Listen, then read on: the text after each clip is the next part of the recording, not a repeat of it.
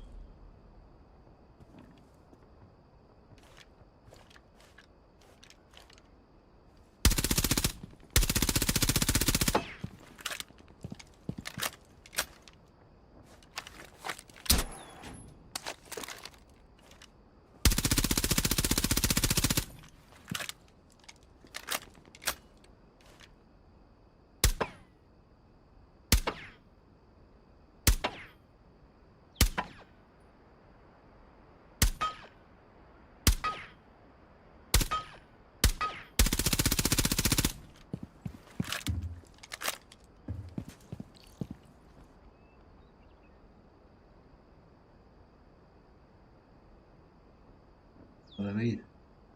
Vale.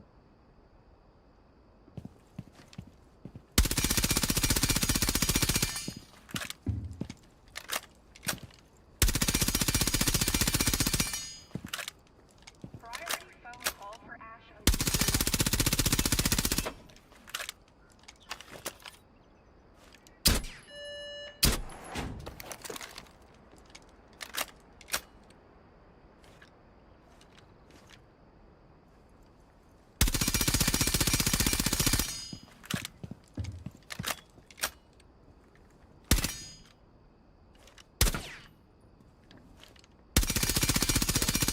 Puede que necesitemos más munición.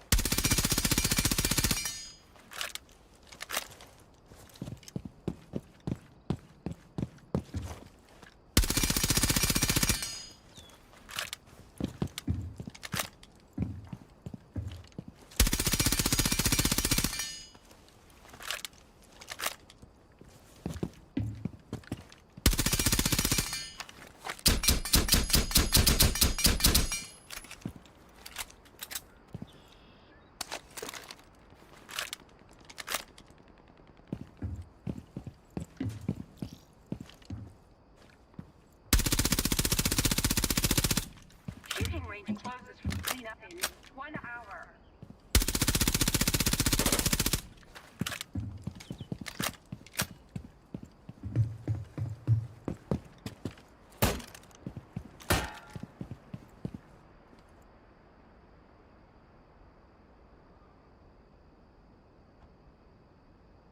Vamos, vamos.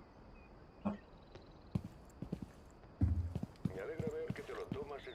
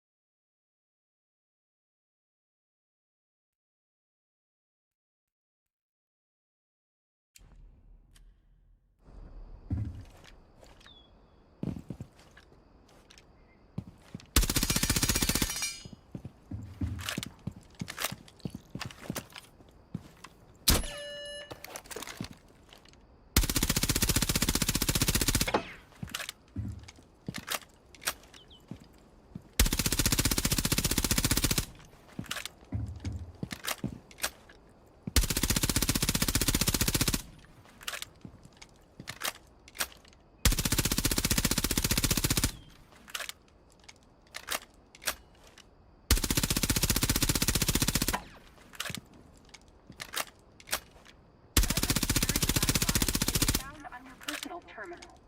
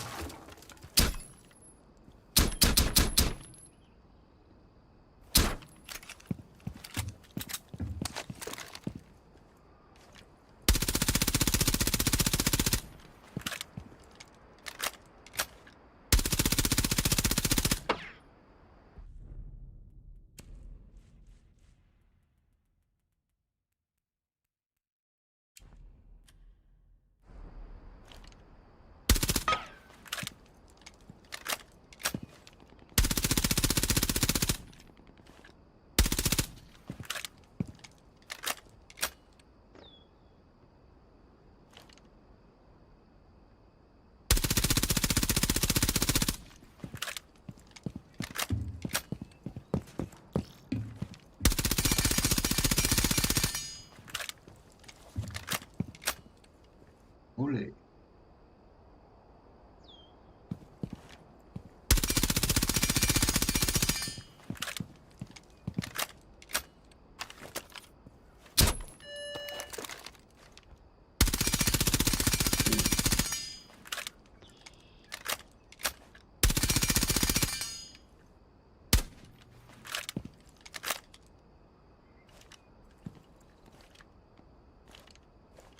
Mirror needed in the...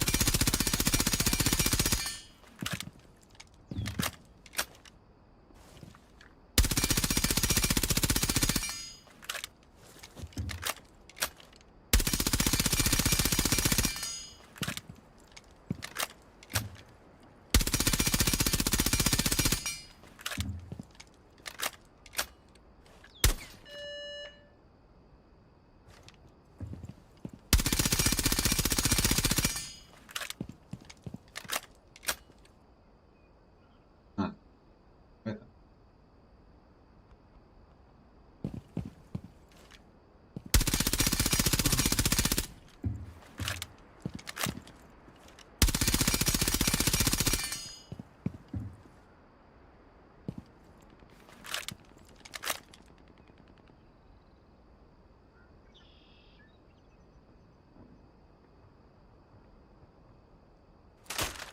Alla.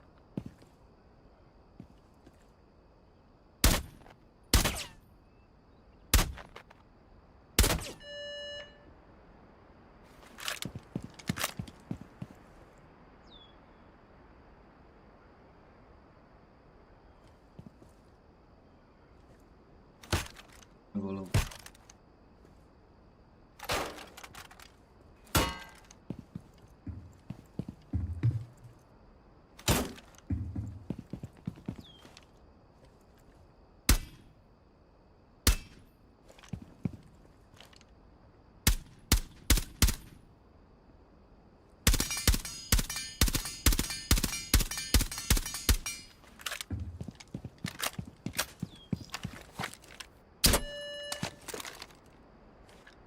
Remember, always complete your mission report.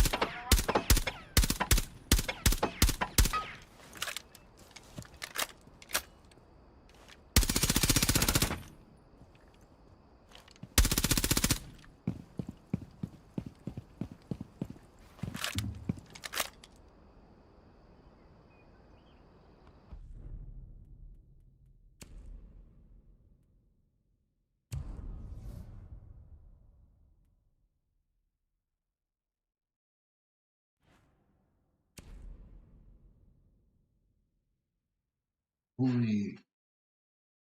Corre, corre.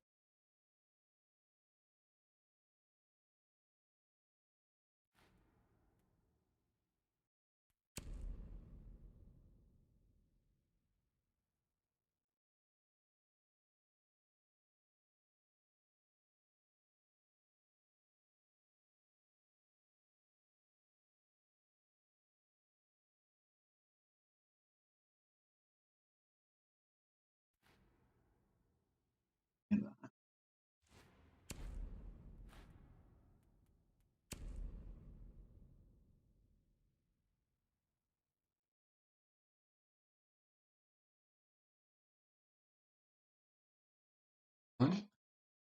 Mira,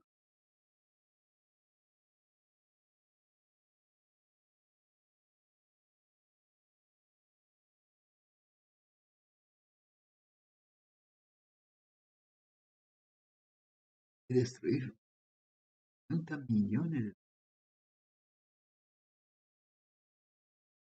individuos.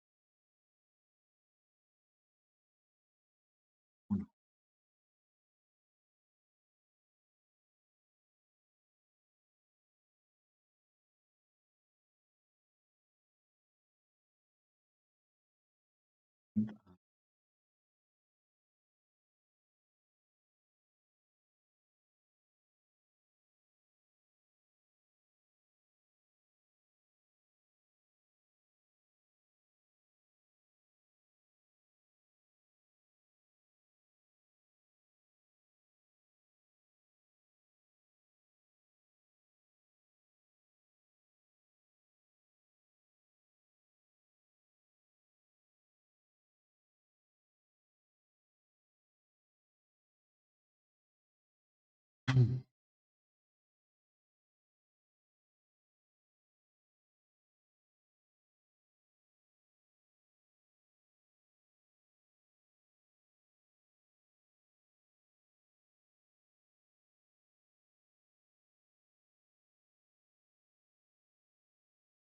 No, mm, mm,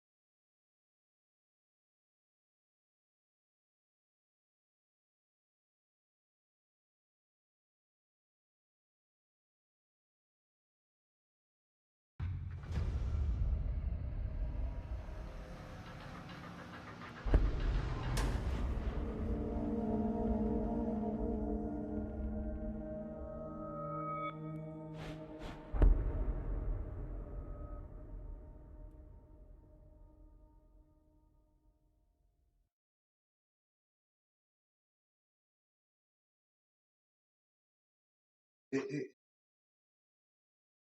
eh.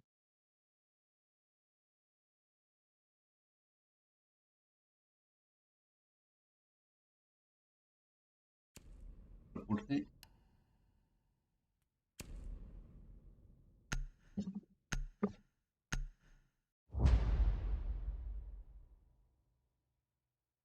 Barco.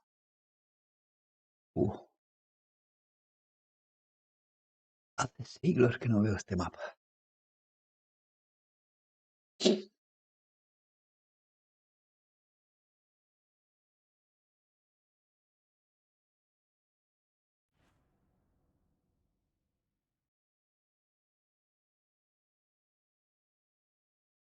Oh.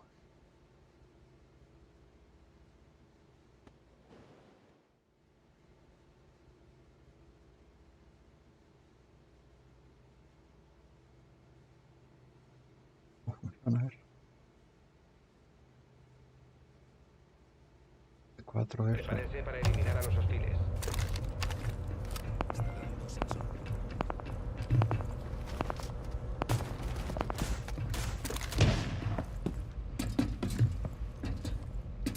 ¿Han modificado por aquí o qué?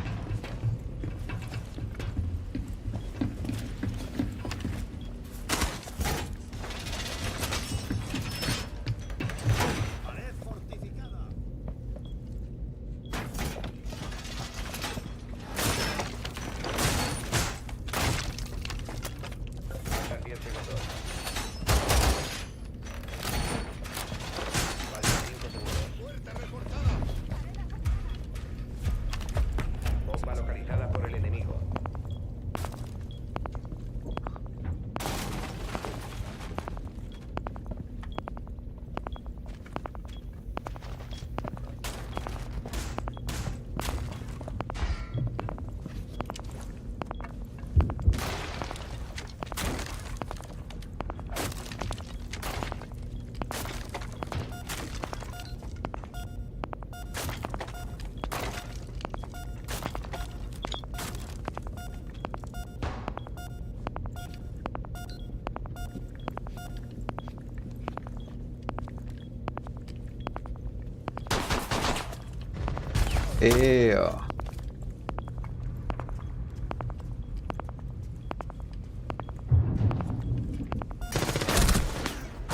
Ah, hay otro ahí.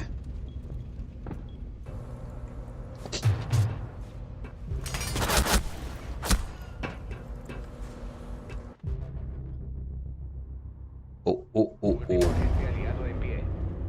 Misión fracasada. Sectores neutralizados.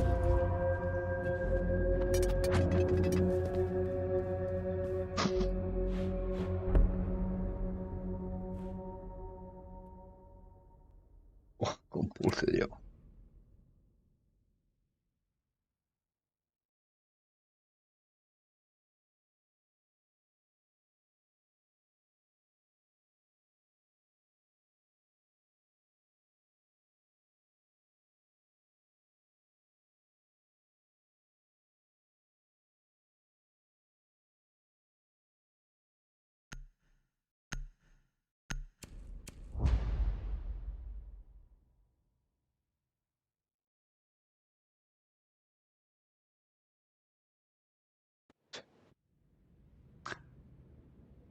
Mover mucho.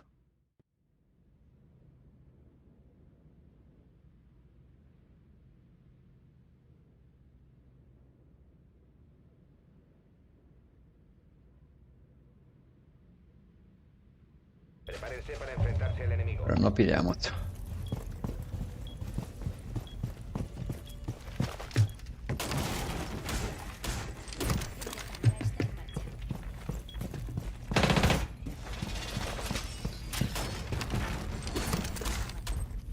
¿Dónde está? Pues estaba por aquí.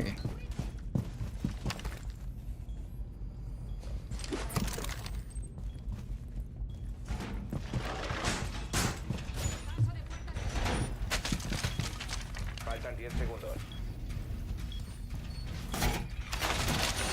Faltan 5 segundos. Los hostiles han encontrado una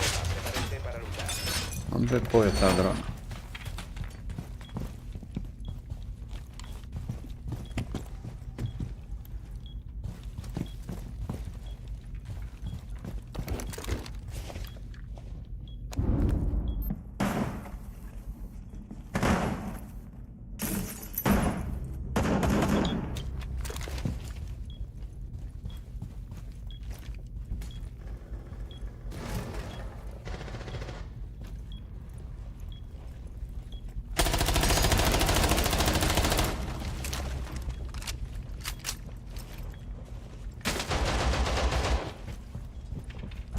Último agente aliado en pie.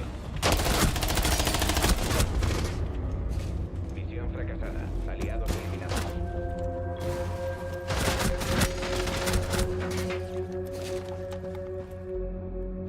Uh, uh. ¿Cómo han entrado tan rápido? Madre mía, estos. Los colegas.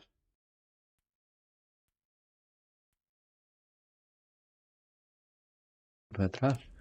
Venga.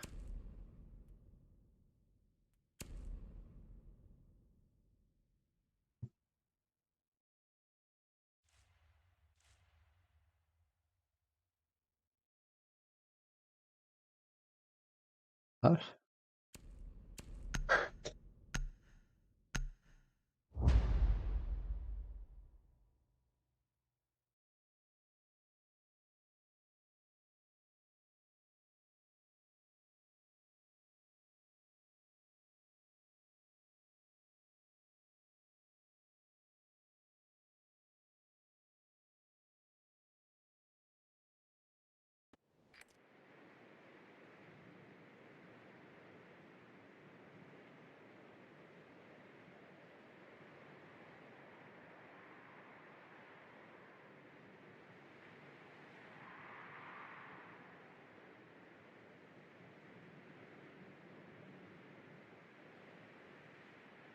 Dron aliado desplegado. El enemigo refuerza su posición.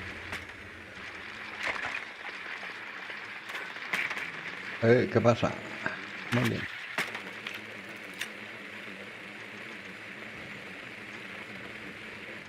Coño, están arriba.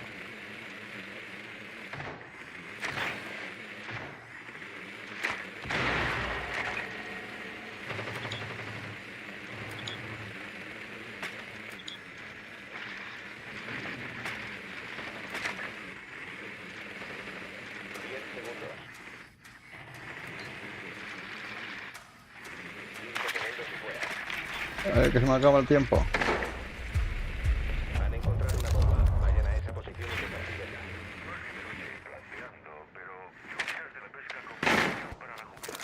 Pendejo.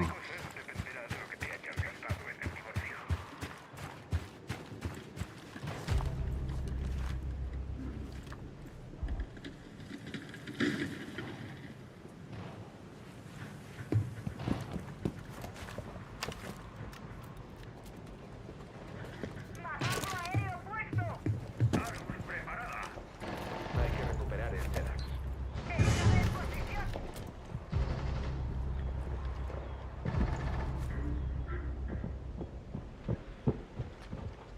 El SEDAX ha sido... ya no está en nuestras manos. Solo queda un agente del equipo aliado.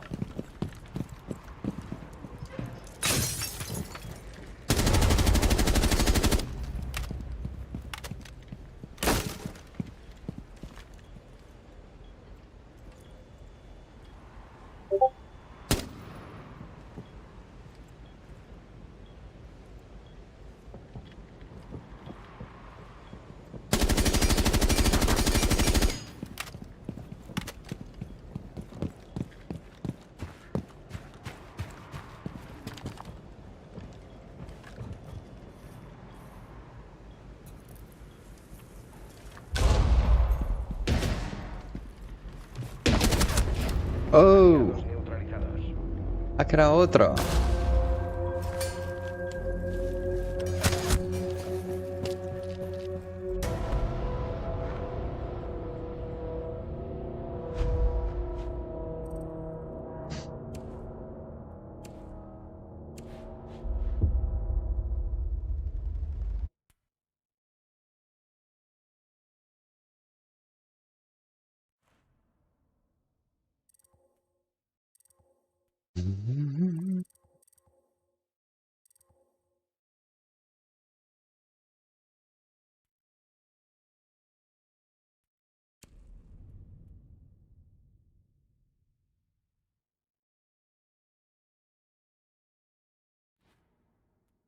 Claro que no.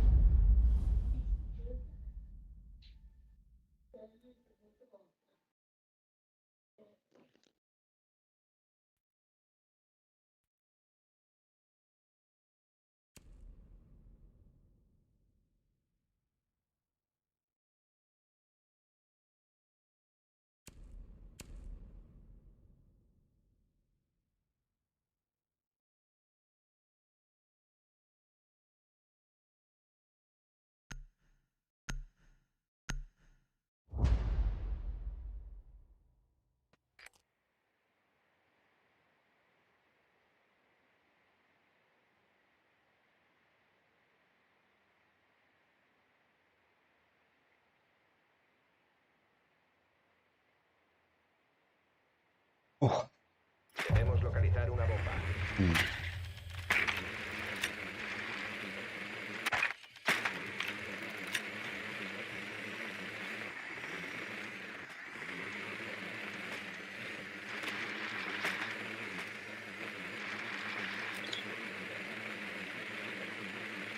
El dron ha encontrado una bomba.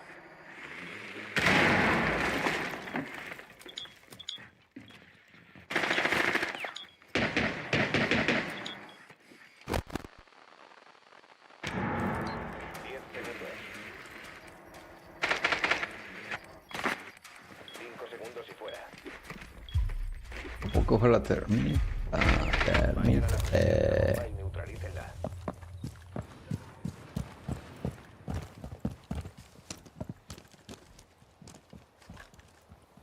Tengo que subir.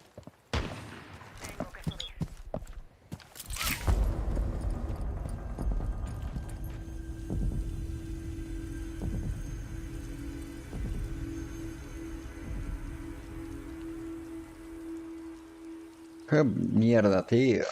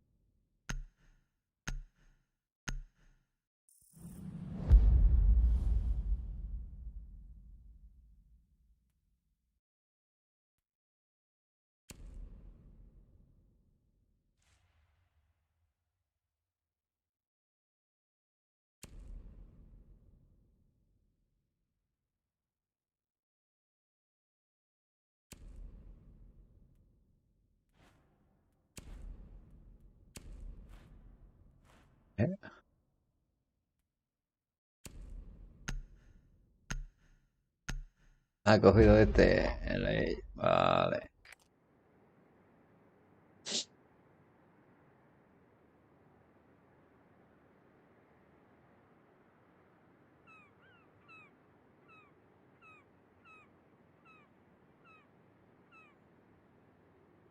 Debe usar el dron para localizar una bomba.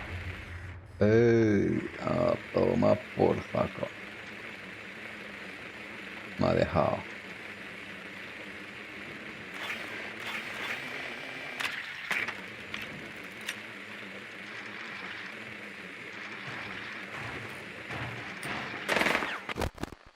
No le pillé.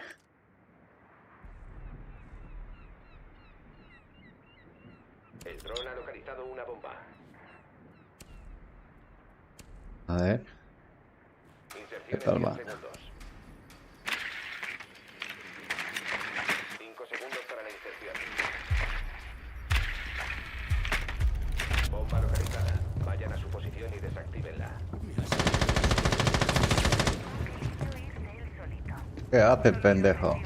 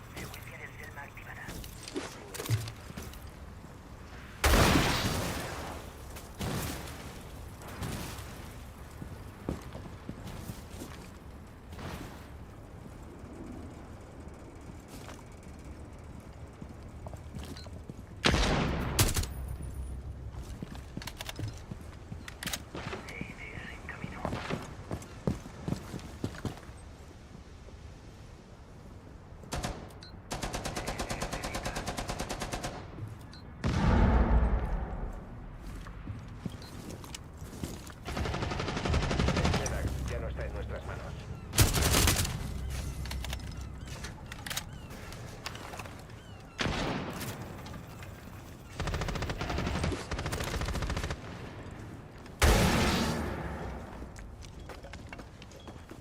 El desactivador está asegurado. Miembro de los enemigos vivo.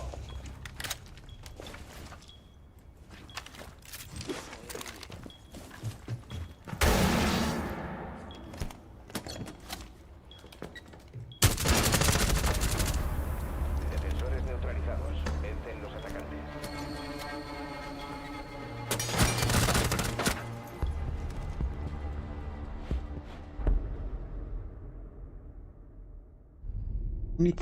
Nice.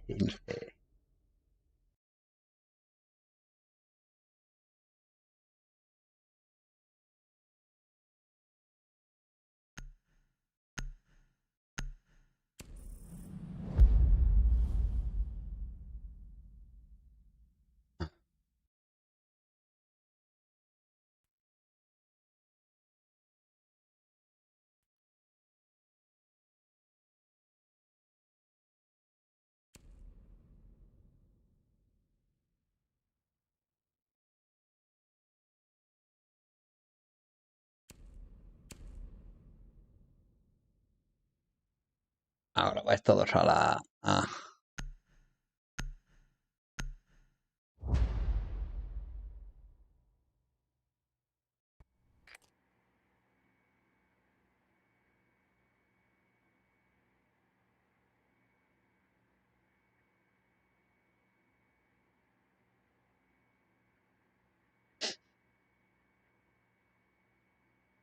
Debe usar el dron para localizar una bomba.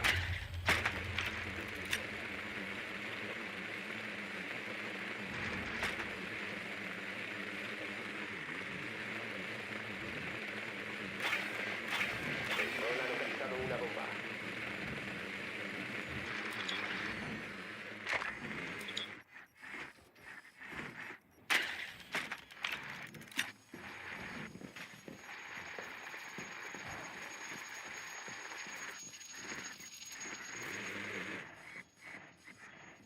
segundos para la inserción. 5 segundos y fuera. Han encontrado una bomba. Vayan a esa posición y desactívenla.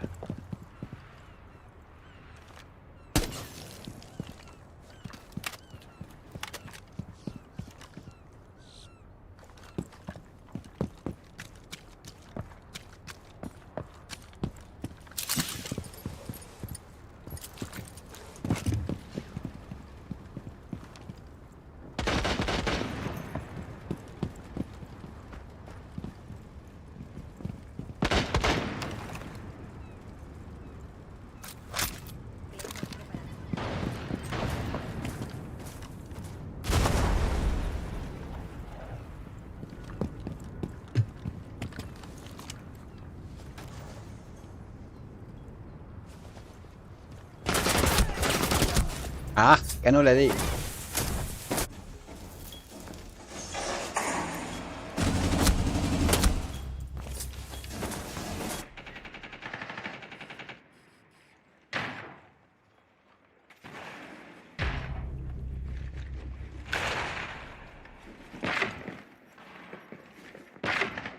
¿Y por qué cojones no detecta?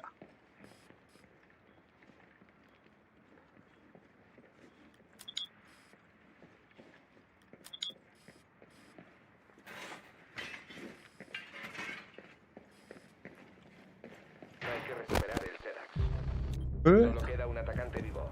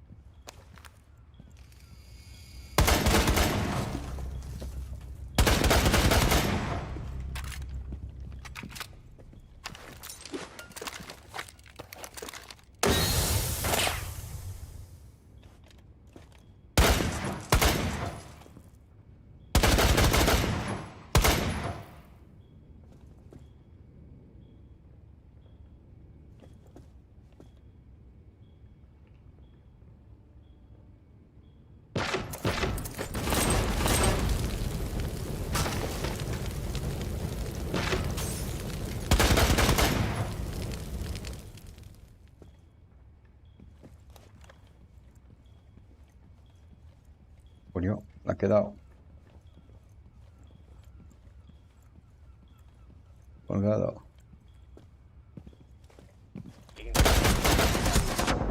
Quedado sin bala. Quedan 10 segundos. Aliados neutralizados.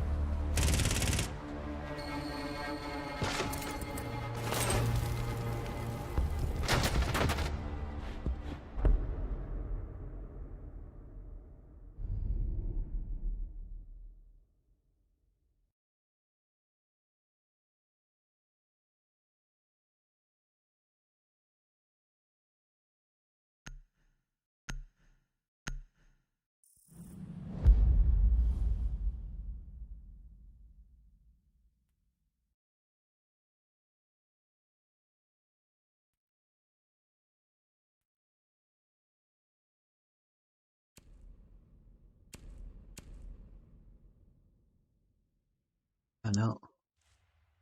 Tengo que pillar eso.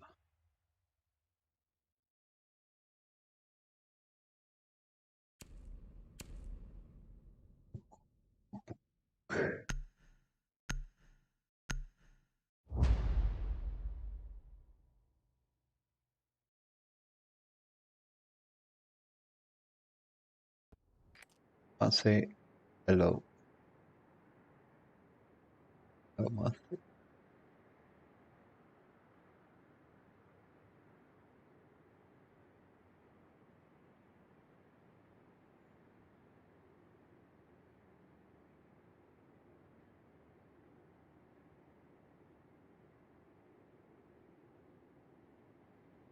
Debemos localizar una bomba.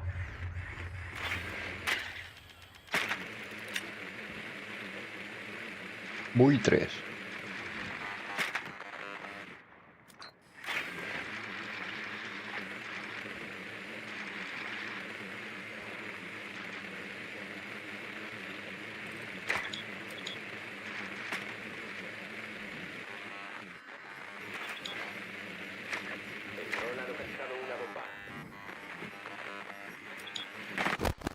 Joder.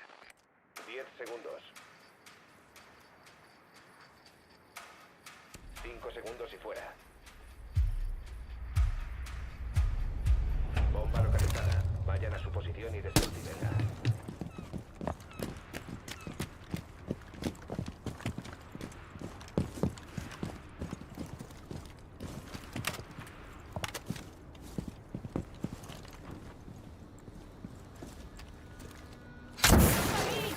Tío.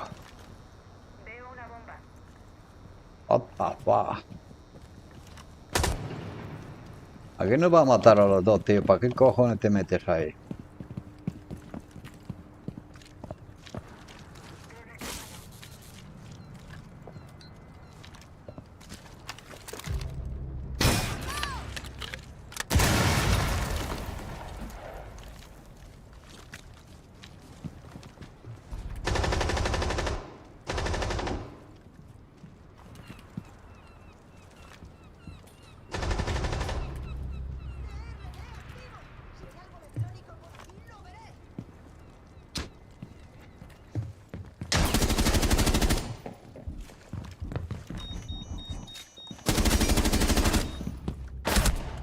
¡Vea, otro! Ah, puta.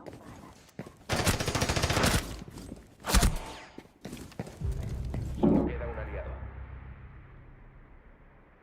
Connectic. Hello, hello.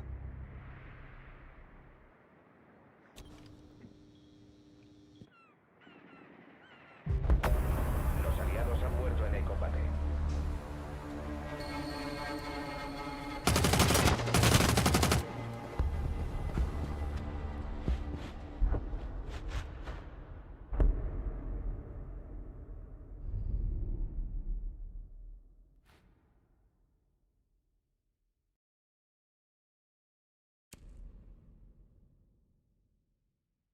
Ok, hielo. La...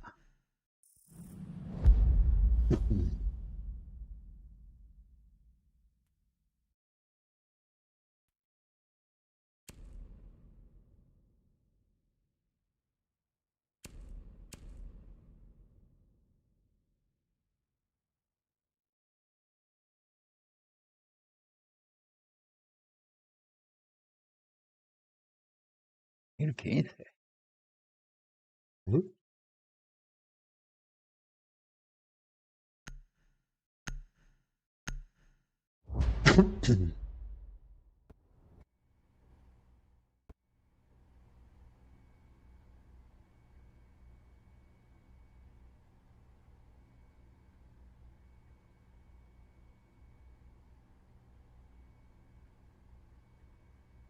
Aseguren las bombas.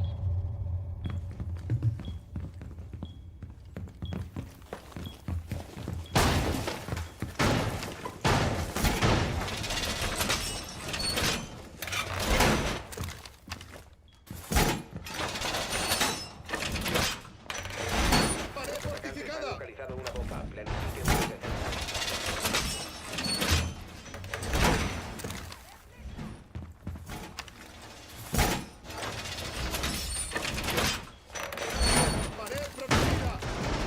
Segundos. 5 segundos para la inserción. Los atacantes han localizado una bomba. Inhibidor listo para activar.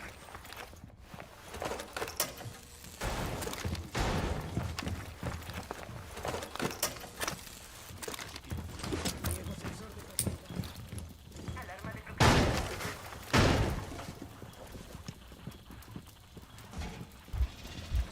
Mis chicas están en su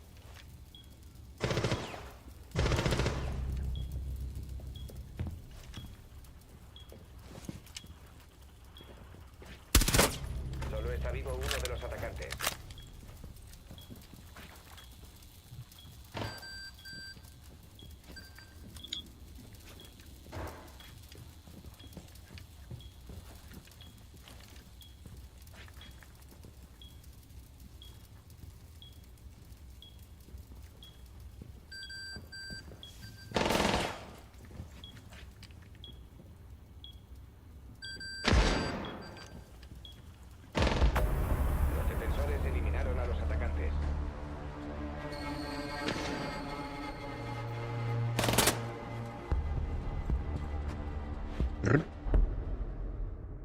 trrr, trrr, trrr, trrr.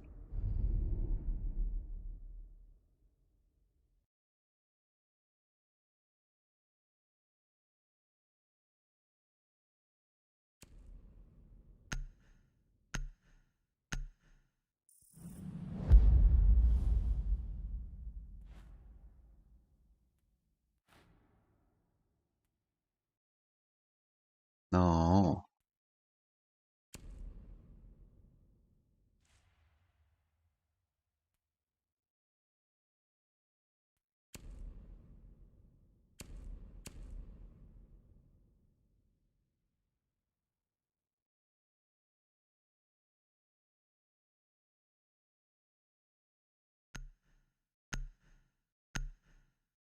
Venga, venga.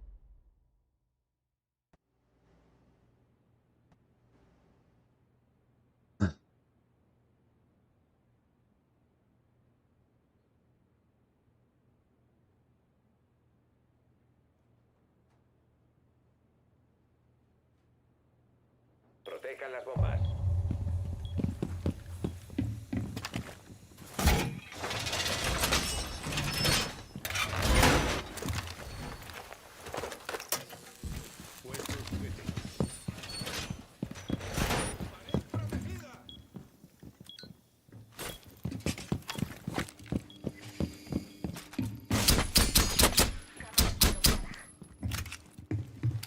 Los atacantes han localizado una bomba. Lanzarán un asalto.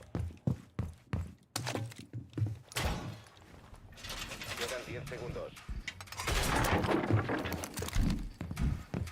5 segundos y contando. Los atacantes han encontrado una bomba. Prepárense para el ataque. ¿Ese pilón qué? Ven si desplegado.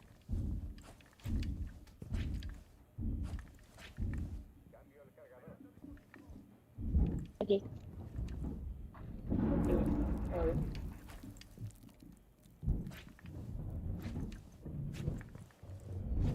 Echemos un buen vistazo.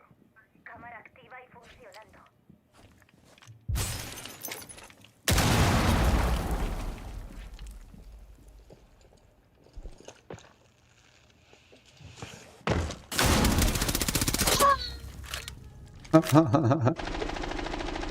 Vistazo activado.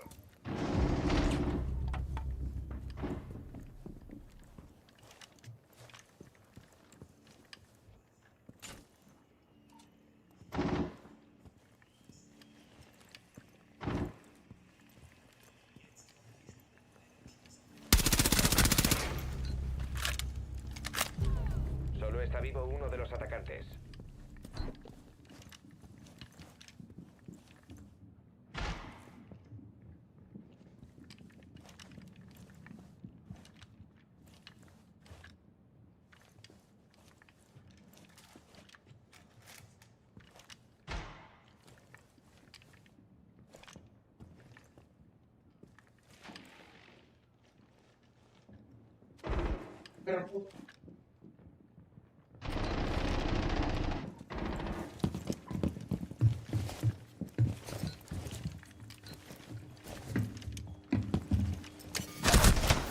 ¡Eh!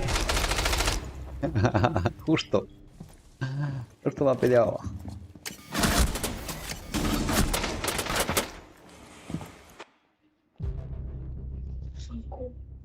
الزلط الزلط.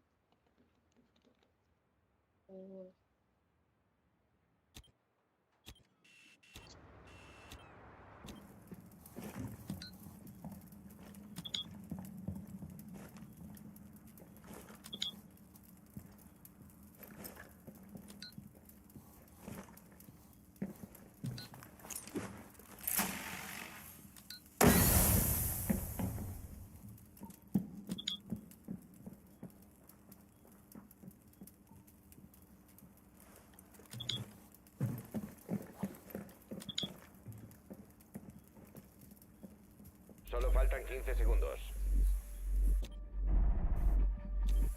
Faltan 10 segundos. Equipo atacante eliminado. Misión completada.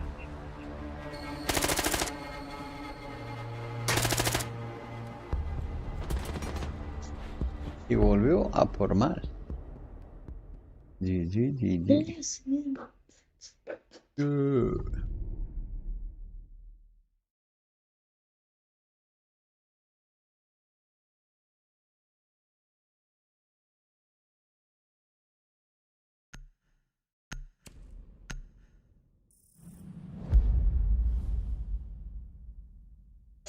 Arriba.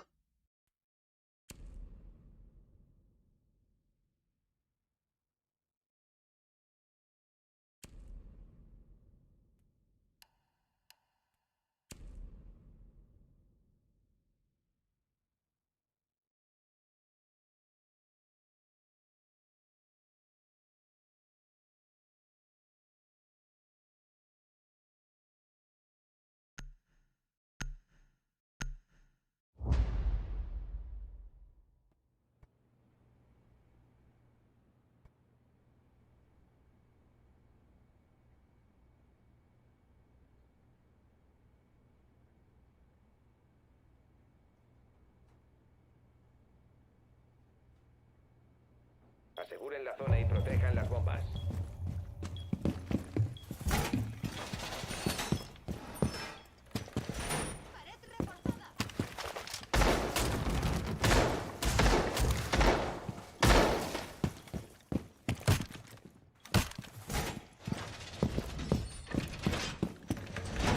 Atención, la posición de una bomba está comprometida.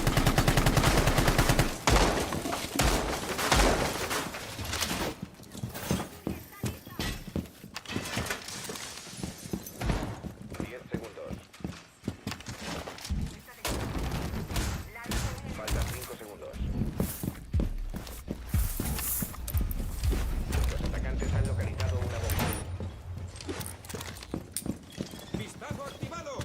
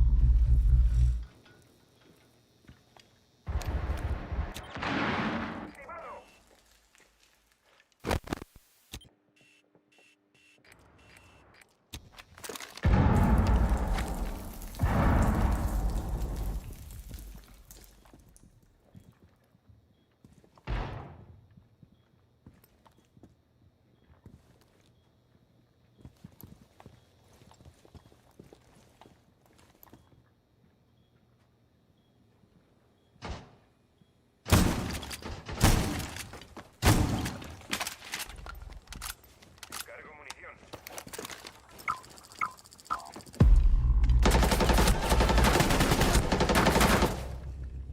Ay, que no se puede ser.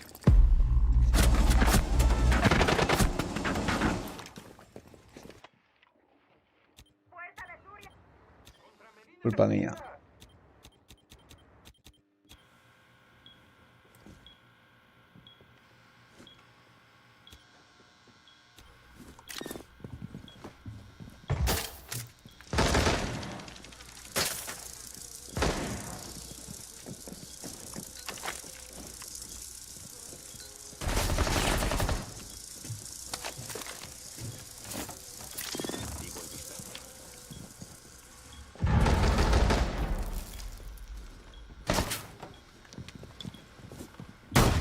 ¡Estoy recargando!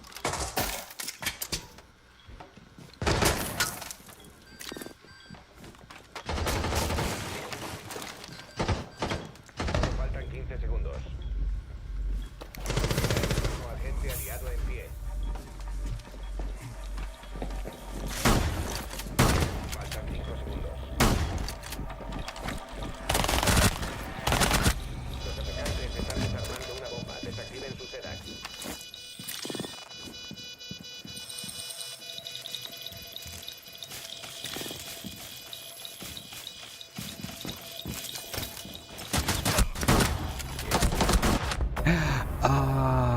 había otro. Aliados eliminados. Joder.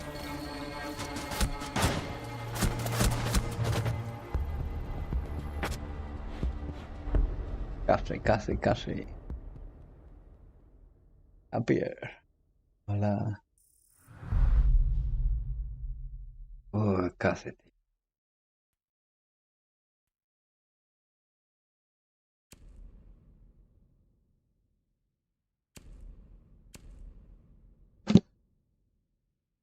Que vuela. Joder con el tipo.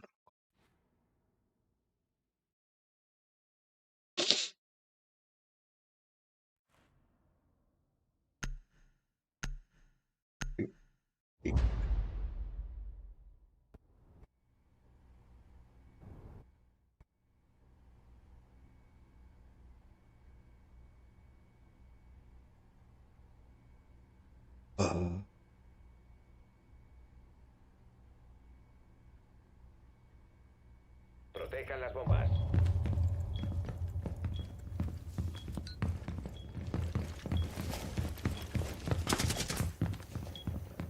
Por aquí. Bomba. Localizado una bomba.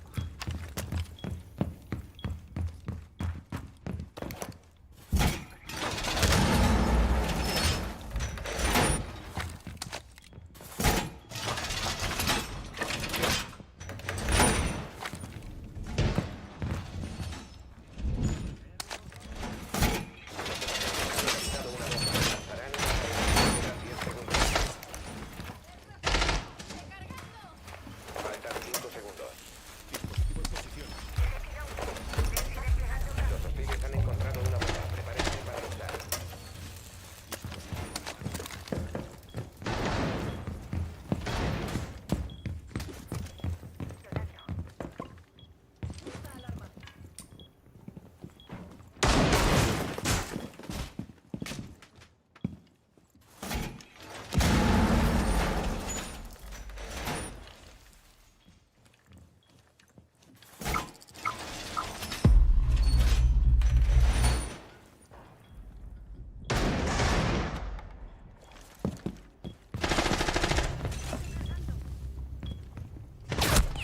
Ya han entrado por ahí. Mierda.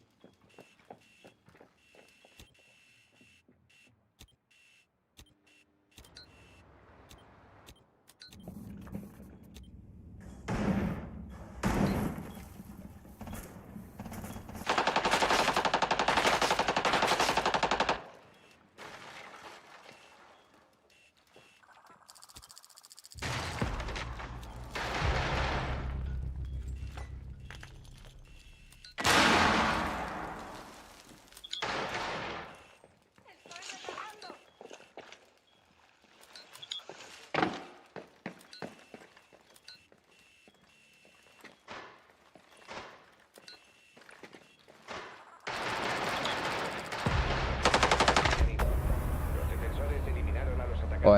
Buena.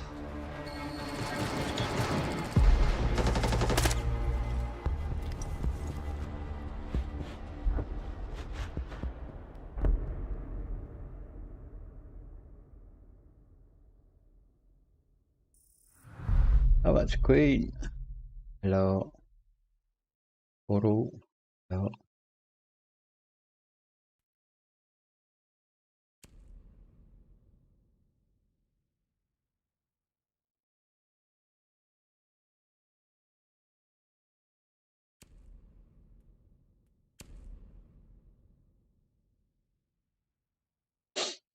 No.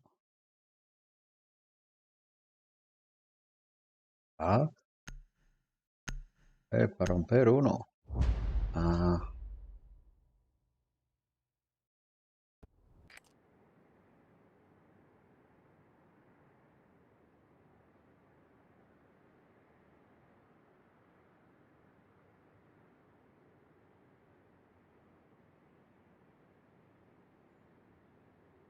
Debe usar el dron para localizar una bomba.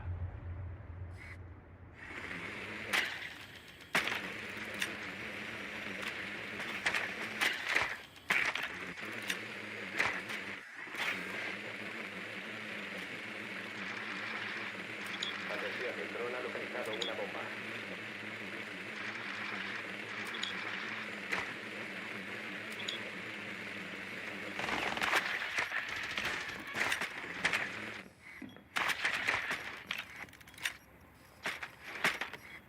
Inserción en 10 segundos.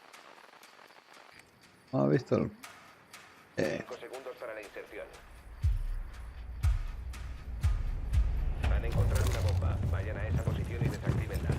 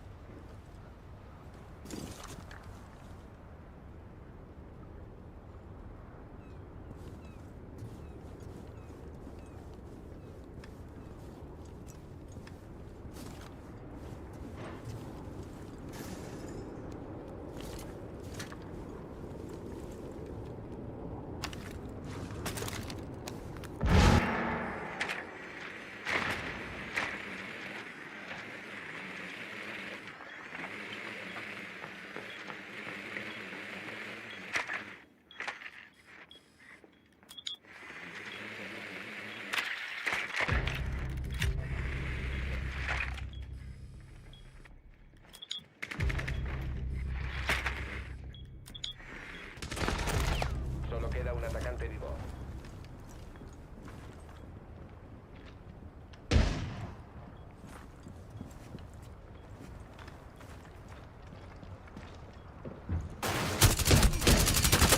Han dejado caer el desactivador. Los aliados han muerto en el combate.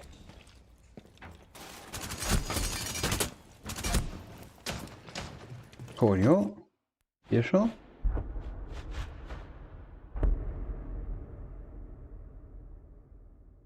Ah.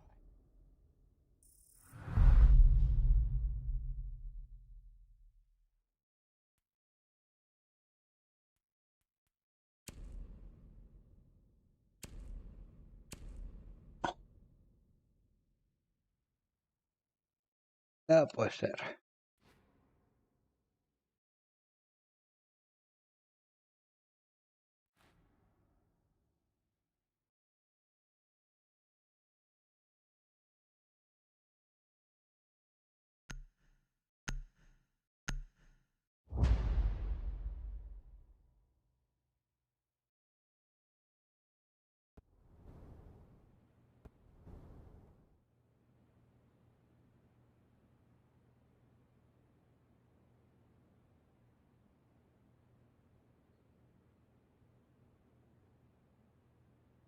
Ujú.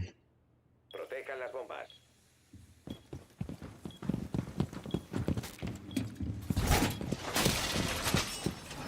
Atención, la posición de una bomba está comprometida.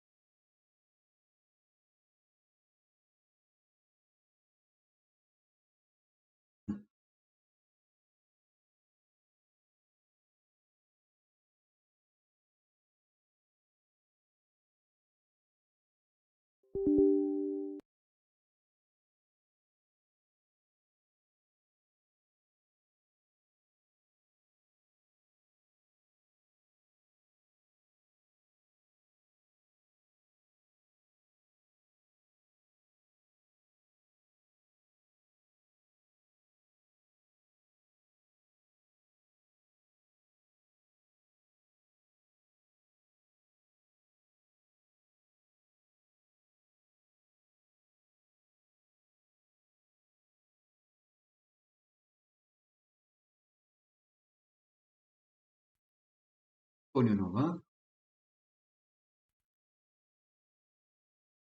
Mm.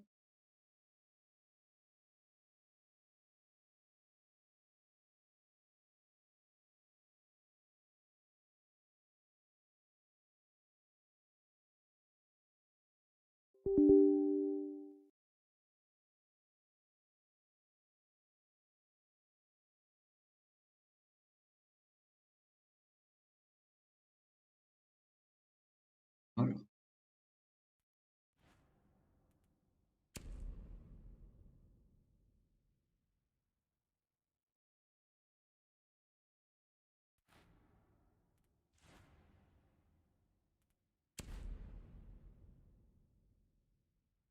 vogliamo.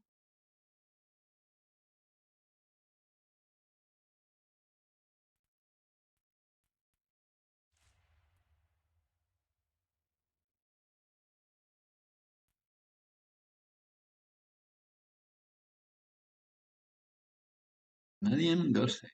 Hello. Tío. Nadie se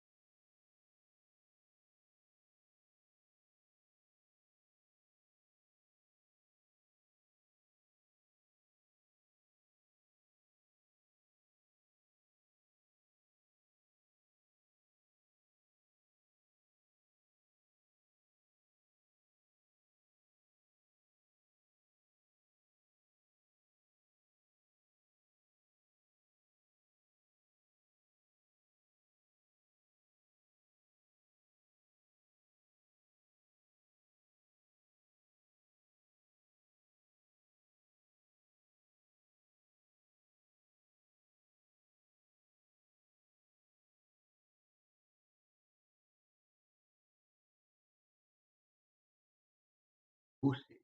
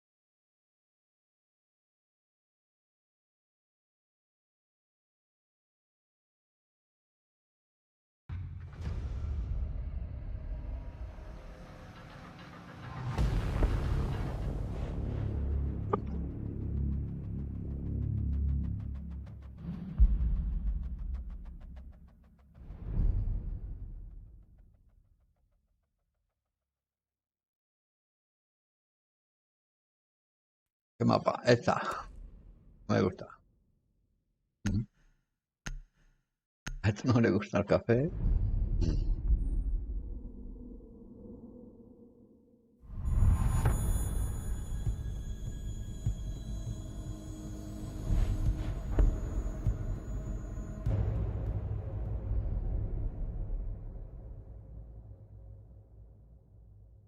¿Dónde?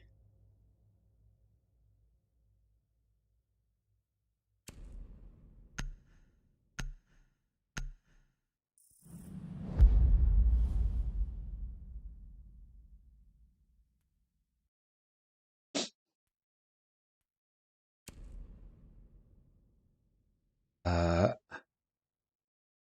yo os puse rápido. Madre mía.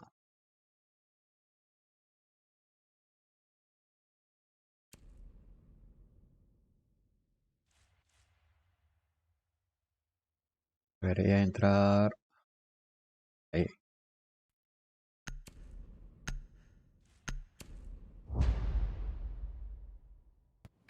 Por detrás. No regalo.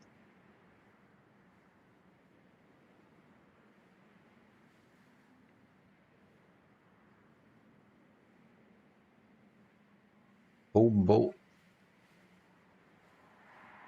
Debe usar el dron para localizar una bomba.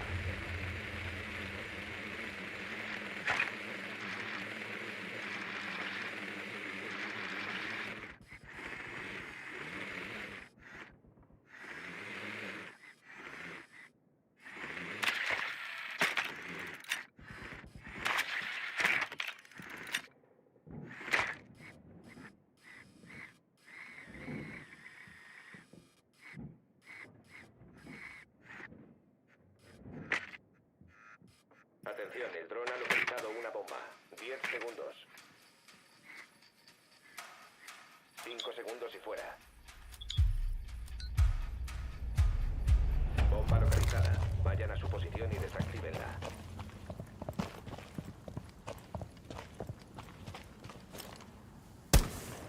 ¡Pongo más munición! ¿Cómo va a municionar?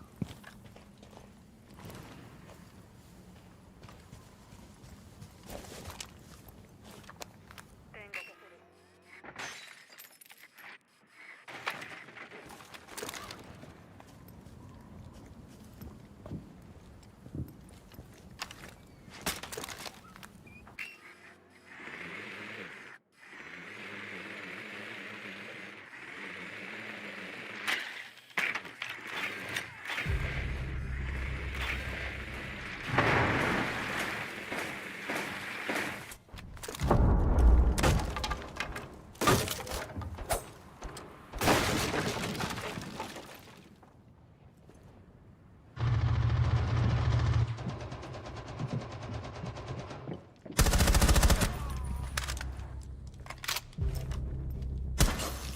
¡Cambio cargador!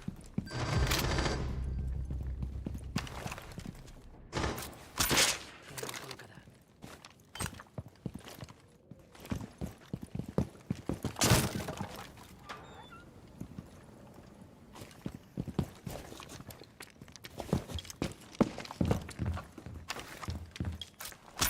Colocando Claymore. El Medac ya no está en nuestras manos. Queda uno de los enemigos. El Medac está en nuestras manos. Equipo enemigo eliminado por los atacantes. ¿Qué susto me ha dado?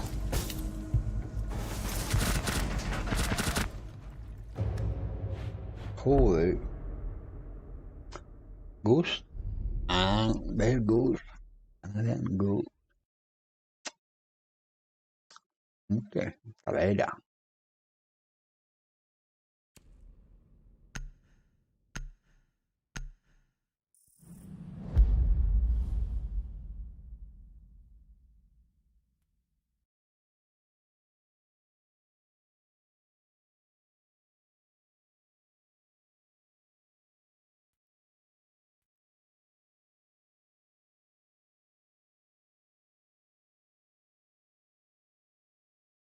No está en el mismo sitio.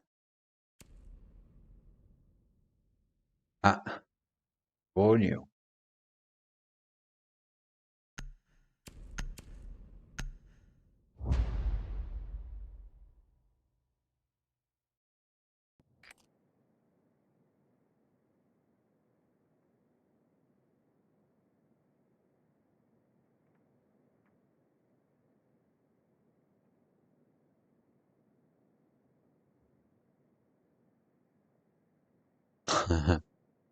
Ernest. En un dron para Hello. localizar una bomba. Goose. Canadian. Canadian say goose. Bueno.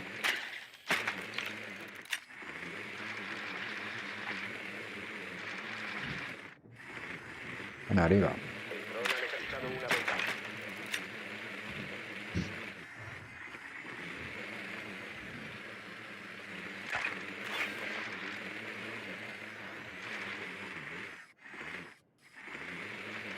Inserción en 10 segundos. 5 segundos para la inserción. Mierda, no hay para romper. Joder. Y desactívenla.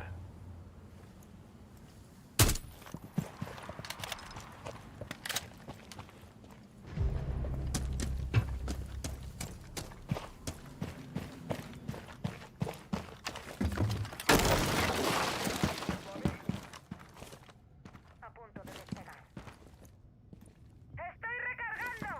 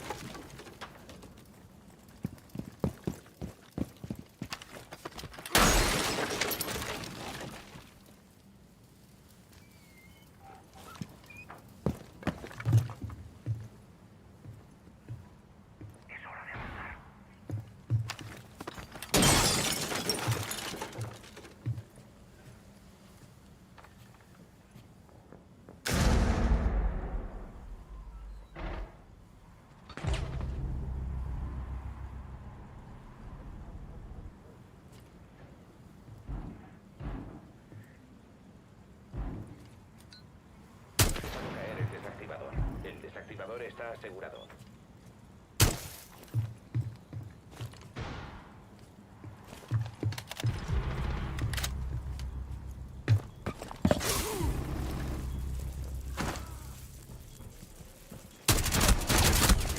Los enemigos vivos.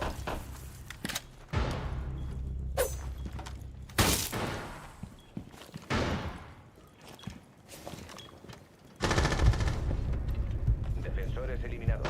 Victoria para los atacantes. No la ha matado de milagro.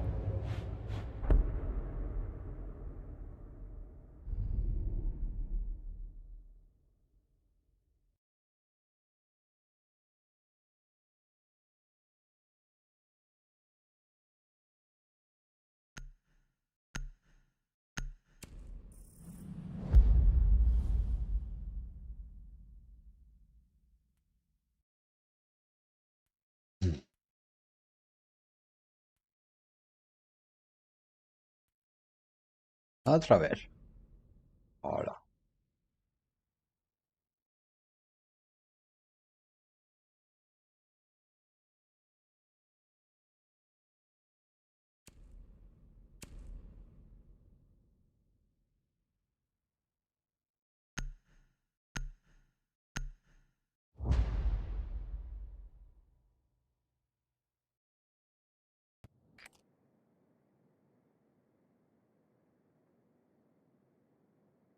Abajo.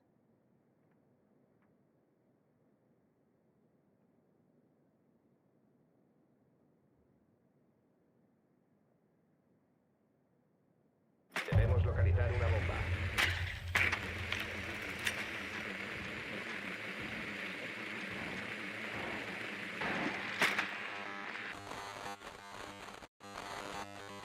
Nada. Ganan.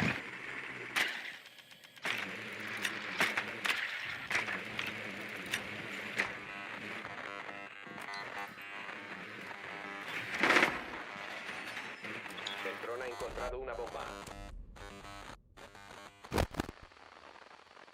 10 segundos. 5 segundos para la inserción. Han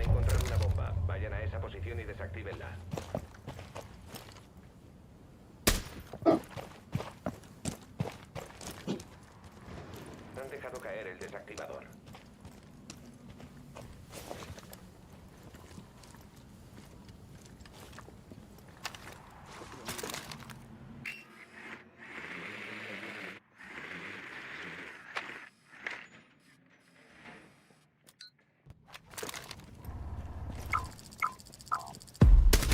Ha sido descubierto.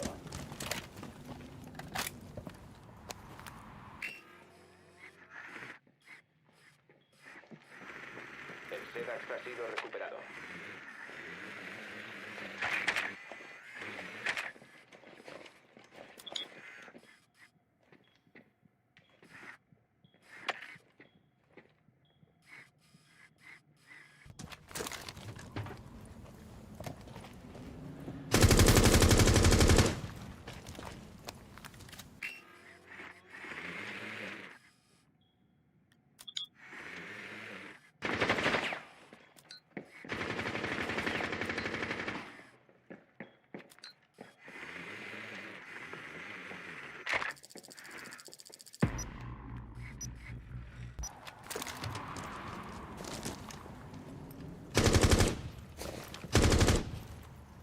Reponiendo cargador.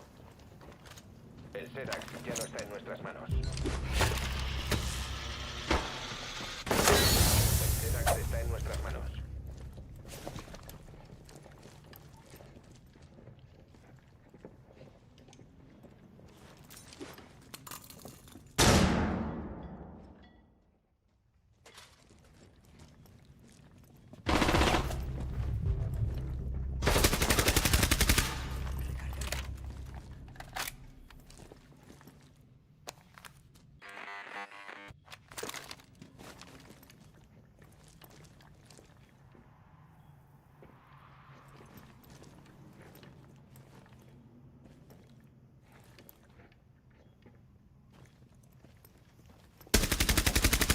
Ha quedado expuesto.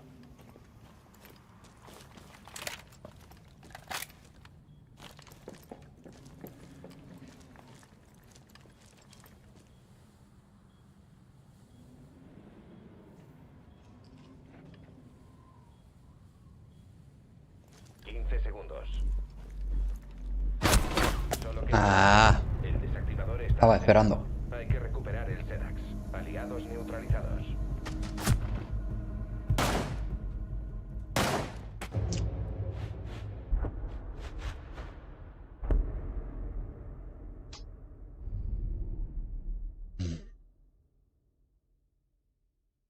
Madre mía.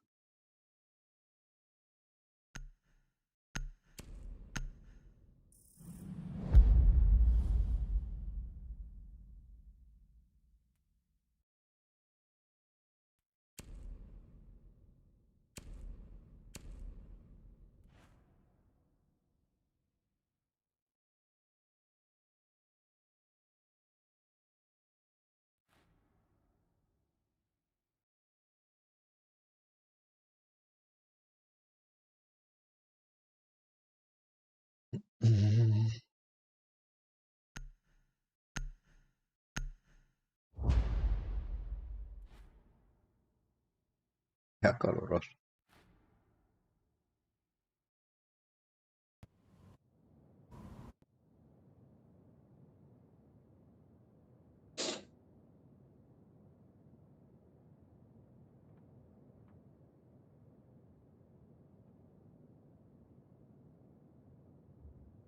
Aseguren la zona y protejan las bombas.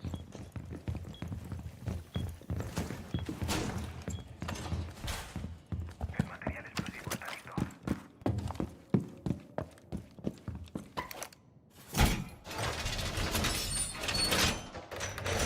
¡Pared fortificada! Los atacantes han una bomba. Lanzarán un asalto. Colocando material explosivo.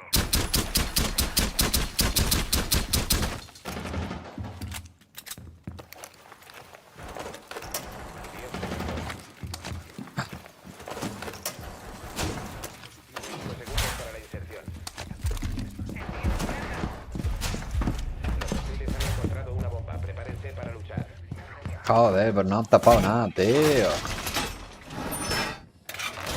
¡Pared reforzada!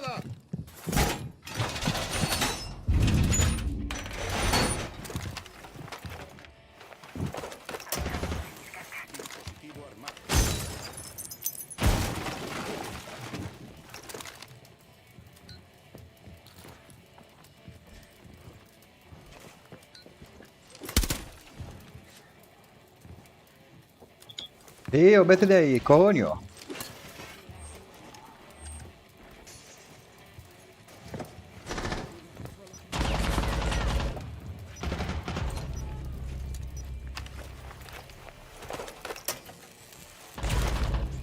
Lo estoy diciendo.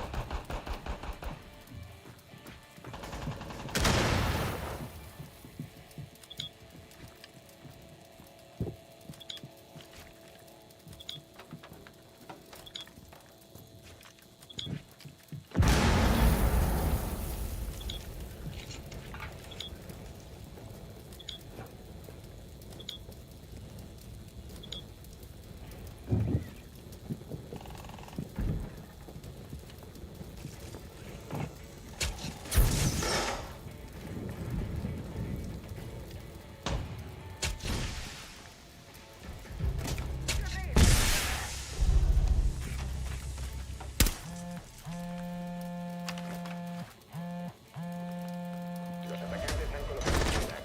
Deben destruirlo.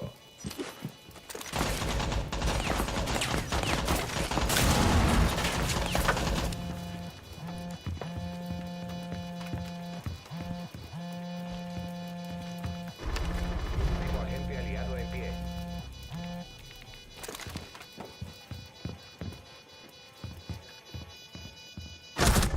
Ah, mierda, tío. Defensores neutralizados.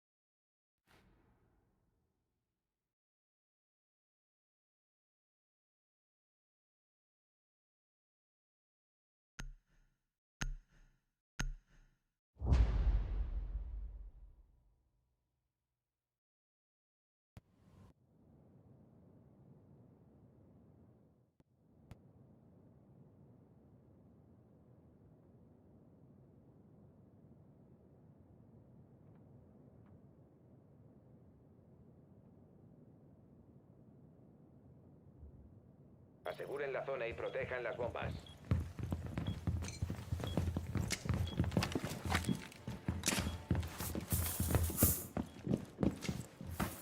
Alambre extendido. Puta madre. ¡Pared fortificada! Los atacantes han localizado una bomba. Lanzan un asalto. Objetivo en posición.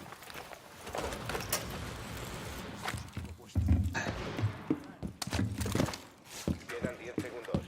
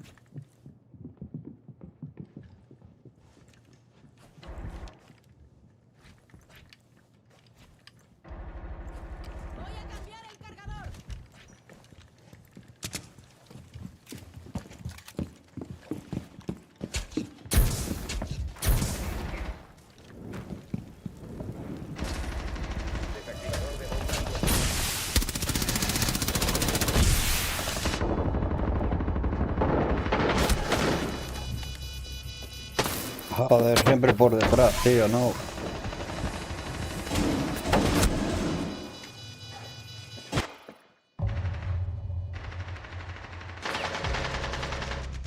Esto pasa por no tapar.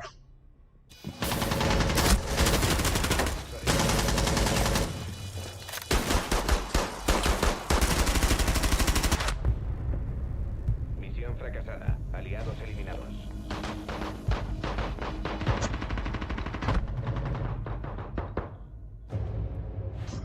Vaya mierda.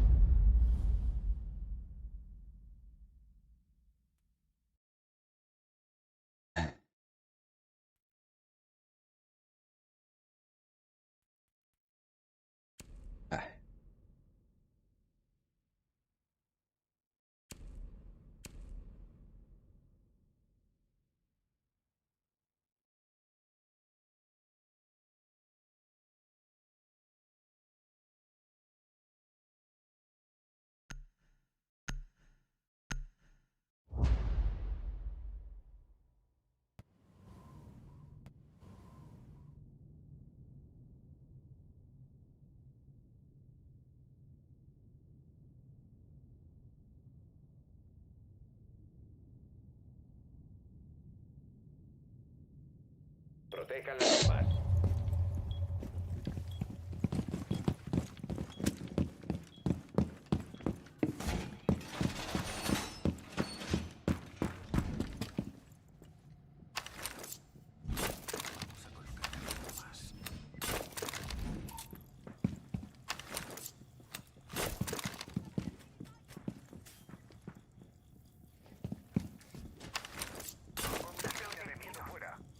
Los atacantes han localizado una bomba. Lanzarán un asalto.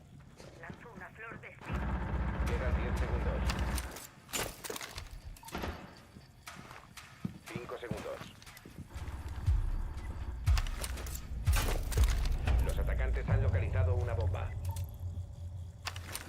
Flor de espino saliendo. Una mina de miedo.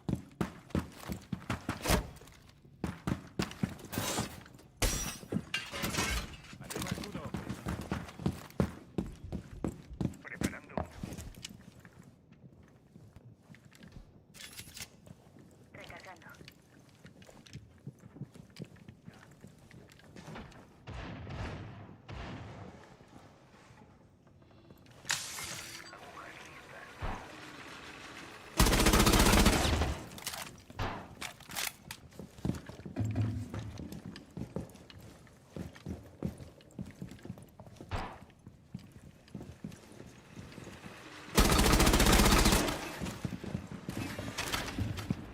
Cambio el cargador.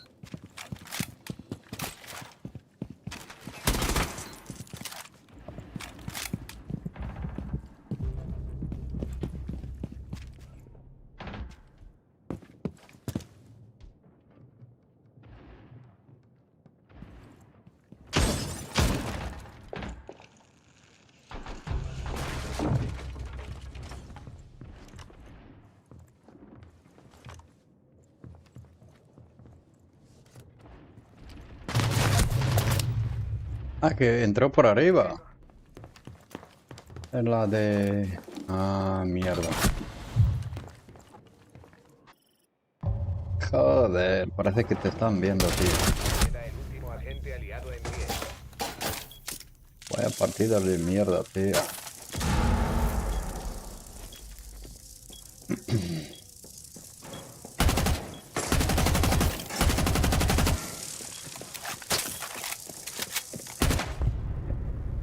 Misión fracasada. Aliados eliminados.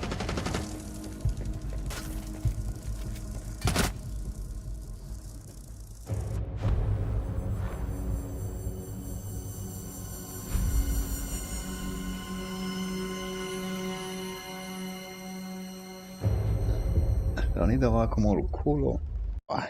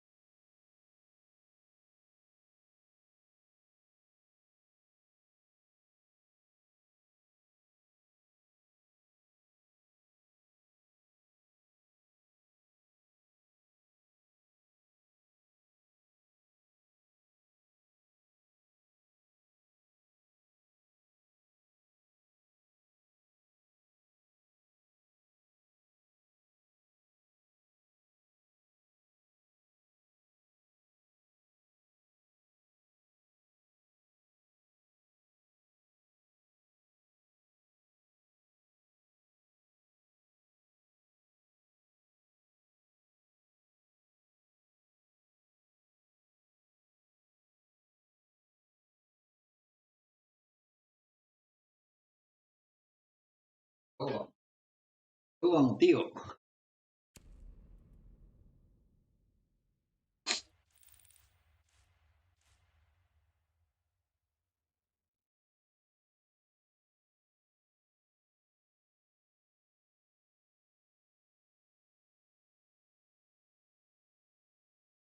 No, si no pongo el stream.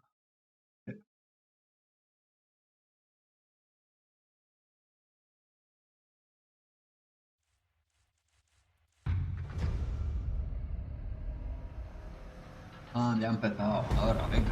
Ya.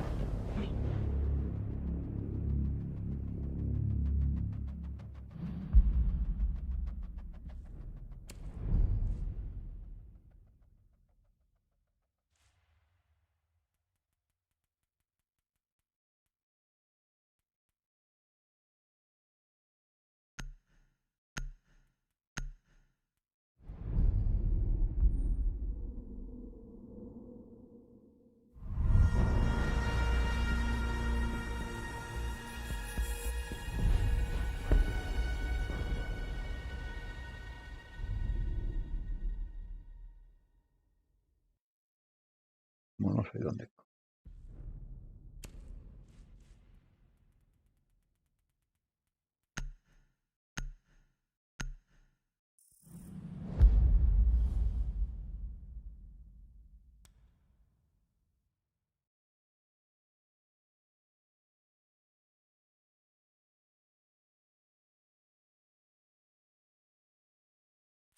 Ubisoft. Ah,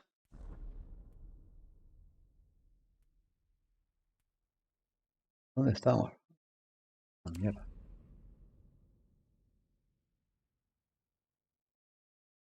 Ah, ah,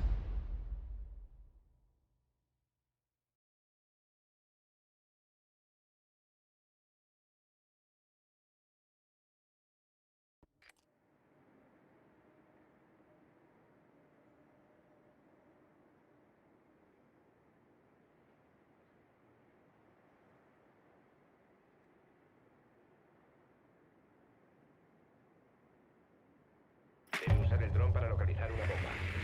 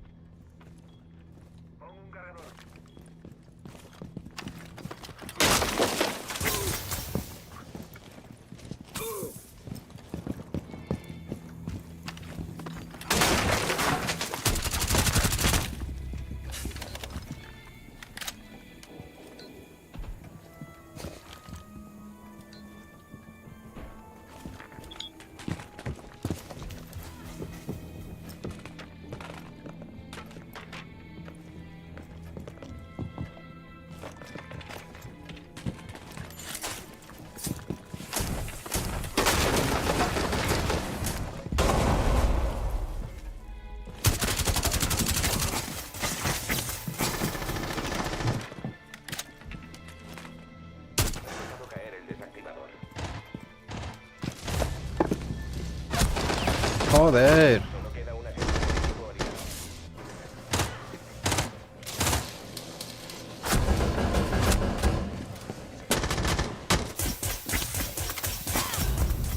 Los aliados han sido eliminados.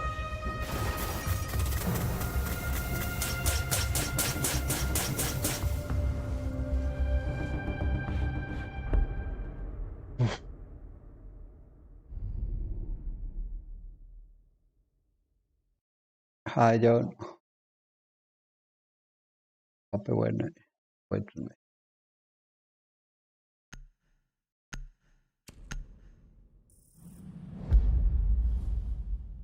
Wednesday. A ver.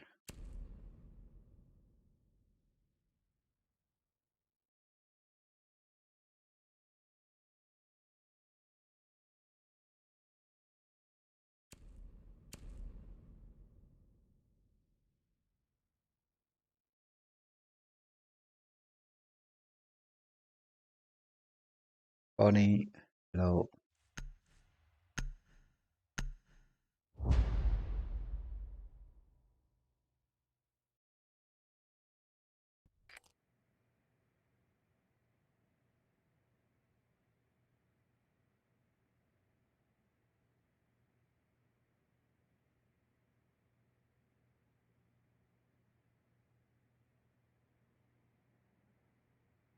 Debe usar el dron para localizar una bomba.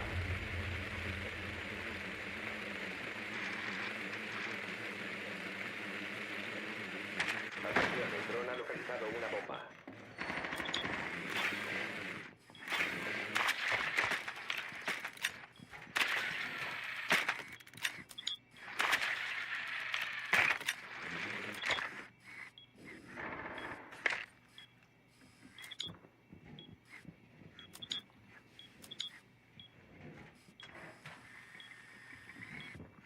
Segundos.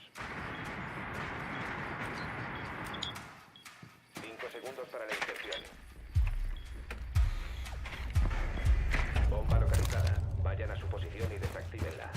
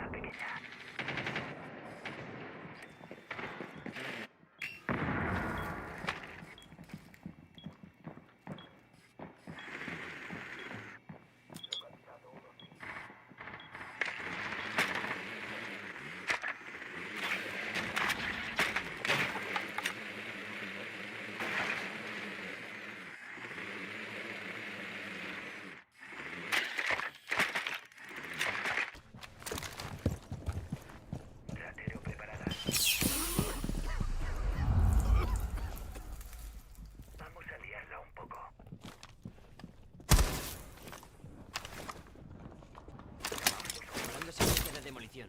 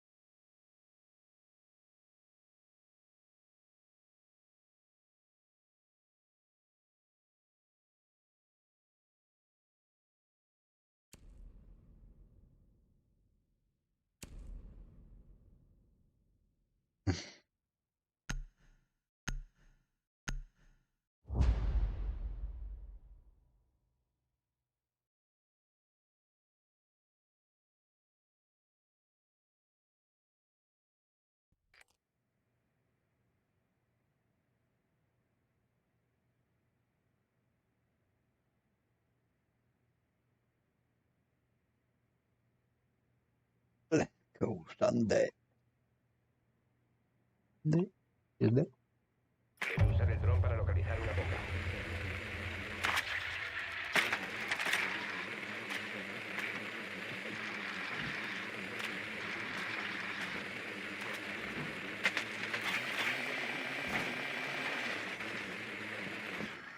El dron ha encontrado una bomba.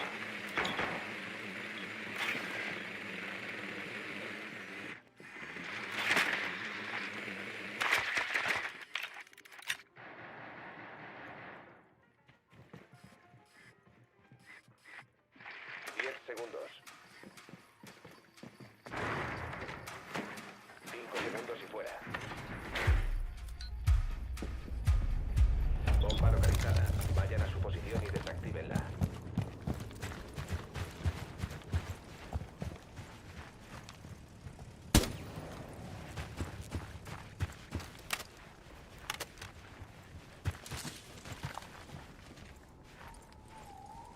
Este no sabe ni cómo...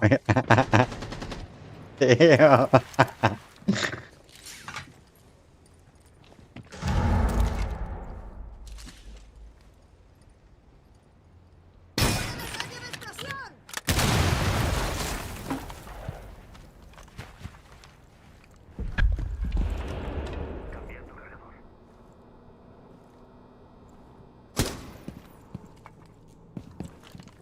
Pongo cargador.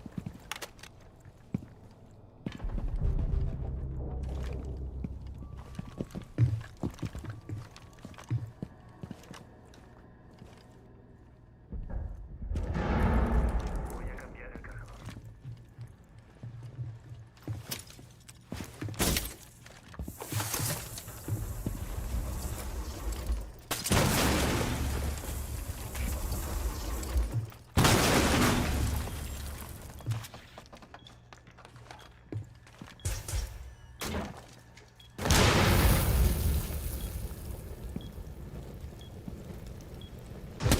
Ya no está en nuestras manos.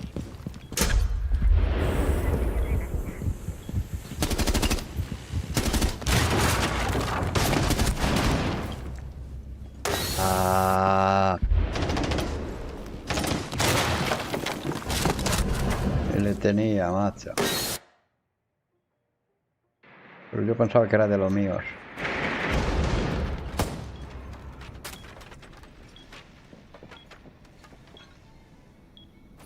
Le ha quedado este. ¿Este?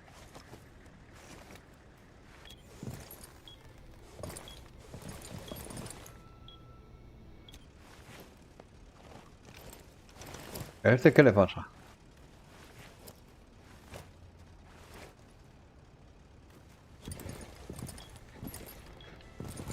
Que te ha salido, se ha salido al agujero, coño.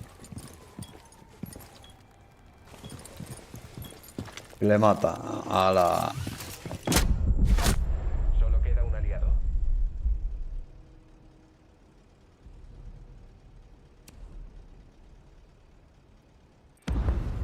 Aliado.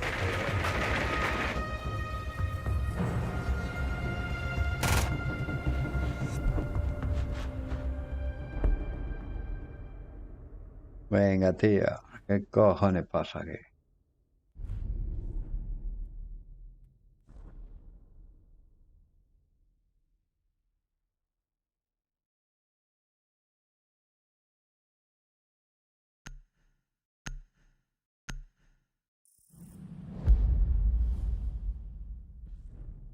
Joder. Venga, toma por culo.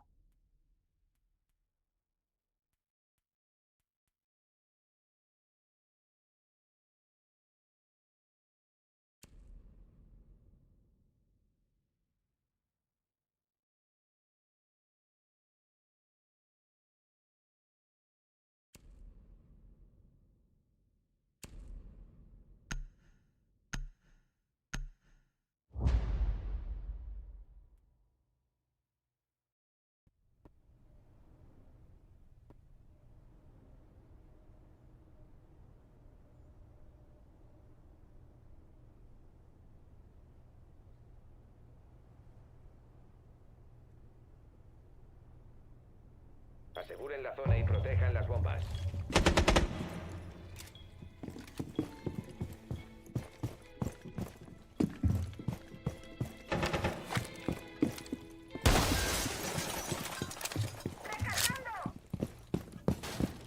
Atención, la posición de una bomba está comprometida. Listo para recibir descargas.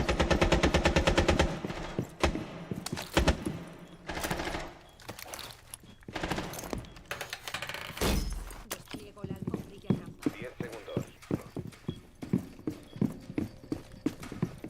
Faltan 5 segundos. Desplegando escudo. Los hostiles han encontrado una bomba. Prepárense para luchar. Extiendo escudo de bienvenida.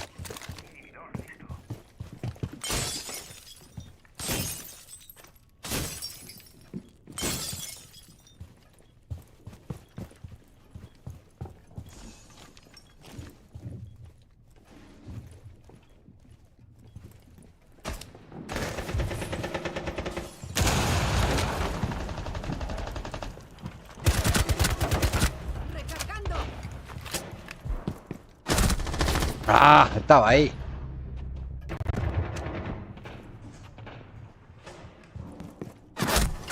Solo queda un agente de los defensores.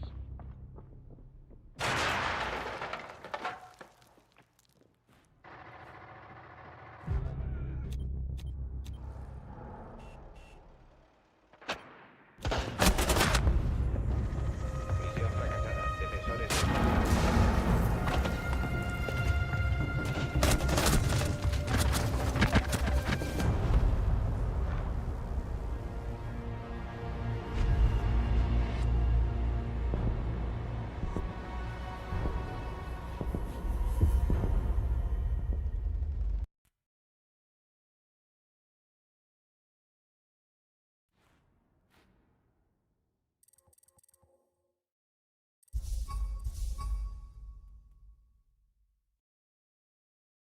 Joder, qué puta partida de mierda.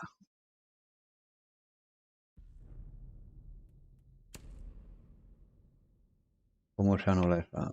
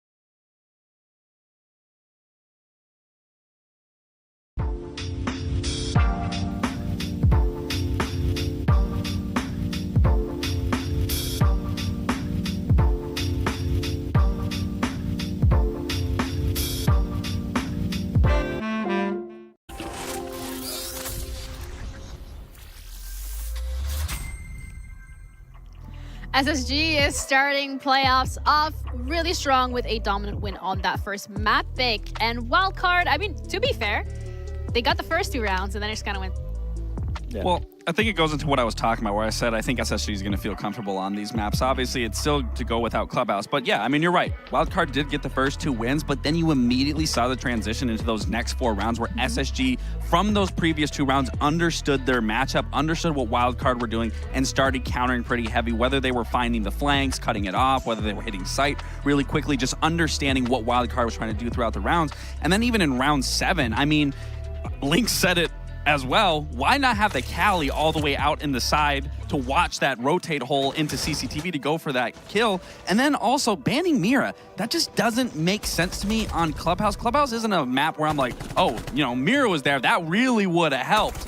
If anything, Mira causes more problems because you can get a lot of the mirrors from sight, where Basement is probably like the only one where I see it used, and not banning out the Clash where they used it every single defensive round. I think realistically, Wildcard did not understand what SSG was trying to do throughout their defenses, let alone on their attacks. Yeah, it didn't look like Wildcard was playing in the map right now. It felt like they went into it with a lot of preparation, a lot of pre-game strats, like you said, round 7, them planting, using the Mav holes, trying to play from further back. Every single round, you know, up until their first starter defenses were pretty decent when they got the first 2 rounds, but obviously every single round past that point, it looked like they came in with prep planning. They weren't adapting what SSG would do. All of the SSG's attacks where they constantly would take blue or have pressure around blue.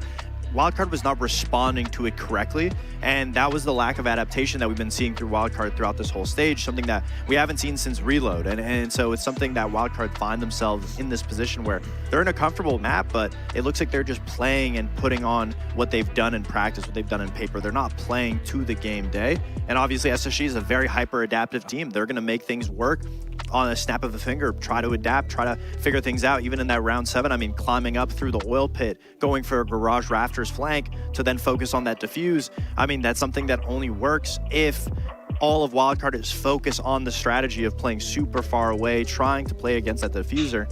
And it just didn't work out in Wildcard's favor. Yeah, and that's like the scary part as well when we're talking about Wildcard and their lack of being able to adapt to the situation, because this is not a best of 1. It's not like, okay, you're done, you're dusted, you can go on to your next game. It's a BO3 lax, and they need to adapt to be able to get at least next map under their belt if they want to push it to the decider. Otherwise, they're dropping to that lower bracket on day 1. Yeah, and that's the beauty of being in a best 3 is you can wipe this first game off, you can understand where things were wrong, and you can immediately correct it going into the next map. But what worries me about going into the next map is we're on Skyscraper, which is a very defender-sided map. SSG's starting on it. Sure, SSG hasn't looked the prettiest on it, but if I'm any team going to a map like Skyscraper, I'm going to be extremely comfortable, not only knowing I just dominated you on your pick, well, on our pick, but now I'm going to your map that you're choosing, and I'm going to be on the strongest side out of any single map that we have. I mean, like I said, I think all of these maps are favoring SSG. Even before we got into the map, into the club, I thought to myself, Wildcard has to win Skyscraper and go to a Chalet. That's their only chance of winning. I didn't think that they would win Clubhouse regardless. But the only saving grace for them is the last time SSG played it was against M80. They lost all of their own defenses. I mean, SSG got 7-0'd, and they didn't win a single defense against M80. But that is M80. That's a very hyper-aggressive attacking team. Wildcard is not that. They're struggling to find entries. Their aggressive players are not showing up. And that's the thing. What do you take away from a team that lost 7-0? Well, like, what are you really dissecting in that game that I guess M80 was doing really well that you're going to try to do the same? Because if you're trying to follow that same ideology and that same fundamental of the attacks from M80, I think you're setting yourself up for failure right out the gates, because SSG is going to correct all of that to make sure that doesn't happen again. So you're going to be going into it thinking, okay, this is what they're going to do, and then you're going to see 1 or 2 players doing something completely different. It's going to interrupt your comms. Then you're going to have to double back, try to figure out your next approach. And what we saw in Clubhouse, where they weren't even finding the next approach like SSG was doing, it's going to be 10 times harder on a map like Skyscraper that, again, is very defender-sided. Being devil's advocate, I can also say, like, we started the games a little bit earlier today. Maybe this first one was like the warm-up map. They're not going to come into their own map pick. They're going to hit the ground running. It's going to be great. But realistically, considering what we've seen from them on Sky, are we thinking they are going to be able to push us to Chalet? I just don't believe Wildcard is playing up to par to SSG right now. I think SSG should be able to win Skyscraper, specifically since they're starting defense 2. Honestly, I'm expecting at least a 5-1 half for SSG, and I think it'll be closed out. I just don't know if Wildcard has the aggression like a team like M80 had to be able to top SSG. I think if I want to give, like, I think Wildcard can make a comeback here. I think they can push it at Chalet. Every comeback starts with 1 single win, right? So fact of the matter is, if they can just get 1, get 2, get 3, not focus on the board, just focus on their team play, focus on their fundamentals, they can bring this back and put it into a map 3. The journey of 1,000 miles. Yeah, with one step. That's the one. Either way, we're ready to head into our second step of this best of 3 with Skyscraper coming up right now with Lynx and Intero. Well, I mean, obviously, when you get into the playoffs, you expect the matches to be good, but I don't think anybody saw the beginning of Clubhouse as good as it was. You and I were talking during the break about, frankly, how fun and how strong that level of Siege play was. Now, does it translate over to Skyscraper? These are very different maps. Lynx, do you think Wildcard has it in them to level things out, or do you agree that this might be the end of the road and Space Station can close it out 2-0? I have to think this will be the end of the road, and it's because of something Gabe highlighted, which is, if you look back to that M80 game, you're probably thinking SSG lost 7-0 on Skyscraper, and they didn't just lose 7-0 on Skyscraper. The first 6 rounds they lost were on defense, the side that everyone always talks about how overpowered it is on Skyscraper. It's the side they're starting on here. Surely Wildcard not only could have an in here, but surely they could look to that M80 game. This is the point Gabe made. Surely they could look to that M80 game and figure something out. But as Gabe very well put it, SSG probably saw that and were like, hey, we got 7-0'd. We need to go back in the VODs and really dissect what happened there. And they were getting manhandled by M80's positioning. M80 were constantly putting SSG players in 2 3-way crossfires, pushing them back with cutoffs in the right position. It was a very good fundamental game of Siege. And there's 2 things to consider there. One, SSG can figure out ways to avoid that by, for example, maybe just tightening up a little bit, making sure that they aren't putting players on solo roams or playing on islands. But also, more importantly, I just don't know if Wildcard are that coordinated a team as M80 were. I think it's difficult for any team to get 6 attacks in a row, but I just don't know if Wildcard have that same level of fundamental polish. Now, we want to talk about the ban phase real quick. We have a very standard setup I think you could expect on Skyscraper. 2 hard breach bans, 2 hard breach denial bans. I don't think anybody involved is going to be knocked off kilter by these bans. So we're just back at the fundamentals. Who is going to play a better game of Siege on the attack? And ultimately, I just don't think Wildcard have the polish M80 did to 7-0 SSG.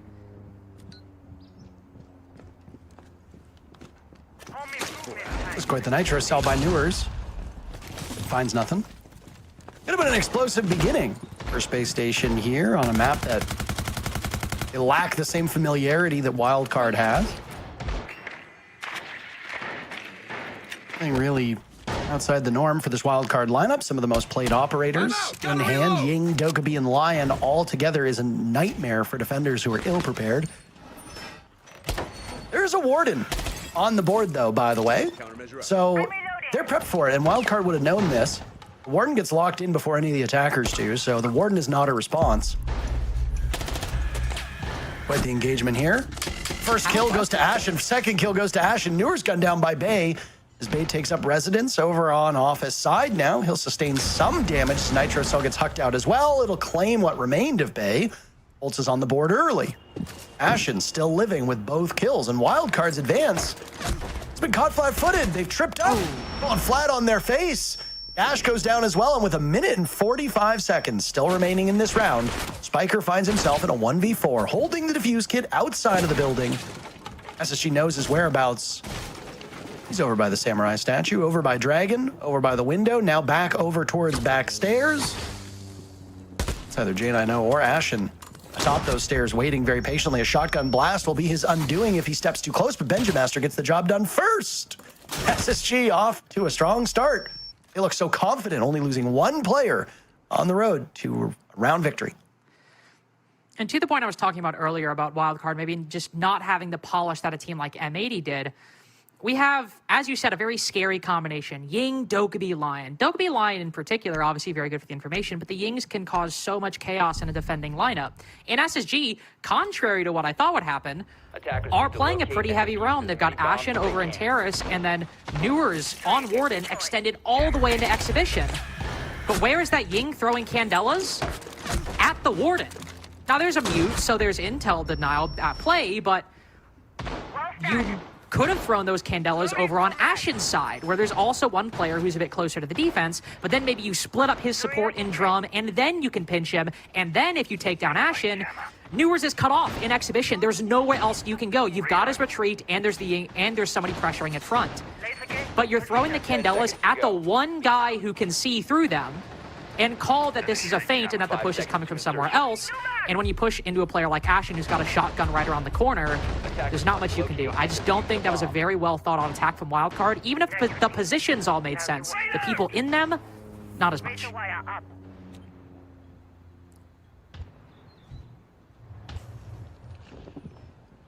Skyscraper is one of the fewest play rates of any of the maps here in North America. It's the 3rd least played map. It's been played only a handful of times, and it is incredibly defender-sided, but with a very small play rate, it's hard to take those statistics seriously. 30 rounds have been played on Skyscraper through the group stages. 24 of those 30 rounds won by the defenders. That's good for 80% of all rounds. Again, small sample size, but that's one of the most lopsided map stats we've seen in... Wait. You said 24 out of 30 been won by the defense? Yes. The 6 that were lost were in that SSG game. Yeah.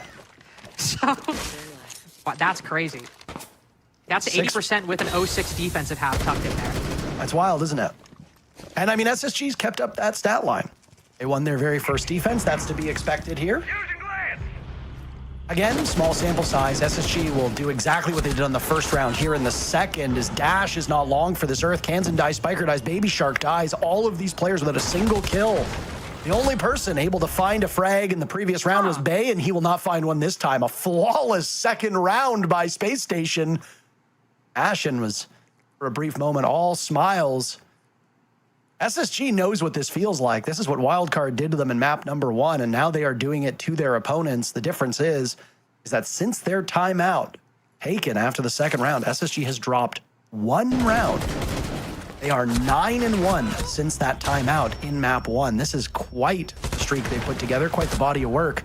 And Wildcard are just going right into it, not even calling a timeout.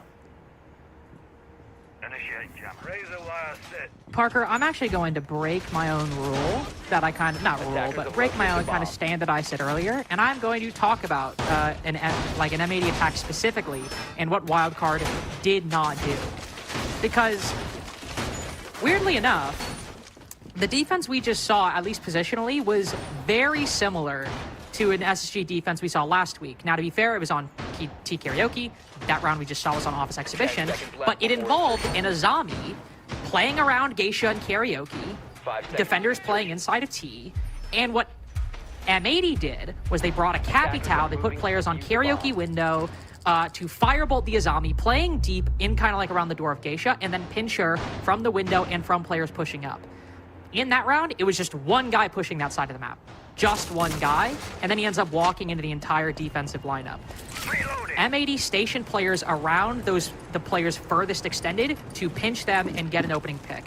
Wildcard has tried to brute force their way directly into the middle, and whereas, say, in the previous round, they at least had, I don't know, a Ying on the board in the right position to make it work, there's no Ying present in that round to disrupt things. Wildcard continuing to show woes on the attacking side, and SSG still proving better in the intel game. They're ready for somebody to hop in the window, C4 from below. It actually hits the gap at the right time and seems, I suppose, oh, Ashen, so late there, not playing off any information. Lets the Blitz and the Deimos pass, and also gives away his position in the process. Multiple times I thought just hit it, just hit it, just hit it, just hit it. You could have got the Deimos, you could have got the Blitz. Both of them excellent choices. These are going to be two of the strongest operators in the side of Wildcard. They need to get kills, though. Only a single frag for Wildcard through almost 9 minutes of action at this point. This is quite the drought, and it was not much better carrying it over from Clubhouse. Now a lot of emphasis on Geisha. Benjamaster gets away very briefly, felled by a nade. SSG finds 2 kills, 3 kills. What is going on with Fultz? Newers to the rescue on a flank, and now it's all up to Kansan, who's taking damage from phantom angles. It's not just that Wildcard is losing here, Lynx. It's that they're losing to players that they don't even see. It's a dominant start as SSG is up 3-0 on Wildcard's map. Ashen actually asking the question that I was asking, but also I'm quite sure that we will see after the ban phase, is we will see Wildcard take a tactical timeout once we go through this formality. Again with the Mira ban, this is actually something Gabe and I were chatting about briefly over the break, was, in Gabe's opinion, the somewhat ineffectiveness of the Mira ban on Clubhouse. That for many of the setups, the Mira isn't really a strong benefit on Clubhouse. It's kind of like, okay, you know, there's a black mirror on Logi wall, who cares? Logi's kind of difficult to clear with or without it. The mirror doesn't seem to add a whole lot. Here, on a Skyscraper in particular, you know, there are some very obvious positions where the Mira has, I'd say, a pretty big role. You know, the mini bar position, looking out onto the exterior wall, gives you an ability to, say, counter the breach on Office Exhibition. You also want to go to, like, T Karaoke. You could also have potentially positions like inside a Geisha or looking out over towards, like, Black, really anywhere you could kind of think of on the site. So while I think it is very powerful, Wildcard seem very fixated on the Mira. And it comes to the result of what I think is the Azami being left up, which is a way more dangerous option, at least in my opinion, on Skyscraper. Azami is great for holding down Drum, Shrine, Terrace, most of the power positions on this map. And we've seen 2 times now that Wildcard are clearly uncomfortable with the presence of Amira, but I will say taking down her and not the Azami, I think is going to be a bit of an issue. That's a crazy shot. Yeah, that was wild. Again, it's just the wherewithal of Wildcard is very poor. A timeout after 3 rounds, Wildcard on the wrong statistical side of Skyscraper here to start. SSG got to choose the sign. They chose to defend. I think that's the correct call. I suppose if you go back to map number 1, Wildcard got to choose their side and opted to start as defenders on Clubhouse. That does go opposite of the stats that we see, but maybe they just suspect that maybe those numbers aren't fully accurate. Either way, Wildcard really has their work cut out for them. Attackers are moving out to locate a bomb. Ash, and I dearly hope you're not watching co-streamers while you're competing here. He's maxing. He's stat maxing, and he's siege maxing. He's got channel points to win. I'm ready for you bastards. In Super's chat, not the. Of course, one of the co-streamers. Yeah, absolutely. Also, That's go ahead. Want to point out, we banned the Mira, and there was no way Wildcard could have foreseen this necessarily, but SG are like, okay, now that that's happened, we're bringing in Clash. Like, we have 2 very, like, mobile defenders that can hold positions really strongly, and in the process we banned Mira, who I just don't think is as strong as Azami or Clash on this map. Newer's also thinking about getting very aggressive as he gets misdroned on delivery. Oh, but does the Ying still check it? That is great foresight by Baby Shark. Gotta give credit for that. Newers has been a rock star. I mean, he's got the most kills, but Fultz, uncharacteristically, is very close behind. I mean, SSG does have multiple offensive threats, but it goes back to the point I made before a single round was played. Jesus My Christ. goodness. And yeah, Jesus. I don't even think Jesus Christ is saving you from that one. Bay does get the trade right back, but that was an incredible play by the Dane. Ashen will now falter 2. Fultz will pick up his 5th kill. He and J9O, the last 2 players, they've yet to die, though Ashen and Newers were in similar position. Newers had died earlier in a previous round. Ashen finds his first death. Logic bombs will give away the game for these 2. Fultz is removed by Dash, and now it's all up to J9O to clutch out. This bomb site's a tough one to crack. It's even harder if you're down in numbers because there just simply are not enough reinforcements to get every wall. And as you can see, teams will open things up to provide vantage points. Oh. Beautiful nade tossed out by Dash. I want to know where that was. It didn't look like there was an indicator on the screen of J9O whatsoever. And he gets felled. First successful round for Wildcard here on Skyscraper. And I will say, they're still in good spirits, Lynx. That does bode well for their chances. They're not as tilted as they could be, given the results of map 1 and now map 2. I mean, they should be in good spirits. I mean, I am going to kind of put a little bit of an asterisk on that round, but I want to praise them first, which is I highlighted, you know, M80's window play and positioning as a big strong suit of their attacks against SSG, specifically on T and Karaoke. And that's one thing Wildcard incorporated very well there. Dash playing on these windows, that's honestly, that's diabolical that J9O died to that. I kind of feel bad about that. Yeah. Attackers have located a bomb. But Dash was good for 2 kills on that position, just sitting there. Sentry with the 417, a gun that Demo thinks should be nerfed, and I honestly am not entirely, like, loath to disagree with him. So I like that addition from Wildcard, giving more focus on the repels. It tripped SSG up last week, and it worked really well here. I do want to say, I think SSG needed a little bit of a heat check, though. Newers going for that run out and delivery. Clearly, he had the information that kind of seemed like he could get away with it. Turned out not to be the case. But Benja also going for that 2nd kill on Geisha. That's a very natural move to make as a player. It also is very risky and can result in an immediate trade, as we saw in a situation that likely was very pivotal for Wildcard's chances in that round. So hopefully we see SSG, I think, restrain themselves a little bit, because not the only reason, but a decent reason why Wildcard did succeed in that round was SSG giving them a lot more openings, and I think they probably could have. I mean, it all started with Newers doing something interesting, but really a bit abnormal. You can play a much more sheltered defense, right? And then everything just falls from that point on. SSG are a team that like to take chances. They like to get quite aggressive. They like to bring the fight to their opponents. And there are times where you will see Ashen and Newers do that, and it just looks like they're running into a brick wall over and over. Now we're in the playoffs, and most importantly, you don't win stage 1, as Space Station did, without showing that you can adjust, show poise, and adapt to your opponents. This is a different SSG team that we're seeing right now than we've seen through much of the group stages. SSG made it in here ranked 4th. The winner of this match, by the way, will go up against M80 in, I believe it's tomorrow. Our next match and our final match of the day that might be coming sooner rather than later is going to be an intriguing one. Shopify Rebellion and Dark Zero. These two teams always put on a good show. DZ has had a bit of a down performance this stage, especially compared to stage 1, but similar could be said about Shopify Rebellion. M80 and OXG just so dominant. Didn't really allow much opportunity for other NA teams to rack up points. Oh.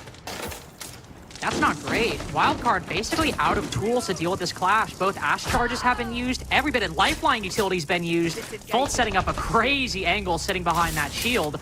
They with a nice trade, but this clash is going to be a massive issue, and I think Fultz realizes there's nothing Wildcard have to deal with this position. No firebolts, no nades remaining, and a huge flank from Benja, backstabbing the backstabbers.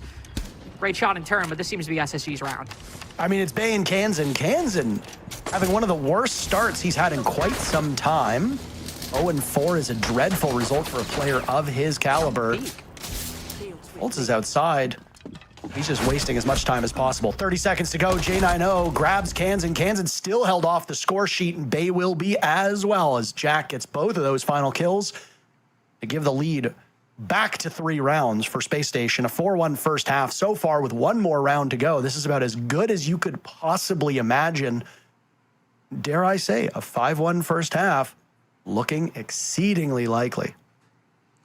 Very likely indeed. That was a very sad round, and I don't mean that necessarily of like wildcard style of play, but like, as you can see, they had a few tools to deal with that clash. Ash charges, Zofia, and the nades from Gridlock. And over the course of that round, you just see each one slowly get used to clear something else. Lifelines for hard breach now on one side, Ash charges for hard breach now on the other, nades used to clear the barbed on the staircase, all of which, by the way, perfectly valid uses of that utility. It just so happens that the overlap between the stuff you used to deal with the clash and the stuff Wildcard were using to clear hard breach denial was basically a complete circle. And so, in the process, Wildcard ended up denying themselves the ability to effectively deal with that clash outside of only 2 concussions, that if you shoot them down to the minibar door, the clash can just fall back because the Grim doesn't really have an angle to actually deal with her. And then the backstab comes late, and Benja's already waiting over on that side. Wildcard, unfortunately, I think just while lacking great tools to take down the hard breach denial, end up not really having great tools to deal with the clash, which heavily tripped them up on the actual site push itself. Now we go back to barbecue. In Parker, around that, honestly, I don't really quite know what happened because I don't think Wildcard really did either with how quickly it transpired. A lot of these rounds have been head scratchers with how quickly things have fallen apart for Wildcard. And I mean, while they've been able to maintain a positive spirit, I imagine it gets to you at some point.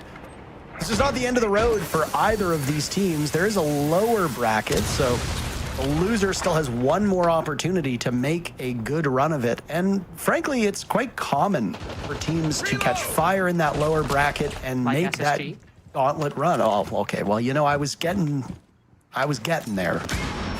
Sorry. Like SSG, I took the scenic route. Nice run out from Ash, and no, most of his bullets get deflected by the Blitz. It's punished by Kansan, who finally gets on the board, but Bay is as good as gone, and that means no exothermic charges. That's a rough spot. There's no backup hard breach. Dash will kill Benjamaster, so 2 kills for Wildcard, give them the advantage. SSG still wants to toy with that Geisha hold, though.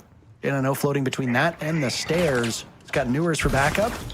waiting because Wildcard has multiple players lined up in that area. I'll use a Lion Charge and the shield of the Blitz will get ever closer. Does the casing conceal it? Nice patience there by Newers, who hits the fadeaway. Baby Shark is gone. The Lion Charge all for naught, and now even footing with about half the round to go. Great patience by Newers. Taking down that blitz is going to be huge. Even though the top hold has been seeded, that was going to be the main way Wildcard break through the remaining setup on the site.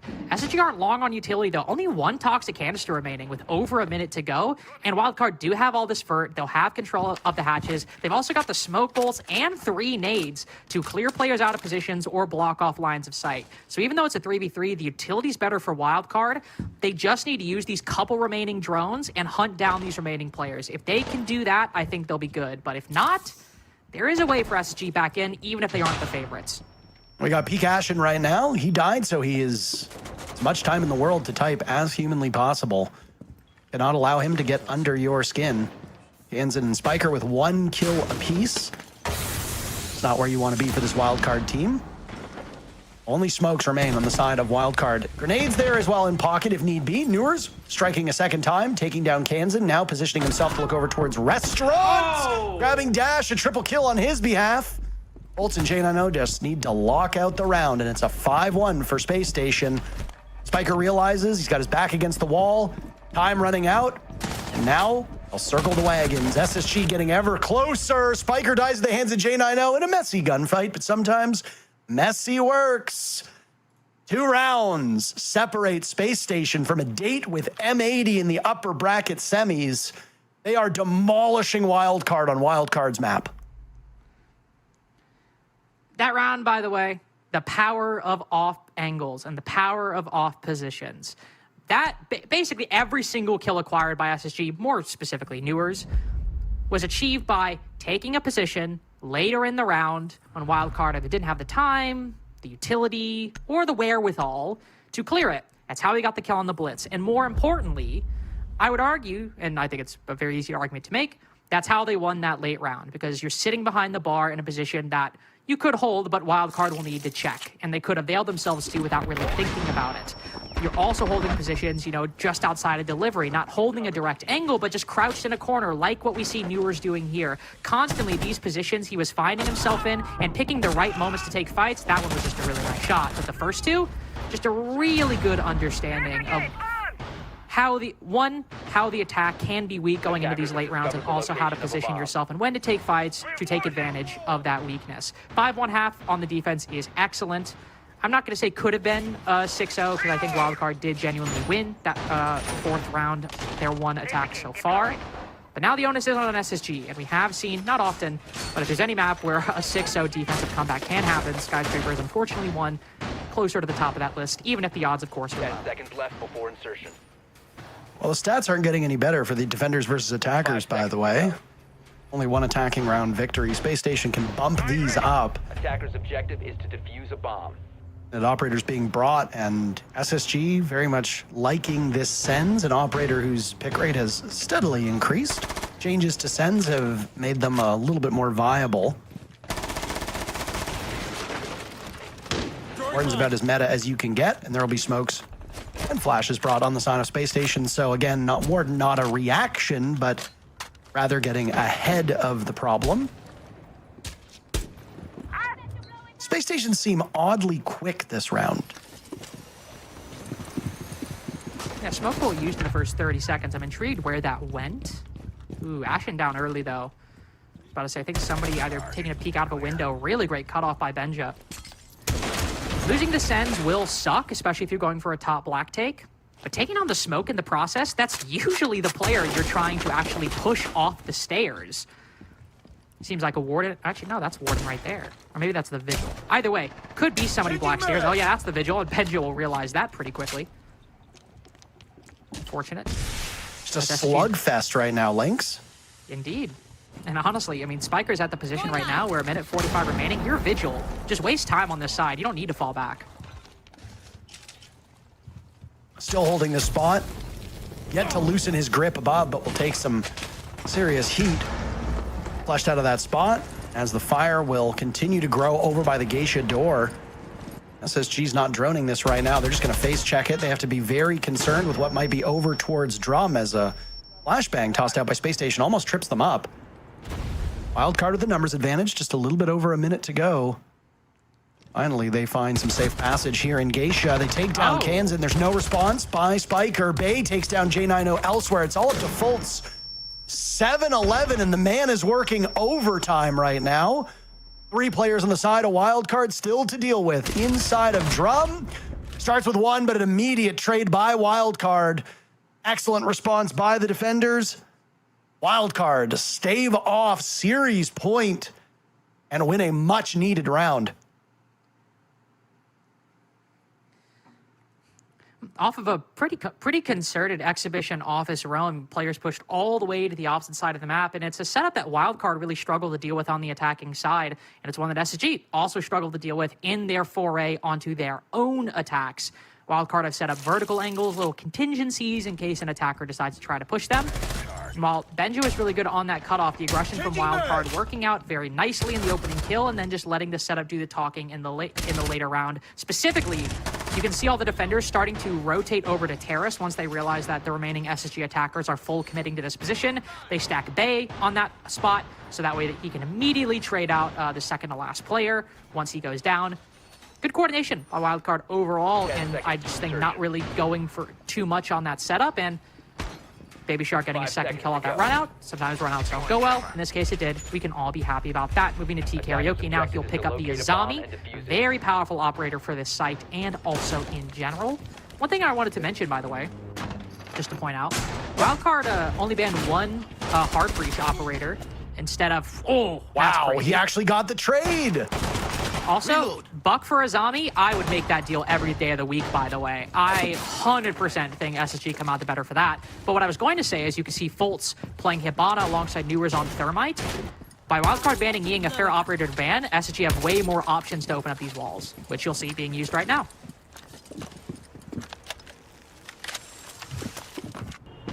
Not like there's necessarily a good operator to lose early. I suppose just based on gadgetry and all that, losing the mute would probably be the least problematic, though you do go down a nitro cell, which is a bit of a small issue. You take out an operator who only gets stronger the later that a round goes, with incredibly important gadgetry that requires either ammo dumps, physical pressure, or a gadget to deal with. Yeah, I'm not sure I love that on the side of Wildcard. Now, I definitely think SSG come out the better for that. Any vertical pressure you're going to get with the buck would have obviously been nice, and also I think would have particularly helped them with trying to clear these walls right now. Something they will have to be concerned with, by the way, is the usage of these Odo canisters. If SSG keep committing, is going to take a lot of time. The Blackbridge gets sent through, C4 at the feet of Ashen and Fultz, both of which fall back. Bay making the right option with a target prioritization. Kansan, while he might be a little late with that C4, gets one, gets Ashen in the process. Huge trade from J9O, because now you can rotate over, pick Ashen up, and while he's low HP, that shield is still alive. There's still 1 C4 in play. Spiker's got his closer to the site, but SG have a lot of utility. Still 3 drones to find these players, and a whole minute to go. It's going to be difficult with Ashen on such low HP, but SG have a lot of the pieces to get this done. Not guaranteed, but still a lot they can put into place. The gas will be Ashen's undoing if he finds himself misplaced in this execute. 45 seconds left. J9O will be the one holding on to that briefcase. Ashen shredded by a cross as Ash gets away. That's a bold play by the smoke. It does work out, and immediately Spiker will take up residence over towards Geisha. His sights on a response. Newers closing in, though. Newers 2 kills away from breaking double digits. Fultz just 1 away as well. Space Station has some heavy hitters on their side of things. Out go the Firebolts. There's nobody home. They're shadow boxing at the moment. And the gas will finally start with 10 seconds left. All of them have been used on the side of Dash, thrown out in a hurry. SSG, their advance being choked off, and Spiker and Dash will work together to slam the door shut on a comeback. Space Station now struggling with the side swap, watching as Wildcard does to them what they did to Wildcard a few rounds ago. The gap slowly closing between these two teams. slowly closing, and this round is going to be probably one of the decisive factors. Because SSG have got 5 rounds on the defense, they only need to win the tertiary site twice in order to get a regulation victory.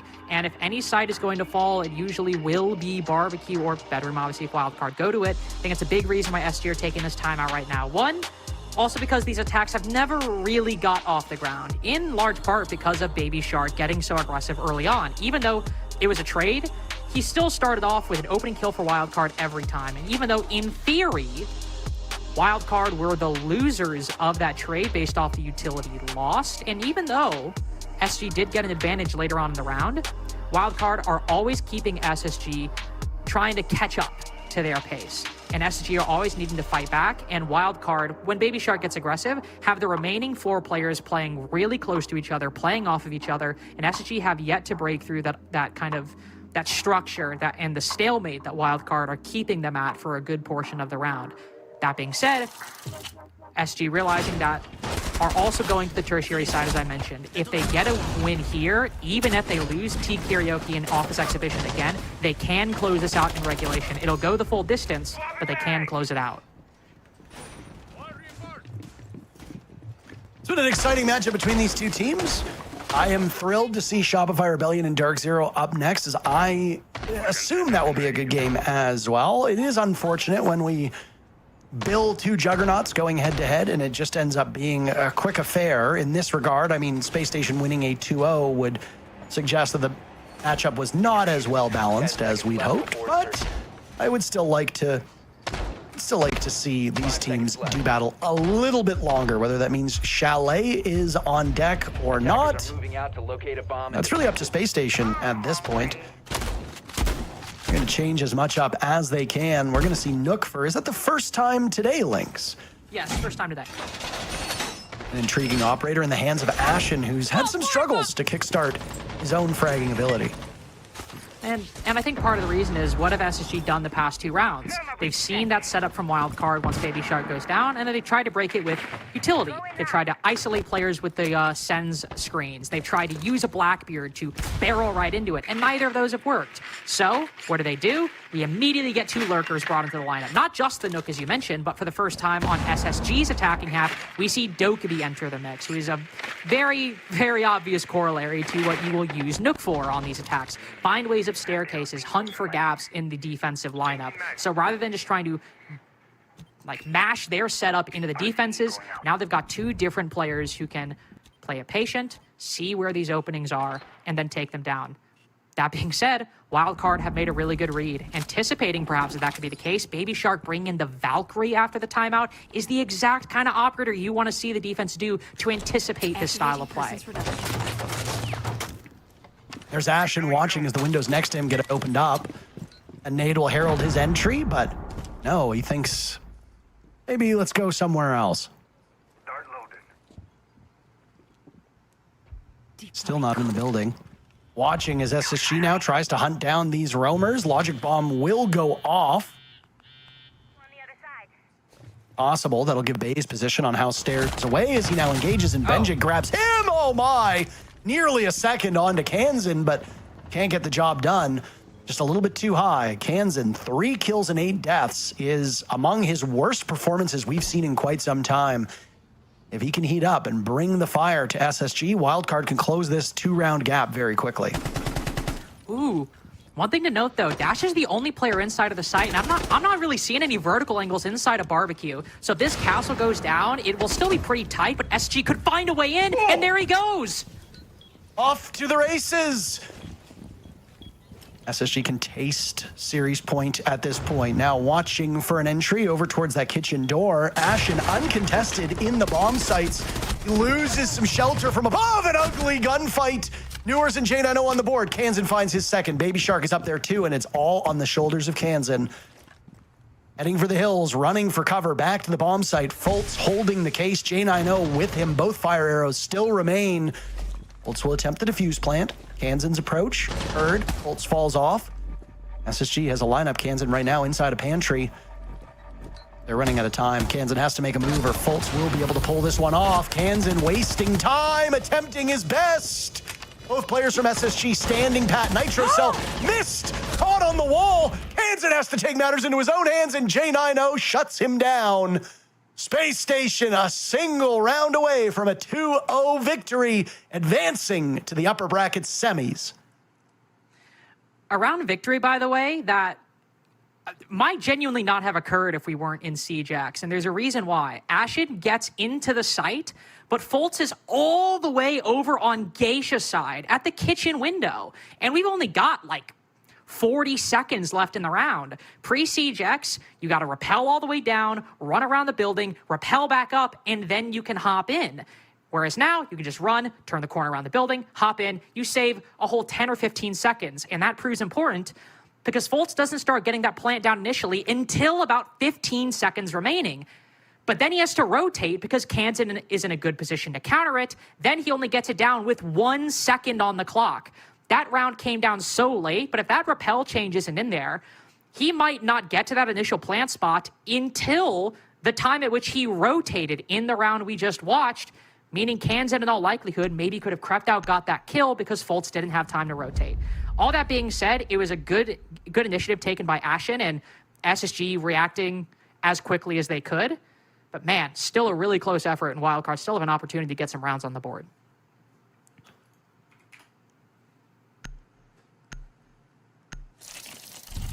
I know that after their matchup earlier here in Stage 2, people were saying, yeah, well, Wildcard just owned Space Station. It was a 2-0 victory back in Stage 1 in the playoffs, and then they struggled as well. It was a 7-2 victory on the second day of our group matches on Nighthaven Labs, where Baby Shark, as MVP, dominated that game. It was one of the few times that people started to speak positively of Baby Shark, as he had some trouble adjusting to the NA League, and unfortunately, fingers were pointed at both him and Dash as the two imports for this team. I mean, granted, you've got Bay and Kansan, who are both horrific fraggers doing their thing. It's easy for you to look at two new players and say, well, they don't live up to the billing. But they've really settled in. And coming into this matchup, Baby Shark not only had the most kills, but also the best KD of any wildcard player for Stage 2. He's grown quite a lot. Having a bit of a rough go of it in this series, but everybody has bad games. Kansan is having a bad game right now. He's been getting tougher competition on his entries. He hasn't had the easiest deployment on this team. It's allowed Bay to flourish, but just as we have that conversation right now with Wildcard, Space Station had this same one. Hell, we even talked about it a little bit earlier, where Benjamaster is an exceptionally good fragger. But when you bring on somebody like Newers, who just fits that NA mold and knows these matchups well, it forces Benjamaster to take a bit of a back seat. He didn't get that memo today, by the way. Benjamaster's been great. He and Newers currently combining for 17 kills through 9 rounds. That's pretty good for this entry duo, but Fultz has really been the savior. 9 kills on a thankless support role. Fultz is having a great day. Each one of the players you just mentioned, all in positions I find a little bit exciting. We've got players looking outside the window, got players thinking about maybe a walk up black stairs. All could be quite exciting, but you can also see wildcard defenders stationed at each one, ready to take advantage of it. One player on Geisha, one player looking at the double window. Fultz not really in a great position to move in off the back of really anything they've acquired so far, because you still got players around Geisha or Karaoke or main stairs over on the opposite side. These wildcard defenders did a good job in the previous exhibition off his defense, by the way, at playing passive, letting the setup do the talking and not pushing too far out of bounds. It's happening again here with SSG struggling to find an opening. Spiker with the first. One of again, the furthest positioned 2 in the process for Wildcard. It seems that Office Exhibition is going their way again. Well, you get to a point where the only way for you to lose is through overtime, and SSG just might find overtime becoming far more likely, as now they've lost Newers as well. Lynx. Ashen, last man standing. The only casualty on the side of Wildcard was Bay. That'll be all she wrote on that round. A very quick collapse for Space Station as Wildcard pick up their 4th round, 2 away from sending us to overtime if we do need a third map, which has looked quite unlikely through most of this altercation. Chalet will await us. If you're a fan of Space Station, you are hoping that we do not go to the beautiful French beaches of Chalet. you can tell that SSG just, you know. Wow. I said French beaches and you didn't even there's no beaches. Okay, there's no beaches. And I said it as a joke and you didn't get that, okay? Sorry, I was... Channeling your inner Albertan, because I know that for Jesse and Albertans, they don't get jokes all that well out there, okay? And now you're like... I was excited to make my point. Make your point. I'm sorry. Oh, God, what have I done? I'm sorry. Continue. No, it's okay. No! It's fine. It's fine. Please make it. You can just tell that SSG aren't as sharp and well practiced on this map as Clubhouse, which kind of seems like a silly point to make when Clubhouse is their map pick and this one isn't. But we didn't get to see much of their attacks in the M80 game because of how poorly their defenses went.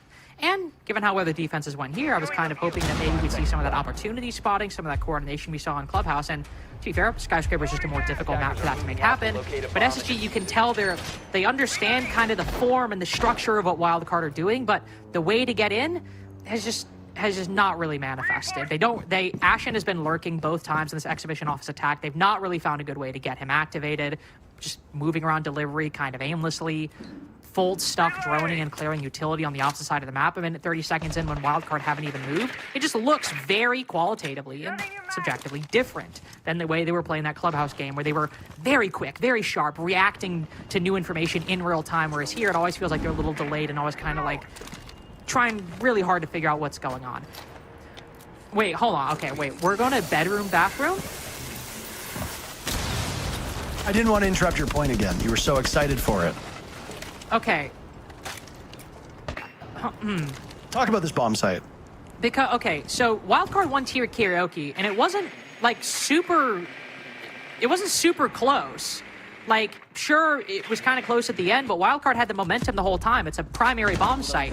The tertiary site you lost was really close, but now you're going to one of the worst sites in the game when SSG are on match point.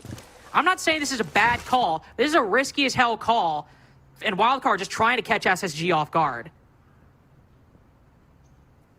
So far, it's a stalemate, though. Ashen's taken some damage, but we're at the halfway point of the round, and there have been a lot of opportunities for these teams to come to blows. There go Logic Bombs as those 5 players on Wildcard very quickly turn them all off. Ashen dies. He'd been softened up earlier. Spiker finishes what little remains and goes back for seconds with Bay claiming Benjamaster. SSG collapsing very quickly yet again. Presence now over towards the bomb site as an exothermic charge will go off on the door. J9O is in, but he gets dropped. Dash claiming both of them. Foltz finding some safe pasture. Newers now to cover. Foltz has to pull off of the plant as Newers ascends the stairs, and they will triple up on him. Foltz another attempt. A Wildcard have a lot of bodies to throw at him. They can dogpile him.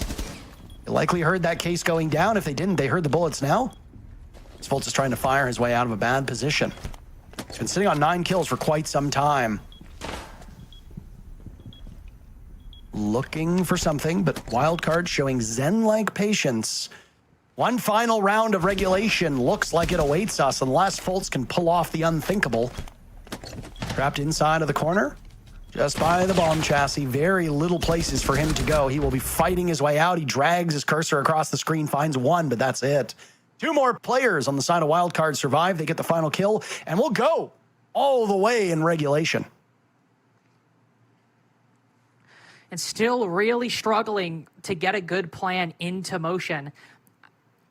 I guess I think that they found some kind of opening, but I'm really not entirely sure, because you basically just have SSG attackers running around the map. Doe could be on one side. J9O finds his way into sight in a way that I'm not entirely sure like he even meant to do.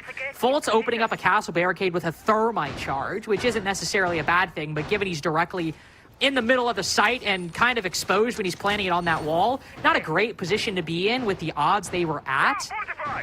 And while the gamble works for Wildcard, I still think SSG are having the same issues they've had this entire half so far. And I have to say, I'm really surprised that we have only seen a shield one time this half. It was on T-Karaoke. It didn't work. We're going back to T-Karaoke here, and I think to nobody's surprise, Ashen will bring it back out. But I'm almost wondering if maybe it was something to, like, try after the timeout, maybe to try and, if you really want to focus on kind of like barreling into their setup, bringing that shield more often. I don't know, SSG have at least tried multiple things at least once, and none of them really working, and all kind of failing in the same way. Denari will make an appearance now in the hands of Bay, hoping to trip up these SSG attackers. I mean, there has not really been much that hasn't tripped up Space Station at this point. It's a very cursed Denari setup, by the way. It looks like artifacting. It looks like a graphics card is just breaking. Okay, but like when you have that view, it looks really cool. Like that's like perfectly symmetrical. Newer's taking an awful lot of damage, and he's finished off by Dash. Wildcard demolishing this SSG entry. All the first bloods going in the side of Wildcard. At one point, Dash was 4-4. He's accrued 5 kills since then. Leapfrogging over the rest of Wildcard, but don't count out Kansan. Remember, he was 0-4. Kansan has gone 8-5 since then. As Kansan goes, so goes Wildcard. Fultz takes out Dash. He's been sensational on the side of SSG. That's a big pick. Smoke is gone. Fultz finds kill number 11. Messiah Relief goes out on the side of SSG as they find a second now, too. Baby Shark hunted, and the 3 remaining players from Wildcard pinned down by a Logic Bomb. You've still got 1 Logic Bomb generating as well with over half the round to go. Full utility for the Capitao as well. The Warden is still up, and while that could be big, he's used his C4, so any control of the Vert or retaking the Vert is kind of pointless at this point for Wildcard. Ben just got that contingency on lock. He's got utility to give the attackers information in the late round. We're in a position where Wildcard might need to start playing aggressive to bring a pick back, and yet right as I say that, you've got 2 people in Geisha and SSG are full rotating to the opposite side where Wildcard are weakest. We're starting to see a run back of Clubhouse. SSG realizing where the defense is weakest and rotating over there. They went for a drop. There are multiple ways out of Geisha. They find themselves out of that bad spot. They'll get that last Logic Bomb just to paralyze them, but for a moment, SSG will go on the hunt. J90 collecting Kansan, Bay and Spiker now coming to blows. A nice kill for Bay, but he loses most of his HP in the process. Diffuser going down in the hands of Fultz. An ugly play by Bay. And Spiker will have to save this series. SSG took a while to get here. They took the scenic route, but it sure looks like they'll punch their ticket up against M80. Hold on! Spiker finds a collateral onto J90 and Ashen. Trapped in the corner. Fultz has been the story of this map for Space Station. Can he close the chapter on this matchup? Spiker hunting for more, running out of time with the sidearm out, but Fultz will save it for his team. And a 2-0 victory for Space Station as they stare down M80 in the upper bracket tomorrow. Not really the result that we thought. Thought it could have gone a little bit closer, but SSG still gets the job done, and down to the lower bracket, Wildcard goes. And perhaps off the back of their most brilliant rotation yet. Everyone would expect you to rush through top black, and SSG know that. So they fake with the smoke bolts. Everyone from Wildcard looks that way, and instead they hop in through the shrine window and barrel through T from that spot. Brilliant play by SSG. Really close game, but some of the strongest play we've seen from them so far this stage. We'll have the desk to talk about all that right after this.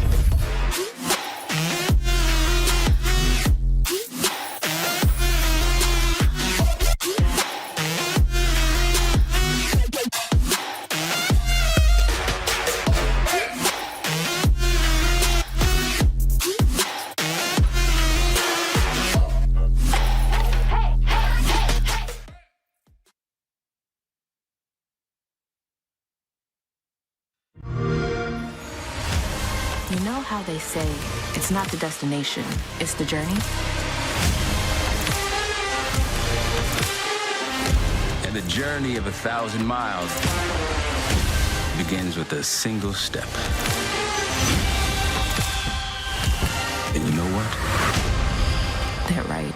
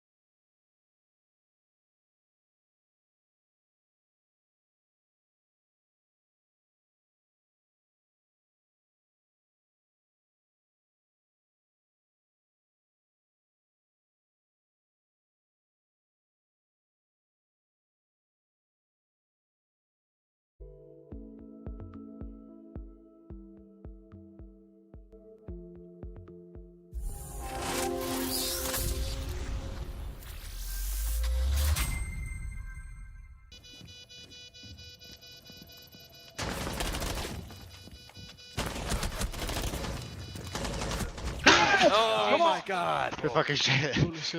Oh my god. If we hunt, we must all hunt at once, not one by one. We must say hunt! SSG closing out the first game in a clean 2-0 fashion against Wildcard. They're going to be dropping into that lower bracket. But before we dissect what went right and wrong this game, we're going to have a little bit of a chat with Benja from the side of SSG. A little bit of a slow start to stage 2. I mean, you guys, everyone's just like standing behind you. Do you guys all want to say something?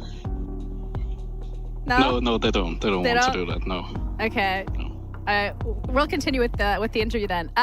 Just talk us through like the last couple of days when it comes to actually preparing for playoffs, preparing for best of series. It feels like you guys have really ramped up over the last couple of weeks.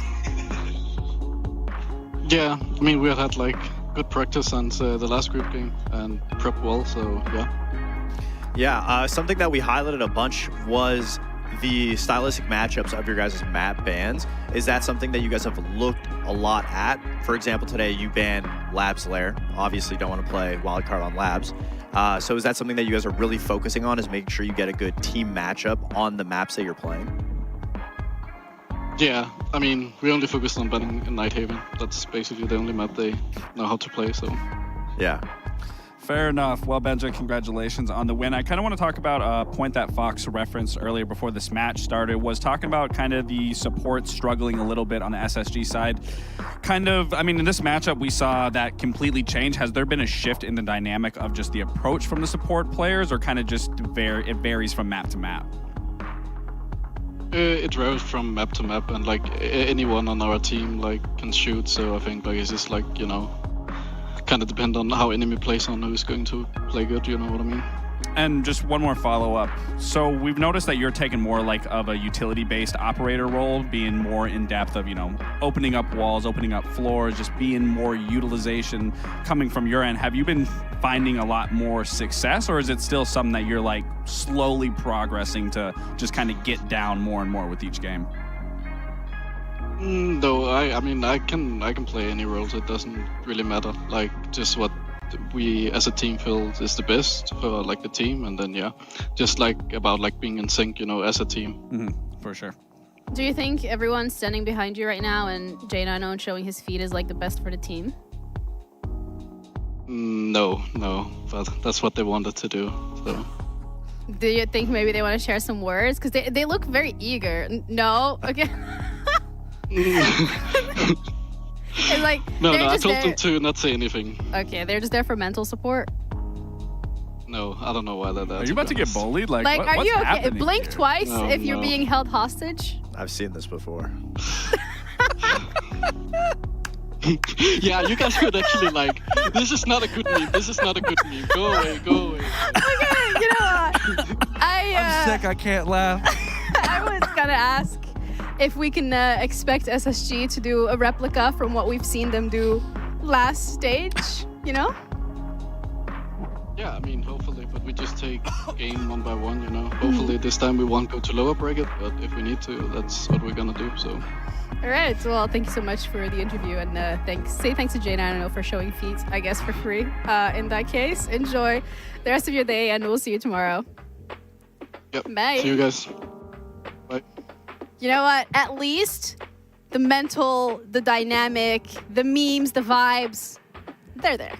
Yeah, I mean that's. Why are you looking like that? That was arguably one of the best parts about being on a team, is the brotherhood that you have and the fun, the jokes, enjoying each other's company, especially when you're winning. So, you know, of course, you're going to get some laughs in. And, you know, after a performance like that, SSG really shut down Wildcard. You know, it was getting a little close for comfort towards the end of Skyscraper there. SSG was losing the lead a little bit. But, you know, Skyscraper defense, you got to give and take some rounds when it comes to the attacking side. I was about to say, I mean, that was expected. I was going to be baffled if Wildcard was going to let this walk away, just a 7-0 defeat coming on the side of SSG. I was just happy that SSG managed to still put up the performance that they did and didn't allow them to get that climb back to push it to an OT. I mean, that last round definitely got a little dicier than I wanted that to look, especially in that 3v1, but ultimately they did close it out here. And as for Wildcard, again, I mean, Skyscraper, sure, that might have been, you know, a better map for you, but that clubhouse is really, you have to start out these games strong. Yeah, let's go back to that final round specifically, because for a second, it did look like Wildcard was actually going to be able to push this one to OT. I mean, it shouldn't have gotten to this point. I mean, it's a post-plant, 3v1. You have the Blackbeard still, Ash. And, like, I understand you got, you know, one round to work with here to maybe not go to OT, but there's no reason to even be challenging like this unless everyone's pushing with you. I think we heard it in the comms of them saying hunt, and you can't hunt with only one person. And what we saw from Spiker there was almost a masterclass comeback that was given rightfully so to him, but ultimately it came down to the old dog of Bolts to be able to shut it down. But I got a lot dicier than I wanted that to see. I would rather seen a clean cut. Oh my god, I can't talk. You got clean cut, clear round. Yeah. There we go. I completely agree. I mean, I understand the Blackbeard trying to put some pressure. You're in a man advantage. You have the shield. pressure. But at the same time, could have easily just stayed back. Or, yeah, I agree. If they're going to do it all together. Clearly, Fultz was not doing it. So, you know, if there's some type of communication fed to him saying, hey, we're going to go for a push, and he says no, at least we're on the same page. I mean, you know, you're up a 3-man, and you have a Blackbeard shield in front. It's something that could be overlooked, but against a better team, easily could have been a round lost, easily could have went to an overtime.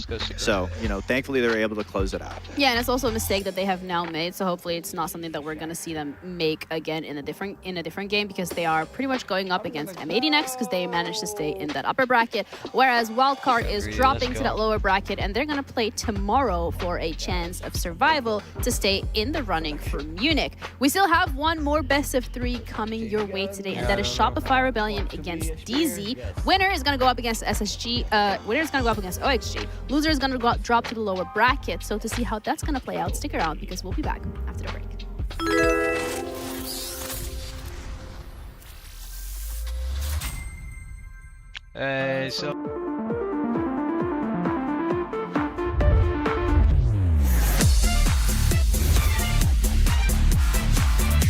Dodas and Dash together.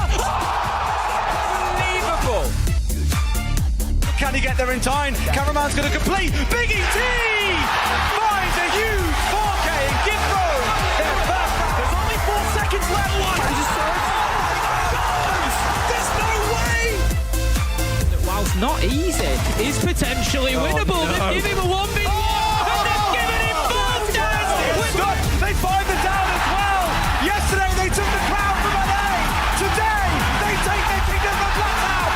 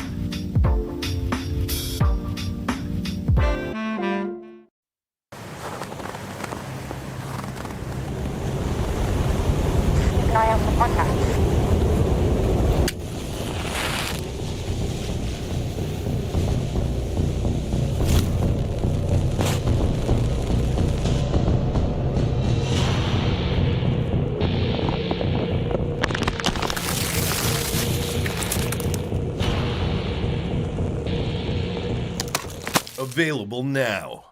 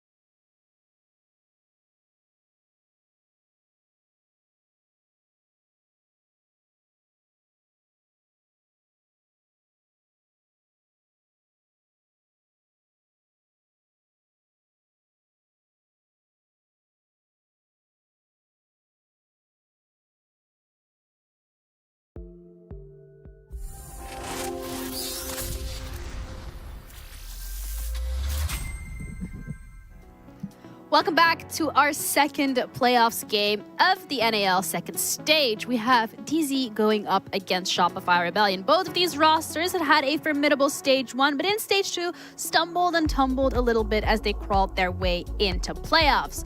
I'm Jeannie, joined with Foxy and Lax, and this game should be the redemption shot that both of these teams are looking forward to. Yeah, we'd like to hope so. I mean, the standard that we expect from Shopify Rebellion is so high, and it's something that they haven't really met expectations. Even in stage 1, they went undefeated, but since then, you know, ups and downs, and this stage has been no different. As for Dark Zero, they had a really good, strong stage 1 performance. Now they have just gone through such an identity crisis. It's held them back, and the mental's been shattered on their end. So this is the stepping point to be able to regain confidence for both of these teams. Yeah, and it's also nice that this is a best of series, so it's not like, oh, you lose map 1, you're done and dusted. You have the ability to come back, and that's where usually these rosters shine, especially when we're looking at the side of Shopify. This is a roster that we have continuously praised for the fact that they have so many starred individuals on there, but it wasn't necessarily something that came to fruition this stage. Yeah, they certainly have an all-star roster. I think we have to give them credit. I mean, we got to look down memory lane for a second here. Look back at stage 1. They absolutely dominated the stage. Unfortunately, fell off in playoffs. Still made it to EWC and then had a good run at EWC. And again, then fallen out. But then even coming back into the stage, we saw in their best of 1 series, they had like a 15-0, 16-0 record at that point. So clearly, we have to give them the respect. And the fact of the matter is, imperfections make perfection. So the fact we are seeing them digress a little bit or just, fall short, it has to do with the fact that they're still growing. That creates more depth, that allows more dynamic in their playstyle to work on their things that they didn't have to from stage 1, that they now have to going into stage 2. And I said it again, even though I'll say it here. If you're going to have problems, it should start in the beginning of the stage and you start fixing it towards the end. In fact, the matter is they got themselves to 3rd place. They were very close to getting top 2 again. There's nothing that you can discredit on this team, and you have to look at their performance side from stage 1 to stage 2. And there is a particular stat that really sticks out to me that does show where SR has been struggling. Yeah, and that stat specifically is the plants, because when we're looking at SR, we're looking at the individuals who are coming through with these plans. The fact that it's no longer Canadian is a concerning factor. It's definitely a concerning factor. We already saw throughout this stage, we saw Canadian have a pop-off performance, but obviously that's a cost for warning. If none of the other players are performing, Troy's the one stepping up. He even acknowledged it. And you look at stage 1, he had 12 plants, 1, 4, 1. Then you look at this stage, he has 6. Then the next player, 2, 3, 4. Your entry players and your flex players are almost planting just as much as Troy is. That is a cause for concern on attack. Whether that's just the lack of identity in terms of what their strat is or the depth of play, something has to change. And at least now in playoffs, you do get that depth. You get a 3-map pool to be able to go to be able to test the waters, to be able to work the environment more in your favor than just focusing on that best of 1. But that's also can be a kryptonite. Yeah, because when we're looking at historically how Shopify is performing in these best of 3 series, it's not necessarily the great, report card that you hope they have. Yeah, and that's why I say it's their kryptonite, because clearly in best of 1s, they were dominant. They were flawless for quite some time. But then once we start getting into those best of 3s, that's where it starts to get shaky. And that's where they first came to their first loss ever, was against M80 in that first series, but they did end up winning that, then solidifying their spot at EWC. But then everything after that, whether that was in the regular playoffs, whether that was in EWC, they would lose every single best of 3 series. So it definitely is their kryptonite. Sure, some of those matches did go OT. That could change the record, but again, we are looking at stats, and that is what is clearly resembling is that they struggle in the best of 3 series for whatever that is. So hopefully they can right their wrongs and fix whatever it was from their best of 1 series and now drag that into their best of 3 series and go flawless here in playoffs, because they're an all-star roster. They have everything to make it work, but it definitely goes back to that beginning point of being on their attacks and Troy being the main proprietor on those plants, not his entry players, not his flex players. And specifically righting their wrong as well against DZ, because last time in stage 1, when it was that best of 3, they didn't win it. It was a 2-1 for DZ, so this is their opportunity to kind of get back into the saddle and also maybe, a little bit of revenge, because DZ, they're having their own problem. Yeah, they have not looked like the DZ that we saw in stage 1. T1, and it's for good reason. I mean, we talk about it, them having their identity crisis, them having their issues, and we ask ourselves, why can't they just play like they play in stage 1? Why are they switching so many play styles up? Why do they have to do that when they found success? And it's for a very good reason. I mean, they have been getting so heavily countered because their play style, since losing to SR in the regular stage of stage 1, teams have only become more and more aware. And it's been affecting everything from the start of opening kills, getting the entry, getting position, to then affecting the players that they can set up in the position. And that's something that has drastically hit Dark Zero, because players that are getting set up like NJR, they love these positions. They're able to clutch rounds out, but we're not seeing them get to that point anymore. And that's the biggest downfall for Dark Zero, is they can't get to the place where they can finally set up and get those lockdown executes like we're used to seeing Dark Zero do.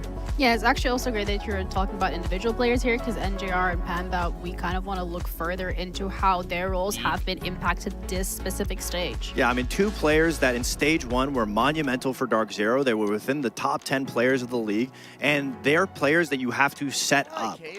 Dark Zero has Spirits and Citizens that are able to make moves, and then you get NJR locked into a position. Pamba's always the third man in, the third man entry, and once they're in those positions, it's very difficult to get them out. But you can see a drastic decline from stage 1 into stage 2 based on the statistics. I mean, NJR is just opening kills.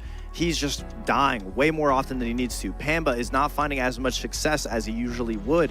And so both of these players have been affected because they can't get the entry, they can't get into these safe positions to set up, and that's the biggest downfall for them. I mean, I think when you're looking especially at that NJR point of view, if we can pull back up that stat sheet really quick, is, you know, we've talked about this time and time again with Spirits and Citizen being that spearhead. If you're not finding success on some of those entries, obviously NJR is not going to be doing that well, playing those cutouts, being able to be part of those rotations. He's not going to be able to thrive there. And to be the first one also dying that many times certainly is not going to help the rest of the strat. As much as DZ has changed their identity and how they can be more aggressive, it is still the exact same DZ where you throw a wrench in that setup, you get an early pick, you can't seem to understand how DZ is going to be able to structure around. They tend to fall back on what the old DZ used to look like, where they then start playing a lot slower. They don't understand the strat at that point because someone's out of the picture early on. So it really is important for Dark Zero to be able to adapt quickly if someone does end up getting taken off the board. Yeah, it also begs the question if this is a symptom of a bigger issue, because what we've seen DZ struggle with as well is just like continuously getting Yeah, I mean, the entries were so pivotal in stage 1, and it was specifically off the back of Spirits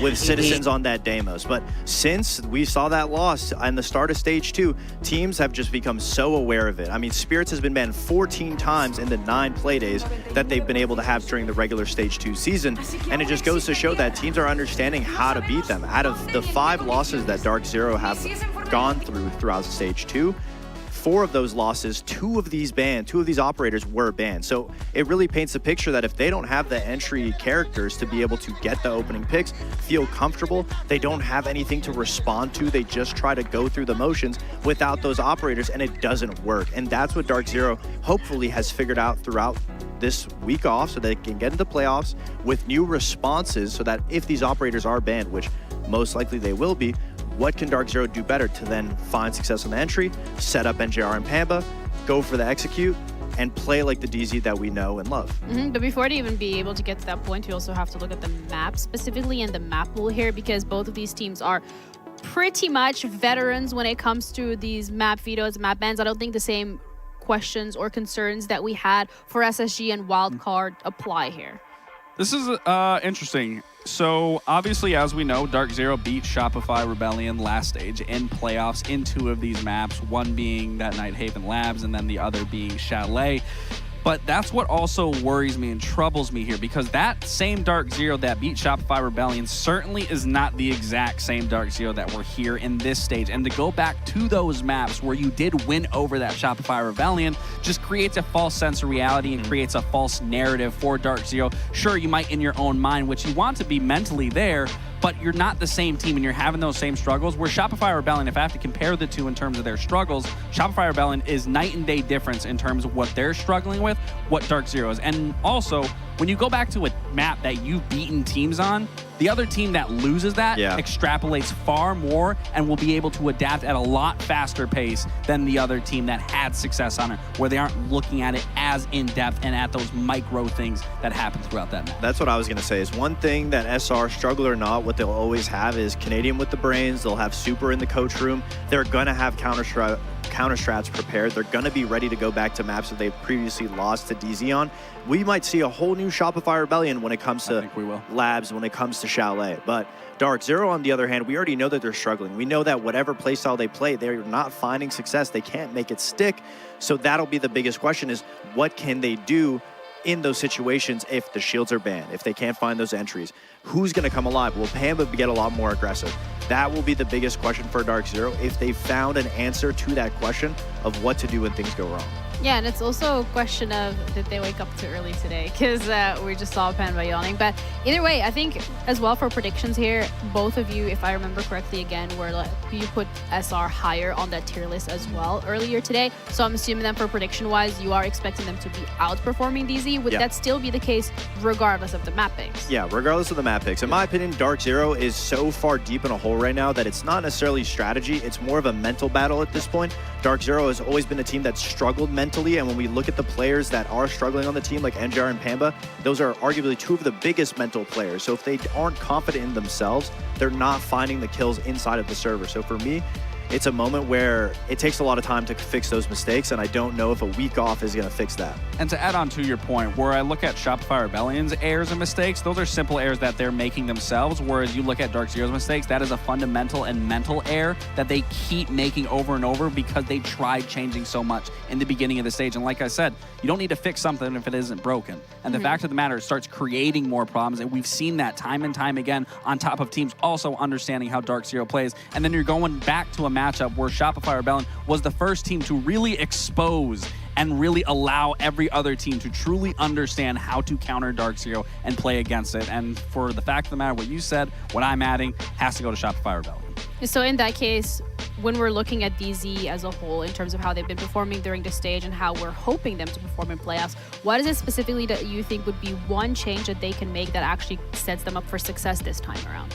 I think it's simply just being more in sync, especially on those attacks of using Spirits, using Citizen, and then having NJR and Pamba be able to come in and clean up, take that extra position, and then go for the executes on their attack sides, because that's what we're not seeing. We're seeing either Citizen or Spirits fall early, NJR is getting picked early on. You're not going to be able to replicate any bit of success from stage one if you're losing numbers early. They have to keep that man advantage, and they have to keep it strong, especially into the end game. I think the biggest issue is Pamba, honestly. I think him being on a more of a flexible role ever since Spirits joined the team, Spirits and Citizens being on kind of that duo entry and lurk all around the map, Pamba's had to provide a lot more on the utility-based operators. I just don't think he has enough knowledge to be able to do that and focus on his own game and focus on his confidence.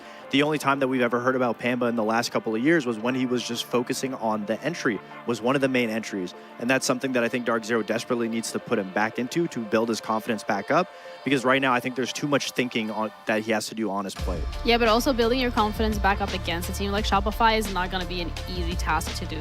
No, but that's what I'm saying, is I don't think they've had enough time to figure out the issues. I'm expecting Pamba to honestly maybe have a double negative game to a certain extent against Shopify Rebellion. So this is something that they should work on for next year. And, you know, maybe they'll be able to make it to Munich throughout the lower bracket, but I just don't think there's a single shot Dark Zero can win today. Oh, wow. Okay, that's some pretty definitive answers that we have going on here over on the analyst desk. But with that, we're also ready to be getting over to our casters to cover this best of three, and maybe they can give us a little bit of an insight if they think DZ has an opportunity or has a way that they can come out of this game on top. Well, both of these teams are a far cry from what they were in stage one. The landscape of the NA League has gotten far more competitive. It's incumbent upon both Shopify Rebellion and DZ to match that level of competition. Both of them finished in first and second. They had a bye in stage one. They don't have a bye this time. In fact, they fight each other in the very first round, and the winner goes up against OXG. Looking at the map pool, knowing that we start on Nighthaven Labs, this map's either going to be good or great. Do you lean towards the good side, or do you lean towards the great side, or do you maybe think it's going to be a bit of a wash and it's not going to go as well as we'd hope? I mean, I I would hope that this isn't a wash. Of all the games to be a wash, you never want a Shopify DZ game to be that. I mean, starting in 2024 Stage 2, this kind of seemed like it was going to be the rivalry, you know, Canadian against DZ, an org he was a part of for a long time. Obviously a 45-round game, now in the finals exactly a year ago. And also still being, you know, two really good teams last stage, getting, I believe, you know, what, second and third respectively.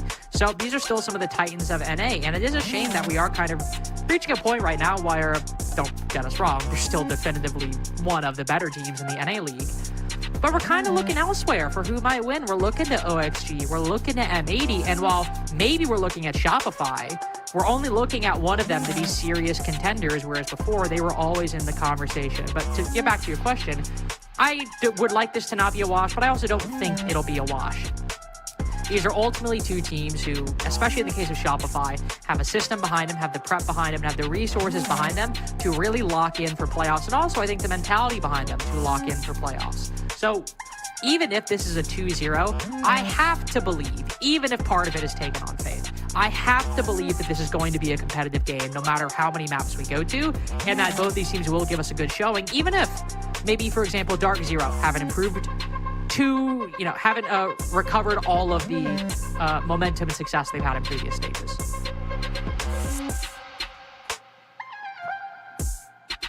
Canadian's always had a bit of an issue going up against his former teams, whether it be Space Station, whether it be DZ, EG way back in the day. And it always does provide an interesting story, but also it impacts the matchup in the server.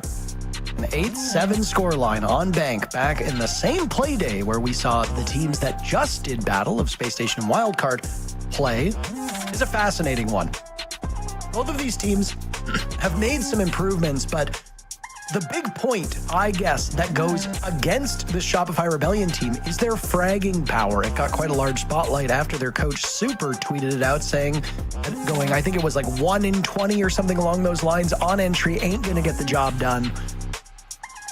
You've got guys like Surf, you've got guys like Ambi who are formidable and they are fearless and they can break the best defenses very effectively. But the thing is that Ambi in particular is an aggressive player that needs his teammates to match him to get the most out of him.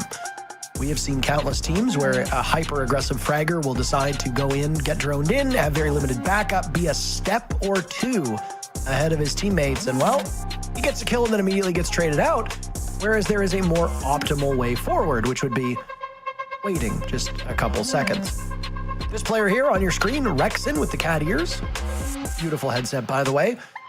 He is a known slow starter in big games. If he can get on the board early and quickly against another team on the side of DZ who themselves have some really formidable players, that will bode well for Shopify Rebellion. The player on your screen right now, Pambazoo, has taken quite a bit of beatings with his performance so far this stage. And since I've done a fair bit of talking here, why don't you fill people in on what's been going on with Pambazoo through stage 1 and mostly through stage 2? Yeah, of course. And so as the Deskas, this has been one of kind of the most consistent talking points we have had about Dark Zero and Pambazoo specifically over the past stage, which is kind of ironic. Last year was Spirits taking all the headlines, but this year, while Spirits has definitely been involved, Pamba's also been taking a lot of notice. And a big reason why that is because in stages of NAL past, and I'm talking about like, you know, the past 2-3 years, right?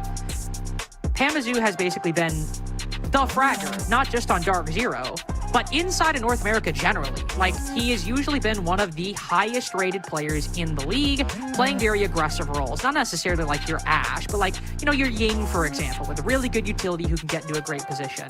Then being fed a hot drone in front of him, and no matter what op he's playing, always being on the front line. But that's not the case anymore. He's playing a bit more of a flex position where his utility is a bit more actively important in the overall trajectory of the round. Not like, say, you know, Ace, for example. You might throw all your Selmas at the beginning, you walk around with the AK-12 for the rest of the time. He's usually playing operators like Ram, for example, that might, sure, you can throw all those boogie drones really quick, but unless you're playing a map like Cafe, might not be super readily accessible to certain parts of the map. Or also like Capitao, where you really need a lot of that utility saved up for the late game. And as a result, he doesn't have the opportunity to just go and kind of play his life early on. And so what you've had as a consequence is that Pambazoo hasn't been able to get as aggressive and also isn't able to just kind of play for himself, or at least like play for the kills, especially early on, as much as he was used to. And this is a change that could work in the long term. But since it's a change that's happening right now, and it's a big deviation from the status quo, it is always going to be more likely than not disruptive for the team making that change. And this just happens to be the stage where they're going through that transition. Maybe it's in 6 months, Parker, we'll be like, oh my God, what a great change. Pamazu's doing great with the role. Right now, we're just very early on, and it's still very clear that it's taking time to settle. Speaking of taking time to settle, I'm not sure why we haven't settled into this matchup just yet. I think that's the sign. Well, that's the sign, Parker. I think we're ready. I think we're ready to load in. Maybe. What if we cut back and it's just spirits again? I would laugh. I would laugh very hard. Also, why are all of Shopify Rebellion looking off center and all of DZ are just they're wired into what's directly ahead? Well, more importantly, why is Andy kind of looking on center and the rest of the team is looking off center? A real mystery to me. The third place team of Shopify Rebellion versus the sixth place team of Dark Zero. Both of these teams got a bye in stage 1 because they finished first and second overall. They were not quite as fortunate this time around and will now have to do battle. The winner goes up against OXG. The loser goes down to the lower bracket. We'll see who's who as we start on DZ's map choice of Nighthaven Labs, and operator bands will quickly roll through. And by the way, if you're excited for the operator bans, because it might be different from the first series, I'm going to hate to disappoint you. It's going to be probably almost the exact same thing because, and there's actually an important reason why this is, of the 3 maps we have or are going to play. Okay, well, hold on. I'm going to finish this, but make it shorter than I was originally going to. Go ahead. All of the maps we played so far or about to play all have exterior walls that are very important. Clubhouse is Plat Wall Jacuzzi. Skyscraper has Geisha House. Here, we have IT and Connector on the top floor. So normally what we see is double hard breach ban, double hard breach denial. So we had for basically both maps earlier. It's what I thought we're going to have here with a Thermite and Decade ban. But then we have an interesting switch up, which does indicate, by the way, that Shopify have in fact done their counters, because Dark Zero did something very interesting in some of the Nighthavens they played, in which NJR will, or sorry, I think it's actually Citizen. Citizen will play Nomad, and what they'll do is they'll put him around IT, and he'll put air jabs on the inner door. That way, for example, if a Clash tries to walk in and retake that position, they'll get knocked down. Instead of using the air jab strictly for flank watch, they'll use it to kind of create little pockets directly next to the site that they can push into and deny any defender from retaking, like, in their face. Shopify banning out the Nomad, which is a key part of many of DZ's strategies or attacks, including for this site in particular. And shocker, Dark Zero, anticipating that, likely banned the Clash for that reason. It's first Aurora of today, by the way, or did my eyes deceive me early on and I just didn't see it? Perfect. Not a lot of Zofia today either, as she still struggles to find her place in the meta. Haven't really seen a lot of great Aurora strats in my days. There have been a couple good ones, but I find a lot of times she either dies early or the execute's going off so well you don't really need her. A very strong operator in the right hands and given the right execute can completely demolish any chance of a retake. DZ have already opened up this IT wall, and we're hoping for somebody on Shopify Rebellion to peek out. Nobody will give them that, so they have to go back to the drawing board, which is the other exterior wall.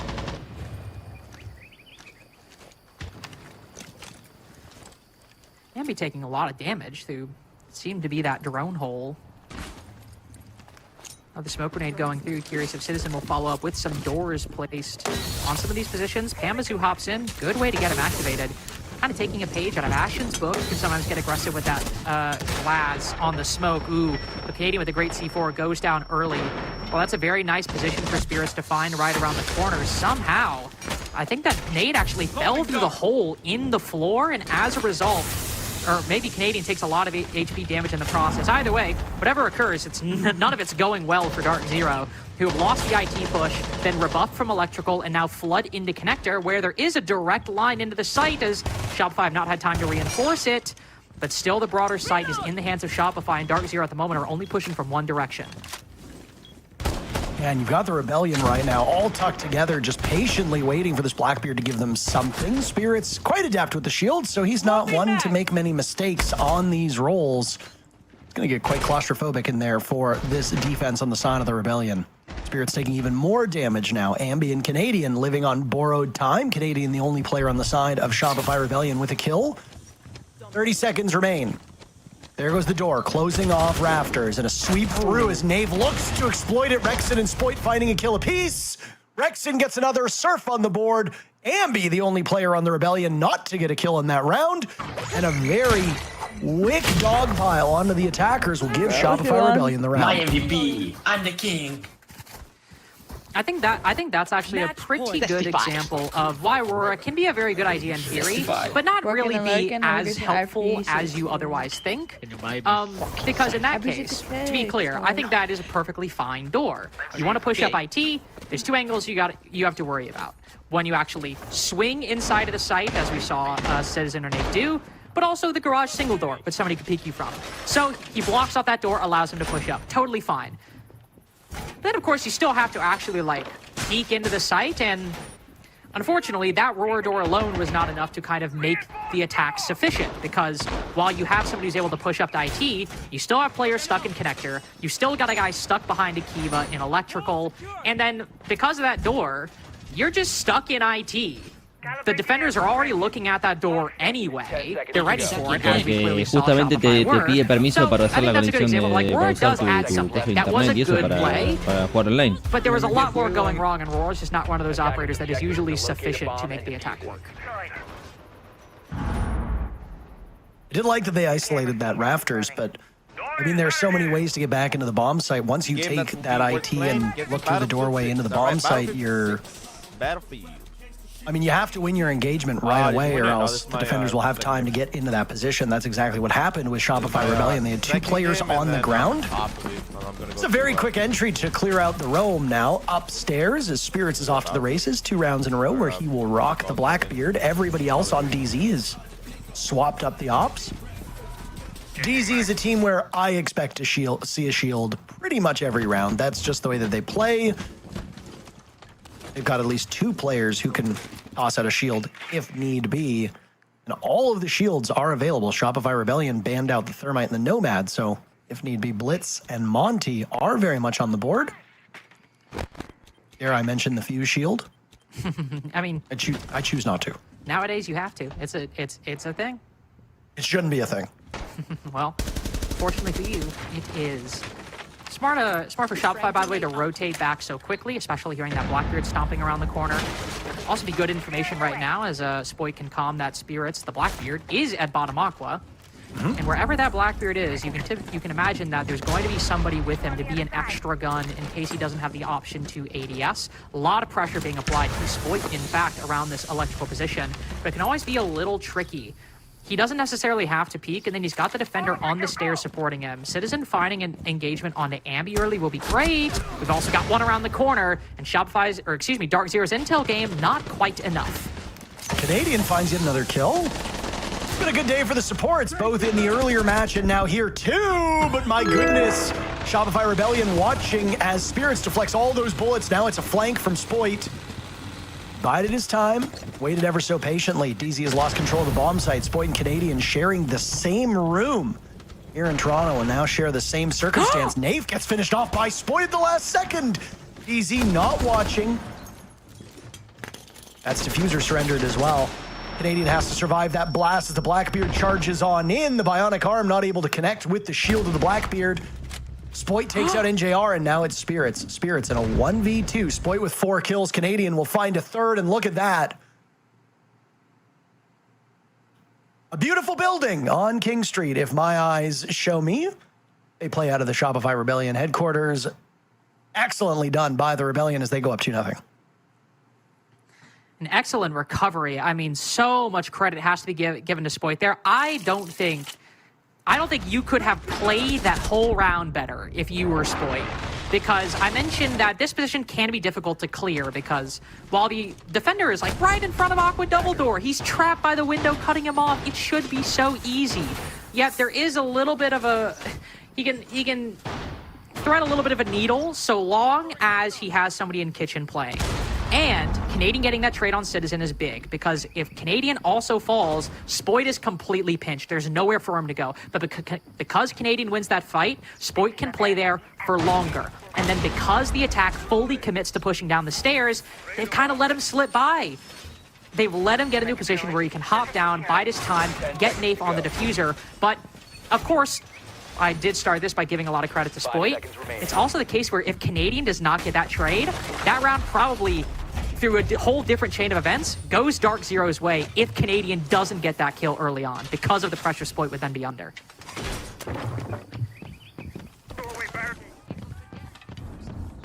A heat sink between these two players, by the way. 7 of the 10 kills on the side of Shopify Rebellion in the hands of just 2 players. DZ's offense right now sputtering. The best offensive weapon on the side of DZ through this stage is Citizen, who entered with 87 kills. The only player above 100 kills at the start of today was Adam on the side of OXG. A number of players very, very close. Citizen will almost certainly get there. Surf on the other side had 90, Spoit with 89. So these are 3 players to watch, as they will likely all accrue 100 kills by the end of this best of 3. Spoit's already 4 on the way there. He's 7 back of 100. Canadian and Nafe have been at the bottom of their respective teams, and as the leaders, team captains, IGLs, etc., that is to be expected. Their stats are very similar, and a fun little quirk between these teams, Lynx. Both of them have played exactly 105 rounds through stage 2. So literally exact same amount of rounds played. So the numbers should give you a pretty good idea of where they are at. NJR and Citizen are, well, Spirits is technically positive as well, but he plays sheltered minutes, so low kills, low deaths. He survives an awful lot when the team loses, which stands to reason given his role. He'll be on the Blitz this time around, and he was a very crucial part of a almost win in the previous round on that Blackbeard. Spoit will start things off gunning down Pambazoo, who's had a dreadful beginning. Spoit on the run, Nafe finishes that off, so there is a trade, but Pambazoo 0-3 is not the start that DZ had hoped for. No, especially since he's the main source of Vert. Kind of strange, all things considered, that Pamba decides to go for the sledge instead of, if you want to go kind of within the building to buck, but Ram is extremely common on this site, and also an operator Pambazoo's brought this stage and this game and is currently unbanned, because instead of having to hop in, you could just sit outside the window, throw the boogie drones in. Of course, they were trying to get a handle on Spoit's position, which that's an operator he plays an awful lot on this site. It's always going to be difficult to pinch, and I think the positions were good, but Spoit is clearly a bit too slippery for Dark Zero today. Cannot get their hands on him, and right now struggling to find control of the site as well. Minimal vertical now that Pambazoo's gone down. Shopify retreating into the site itself. It's going to be a real difficult challenge for Dark Zero to pull this off, especially with most of their execute utility being gone. The Spirits is still up, so you've still got a shield to lead the way in, and when it comes to violence, DZ is able to meet Shopify Rebellion at their best. Down goes NJR at the hands of Ambi, who's now on the run. That's his first kill through these 3 rounds. Getting Ambi on the board early is good. He'll be finished off, though, by DZ as they double up. Desperately running out of time. Nafe getting diffuser down, serve as last man standing. He guns away Citizen, and now just needs to stop that diffuse kit from going, but he doesn't have intel. He can't get to it in time. A ring around the rosy. Citizen bleeding out. Spirits and Nafe still upright. He'll see the shield. Surf completely blinded. Nafe credited with the kill, but the Blitz instrumental in that. Spirits gets no points for it, except for an assist. DZ on the board after 3 rounds. No way, shape, or form should that round be going to Dark Zero. They've got no vertical, no time, barely any angles or positions to speak of. And yet, if you could just shoot your opponent and start the fight quicker than they can react, you're able to win those rounds. And I think there's a very good reason why Dark Zero are still taking a tactical timeout, I think, given... Maybe not, actually. No, they are. I was going to say, not at all shocked that they'll be taking a tactical timeout off the back of it, because that entire round came down to gunfights. I mean, Citizen pushing up the 90 hallway, hitting a flick, by the way, onto the guy prone on the floor. Nafe getting, I think, a 3K upon entering, or a 2 or 3K entering the site itself. If Dark Zero didn't go huge there individually, that round was going Shopify's way almost every day of the week. and running a setup, by the way, that Shopify have actually run many times up until this point, and one that still gave Dark Zero trouble because of, in part, the operator lineup they brought to deal with it. So even though they won that round, this is a very, very possible 3-0 half if just a few key moments don't go their way.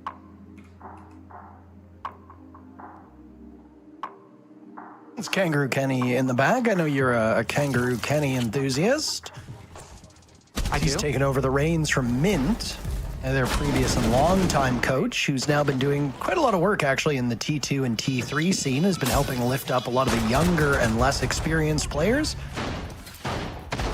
T2 scene in Rainbow Six has unfortunately been in a position where it doesn't have as much influence on Tier 1 as much as it used to, but the relegation system, suddenly its importance has come roaring back. So having somebody experienced, able to help mold and shape these players and give them advice is of critical importance. Kangaroo Kenny picks up the torch. He's been helping Dark Zero along with Nafe as he took over as sole IGL after Canadian was shipped off of the roster. DZ has been one of the most successful teams in NA. It was talked about before the playoffs began that Dark Zero has yet to miss a regional playoff since they made their debut, what, 5 years ago at this point? Something like that. One of the most consistent teams in the entire history of this esport. They won a major when Canadian was on that team, back when NJR, Pambazoo was on it as well. These long-standing players, major winners. But as of late, this iteration of Dark Zero has not been without its challenges. This is their map. It's a very favorable map for them. Shopify Rebellion are 0-2 this stage on the map, so DZ should be in great shape. But obviously not loving the start if they have to call a timeout so early. They got to turn things around quickly because you do not want to lose this map and then go to Chalet down in numbers. One thing Shopify Rebellion's been really good at, Lynx, is drawing first blood, and they'll do it again. Down goes Citizen. Spoit continuing his great day as he's amassed 6 kills so far.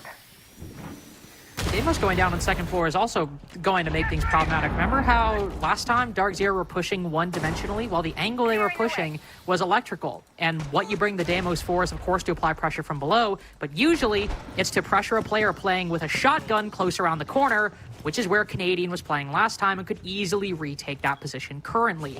However, there's a development I really quite like for Dark Zero. We see the Ying enter the fray now that the ban phase has transpired, but specifically Pambazoo bringing it.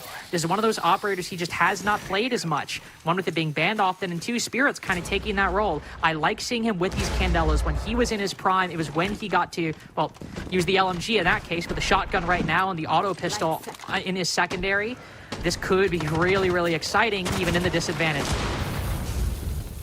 There goes some fire, and the Surya Gates also slowing DZ's advance down. The two major fraggers on the side of DZ, historically, NJR and Pambazoo, yet to get on the board.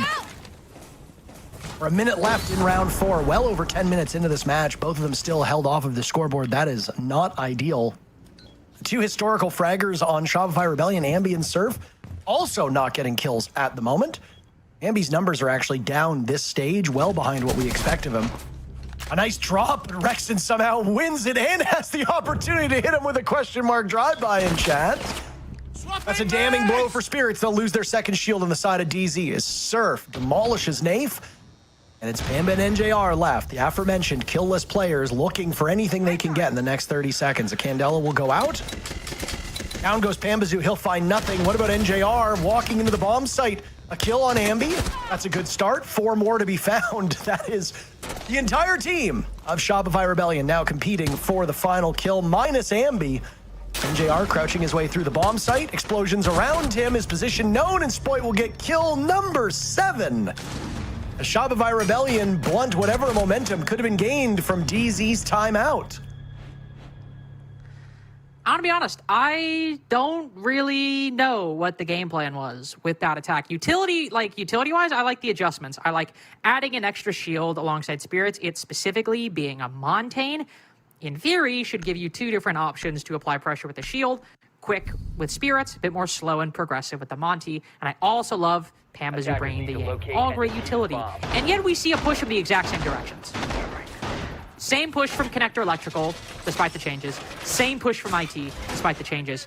And arguably, without the Aurora, it goes worse. you're not really able to push up as much as you were before, and not saying they should have brought the Aurora, but it doesn't go nearly as well as even their round 1 attack did, which basically resulted in them only getting 1 kill. I'm also very surprised. I could have missed it. We were focused on IT a lot, but normally what we see when we have a Monty and a Ying is actually like the Monty and the Ying push Aqua and try to like disrupt the players there and then maybe like flank up Aqua later in the round. But again, it seemed like the entire focus is on the IT side. Maybe that's something I missed. Maybe we were just focused on that one segment. But also Dark Zero with those tools, not even doing the thing you normally see teams do with a Monty or a Ying on Nighthaven. Camera feed up and running. Laser gate in position. DZ throwing everything at the wall to see what sticks. Now a Finka on the board, an operator that we're seeing for the first time today too. Correct me if I'm wrong. Yeah, I think it's the first time. We're going to the judges. The judges gave it to me. All right, perfect. I would remember. Yeah. But I mean, this carousel of operators just to kickstart whatever offense you can get. Citizen, the highest rated player on the side of DZ. He's even at the moment. Citizen does like to play on his own. He's been a bit more constrained on this DZ team. Not being given as much free movement. Nice. NJR will find his 2nd kill in as many rounds as Ambi gets toppled. Ambi having a rough stage, as was mentioned. But the kills have been spread out on the side of Shopify Rebellion. Spoit had a down stage 1. Ambi was a superstar. Now it seems that they have swapped in the standings. Surf has been the absolute standout for the Rebellion. As there goes Spirits at the hands of Spoit. You've lost your shield. That's not ideal. I don't even know how Spoit is getting these kills. I also don't know... I don't know what Spirits' roles in these attacks are. This is the 2nd time in a row he's been by himself as the shield. The first time, at least, like, okay, the attack was kind of going awry. It was late in the round, and it seemed like they were maybe getting something, but either way, that seems to not really be the biggest issue. The Rexen, I think, caught with a C4 in hand. It might have been weird with Spoit up top, but it's all going Dark Zero's way at the moment. These 2 kills from Surf will feel nice, but will likely be a Pyrrhic victory by the end. And indeed, they will. Dark Zero pick up their 2nd. Again, not really sure why Spirits was alone on the top floor, but hey, we got to give Dark Zero credit for the rest of it working out so nicely. Said this would likely be good or great, and so far, it's a pretty great matchup, even if we are left scratching our heads at some of the decisions that they're making. Do you know what that backdrop is that Shopify Rebellion is using? I don't, actually. Not familiar with it. Defenders, protect your bombs from being defused by attackers. Either way, coming to blows. NJR now online, amassing 4 kills in the span of 2 rounds. Nave having the most kills on DZ is a bit of a troubling sign. It suggests that you are having issues making contact in your opening duels. It's the same with when Fabian used to get the most kills on Penta/G2, and Canadian gets among the most kills on Shopify Rebellion, which he's not getting the most kills, but he's had an abnormally high number of high frag games this stage because his teammates have been having really rough deployments. Canadian typically plays a more sheltered style on Shopify Rebellion. He's not going to be in your opening duels. He'll be playing that floater role somewhere on defense where you can rely on him, but if he's engaged in the first bit of action, that's usually a bad thing. Will Nave take more of a back seat? Spirits is playing that hardened support role through much of these rounds, as we come to see. Again, Spirits plays those roles in a way where he survives an awful lot while the rest of the team will die. He has not been quite so lucky this time around. He's having a bit of a rough game. He and Pambazoo combined 2 and 9 at the moment. For players of their caliber, those are very bad numbers. No, not ideal. Not ideal. But hey, these things happen. You know, they also have important ramifications depending on what might happen this game. Spoit facing a lot of pressure early, put to 1 HP, and Dark Zero, I was going to say, finding themselves in a really powerful spot. The defense caught completely unaware. 5v3 as Pambazoo gets his 2nd. It seems that Shopify have no answer whatsoever. Until Spoit and Canadian, the very 2v4 duo Parker from before, they get active. Just sitting patiently now and waiting. The duo on the side of DZ versus the duo on the side of Shopify Rebellion. Spoit on low HP, though. A winnable round for both sides. Canadian will test his mettle. Spoit, technically, there's two of them, right? So he can swap around, providing that that second robot on Skopos has not been destroyed. He'll go for a long flank towards the bomb site while Canadian holds down the fort. Neither player on DZ have the diffuser. Pambazu has now fixed that as he's retrieved it and will begin the diffusing process. He falls off. Trying to bait out these last two Shopify Rebellion players. Nobody on SR is giving him any quarter. A creep up by Spoit. NJR was prepared and ready for that. Now looking around for Canadian with Deagle out in hand. Nitro Cell around the corner. He doesn't do it. NJR is just a bit too fast. Canadian was damned if he did, damned if he didn't. And a bounce back round from the duo of DZ. Have to commend the remaining Dark Zero players there, especially, I think, NJR on the coverage, obviously being just doing NJR things, as I think we would all expect. If I would want anybody to play passive and to cover an angle as I'm going for a plant, it would absolutely be him. But also just not getting ahead of themselves. It would be very easy in a situation like that, where the attack has been going and been going very quickly for about 15 seconds at that point. It'd be so easy to get caught up in that momentum and just push too far. It'd be a mistake, but it'd be the kind of mistake that I don't think anybody would really blame you all that much for. It'd be understandable. But here, Dark Zero take their time, they wait, they slowly move forward to figure out what control they can actually acquire, take the absolute minimum necessary in the 2v2, and NJR is great to cover and put the diffuser down. That's just the experience coming into play. I mean, I would not be shocked whatsoever if Shopify were to play a 2v2 on the attack that effectively as well. But it just goes to show that, oftentimes, if a team is capable of slowing down like that when things have gone awry, especially after a rush has gone awry, it's just a really impressive thing. First half, no closer to a conclusion. Nighthaven Labs here in NA is, did you guess it, the most played map in the region. Yes. I love it. Stats-wise, breaking quite heavily in favor of the defenders. That is bad news for Shopify Rebellion. 69%. That is not coincidence. That is literally the number. 69% of all rounds played on Nighthaven Labs here in Stage 2 have been won by the defenders. That is a yawning chasm between attackers and defenders. Usually we see 45 to 55. Sometimes we see 40 to 60. Seeing a 31 to 69% spread between the two sides means that if you are not winning 4-2, you are doing a very poor job. 5-1 is perfectly reasonable for this defending side. Shopify Rebellion were only able to get 3 rounds. That is less than ideal. So DZ should be able to breeze through this second half based on those numbers, based on the fact it's their map, based on the fact that they're defending. If Shopify Rebellion can pick up 1 or 2 rounds very quickly, it'll knock DZ on their heels, but DZ will still have the lighter workload moving forward. I'm going to watch to see, what does the roam for DZ look like? Do they overextend too much?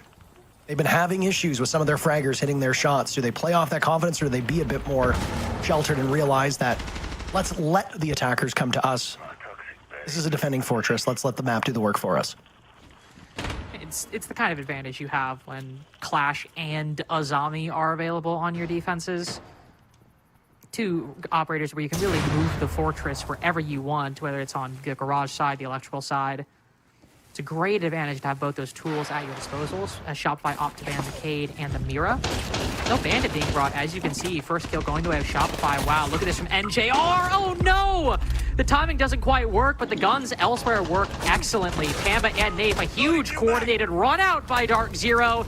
And yet Shopify answer back in kind as NJR overstays his welcome. Spoit takes control of Garage. These teams making some great moves in the mid-round, and it just happens to be Shopify coming away the victors, and yet Parker, with a minute remaining, who else but the Azami with 2 Kivas and the Clash. This can be difficult, especially if Nape has to put his gun up. These are 2 very strong operators to have in the late round. Nafe is ready and could easily get 2 here. He'll get 1 for sure if the Lion of Spoit is looking up. He sees the shoulder, gives his position away, so an easy kill has now slipped through his fingers. Or easier, at least. There'll be more adversity, that's for sure. Drone still available for Shopify Rebellion as Ambi and Canadian will work alongside Spoit. All three of them still upright, droning in with 30 seconds left. Nave playing off this deployable shield, holding on for dear hope. Oh my. Ambi wanders in aimlessly, and now Nave is repositioned. This is eminently more winnable. Down goes Spoit. Canadian is the last man standing. He finds Pambazoo in a 1v1 against the Brit who replaced him. Who prevails? Time running out. Canadian couldn't hit water if he fell out of a boat. Nafe securing the final kill, and DZ has the lead. Oh, I hate to say it. That's kind of a fumble from Canadian right there. Well, I mean, I don't really hate to say it. It's just kind of accurate. Nafe is trapped in a corner. Literally trapped. Nowhere for him to go. Canadian has him cut off entirely. Even gets the first bit of damage onto him. But just missing all of those shots. Hey, it happens. You know, these things occur. But still, that was the easier of the two gunfights he landed. I mean, winning that fight, crazy. This should be the one you get, even on low HP. That's an easy pre-fire once Nave crosses. And, hey, we all miss shots sometimes, but that's a really rough moment for Canadian to lose. And Dark Zero take the lead off the back of it. They've been fighting at the back, on the back foot for this entire game so far. And off of that, it's the first time they can find themselves in the lead.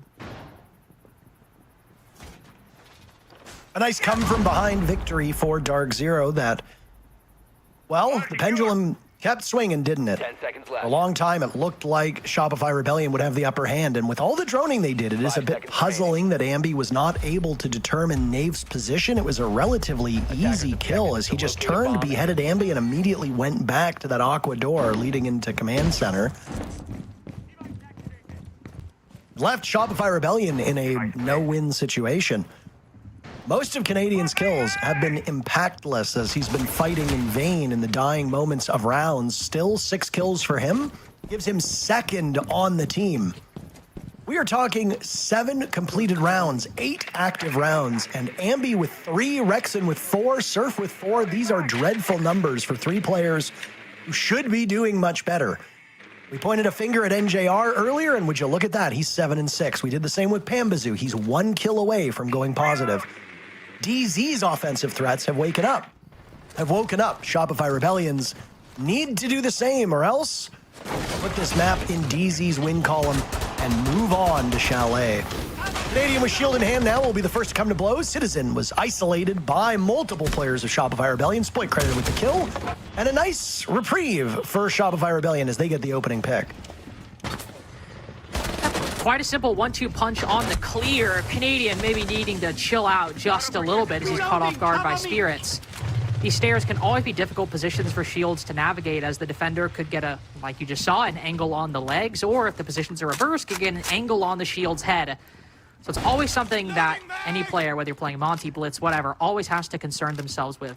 But aside from that, the roam clear goes flawlessly. I particularly loved how well coordinated that clear between Canadian and Spoit was, who really have been a duo this whole game, it seems. Canadian pushes in, pushes the defenders into like top aqua or control, and then Spoit immediately opens the wall to cut them off.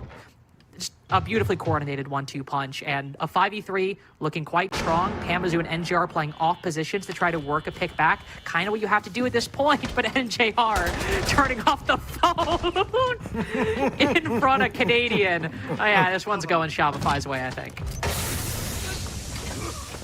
Oh, Pambazoo and Spirits, last 2 left. DZ still keeping their wits about them, and some humor to boot. As the assault from Shopify Rebellion continues on the middle floor. They're in prime position to tie this up. Dark Zero's lead looks like it was only for a short period of time, just a couple minutes. Very kind of the Rebellion to let Dark Zero keep it warm for them. So with outside the realm of possibility that Spirits could get a 1v... Oh, yes, it is. Okay, never mind. Issuing a correction.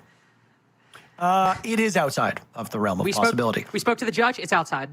The judges ruled it's outside. Unfortunately, sorry, Spirits, you had to die in that round. Shopify Rebellion answer back. The game is tied. A big victory for the attackers.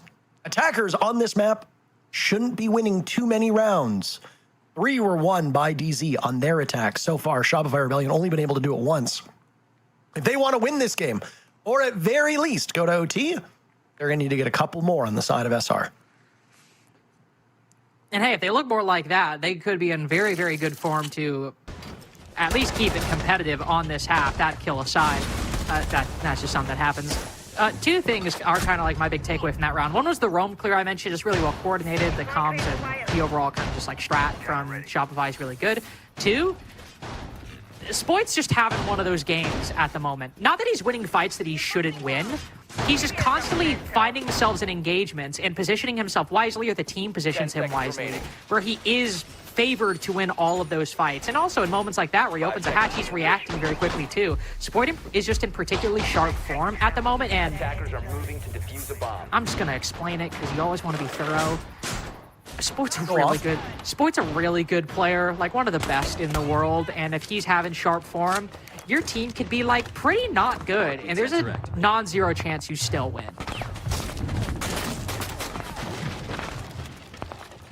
Always loved seeing a couple players after a devastating loss or a tight loss would tweet something along the lines of like, well, I still got my kills. And it's like, that's the spirit. That's the thing that your teammates want to see after a devastating loss. Hell yeah, you doing a victory lap on your own performance.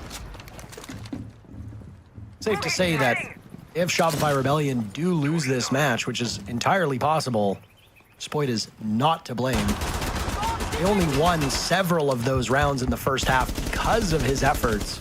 Even if he does cool off, he's given them such a leg up that the rest of the team needs to step up and get the job done.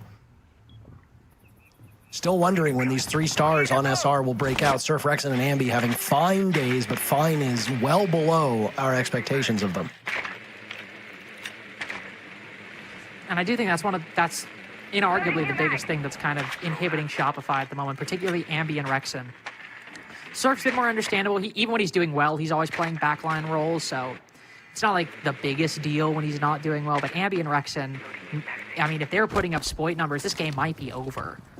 And the fact that it's this close is a testament to Spoit, but also a testament to the system on Shopify that they have this structure to fall back on. The roam clear not going nearly as fast as it did before, probably because Canadian's on IQ and not on that shield. And yet Spoit's able to find the entry nonetheless, because when the call is go, boy, do Shopify start moving in the site. Canadian putting the diffuser down. And I don't believe anybody on the vertical top down. The C4 from below will force Canadian off.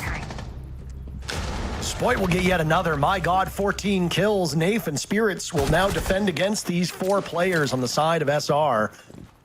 Spirits has been dropped by, you guessed it, Spoit, whose grenade will do the rest of it, and he's looking for kill number 4 on the round. 4 kills in 1 round for Spoit. Surf and Ambi both sitting at 4 kills, and Spoit will do just that. A quad kill for the Swede. Shopify Rebellion regain the lead. 2 rounds on attack on Labs. A bit abnormal, but SR's making it work. A bit troubling for DZ as they sit on the better side. Remember when I said that even if your team is like not doing good, you can still win the round if Spoit's doing well? So in that round, Shopify hop in, start planting, and oh no, they have forgot, actually, something that's kind of important. There is the possibility that somebody's below with the C4. Now, this happens, but that still could have disrupted the attack entirely. And to Canadian's credit, he backs off and dodges the C4. But now we've got a really big variable that we didn't consider that can easily disrupt the whole attack. And what does Spoit do? He just pushes Garage. Not only gets that kill, pushes deep, as you can see here, ahead of Canadian. And then, of course, just controls the whole room, positions himself, also to say, in the best possible spot. Sitting in that corner, you're focused on the most immediate point of entry that a defender would likely be. Since he pushed from Garage, he knows that's clear. But he hasn't cleared the cafeteria side, so he's watching that way. And he's also not exposed to anybody from Garage, anybody in the other site. So Spoit, obviously with good positioning as well. But I almost said it again. Shopify did not consider a really big disruptor that Dark Zero threw at them. But because Spoit is able to just ride the wave so well, it is kind of a footnote in the whole round. 5 seconds to insertion. Deploying jammer. Reinforcing.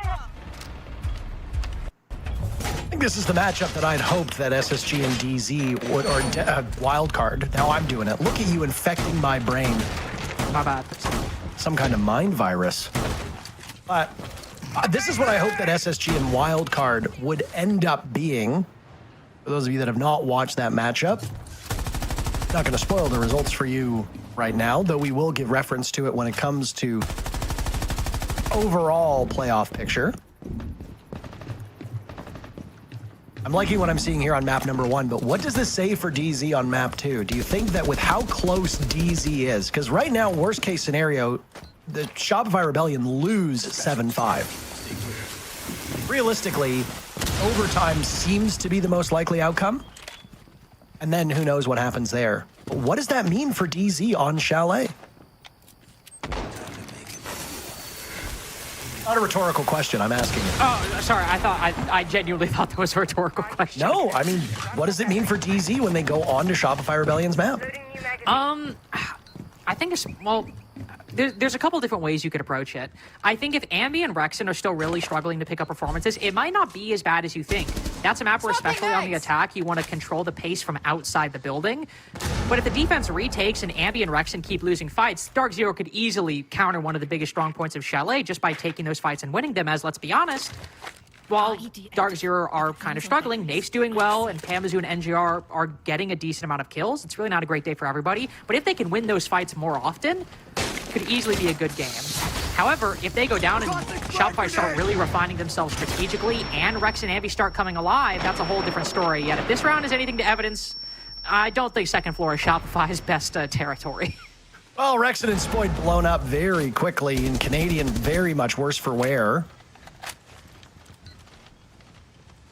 All the kills will now fall on to two players perfectly capable of it in the IGL. DZ without a scratch on the paint at this current point in time.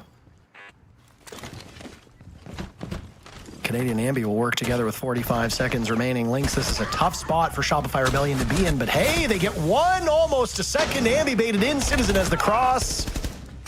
Down goes Citizen at the hands of Surf. He finds another! My goodness! Surf now sustaining serious damage. He's finished off. Canadian will need to clutch up. Out comes the SMG. Down goes NJR, and Nafe and Canadian will be in a battle again. Nafe goes 2 for 2. The Brit has the Canadians' number, and we've got a tie game.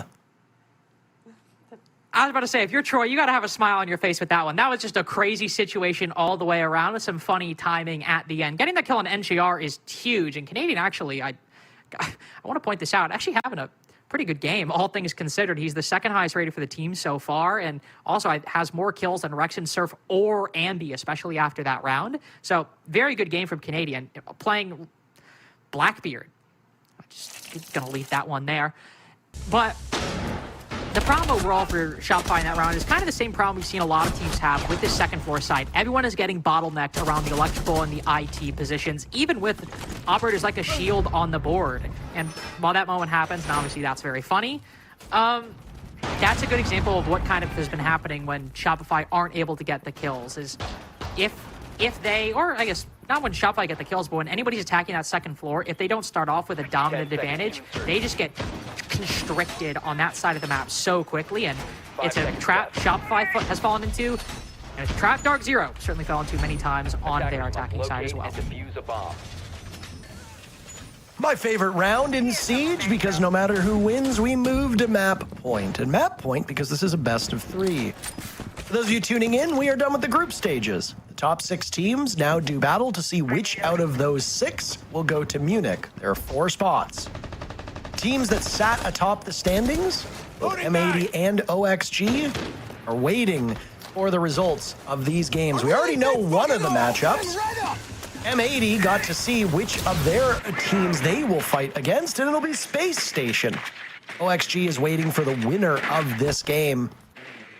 Shopify, Rebellion, and Dark Zero will then go down to the lower bracket. The loser, the winner, will go up against an Oxygen that's looked revitalized. The changes they've made, Adam settling in on his role, Forrest's leadership guiding the team forward, all of it have culminated in one of the best OXG rosters, potentially even the best OXG roster we've seen ever. Pamazoo's been a name we haven't said a lot today outside of our disappointment in his score. And well, he gets the leadoff pick here.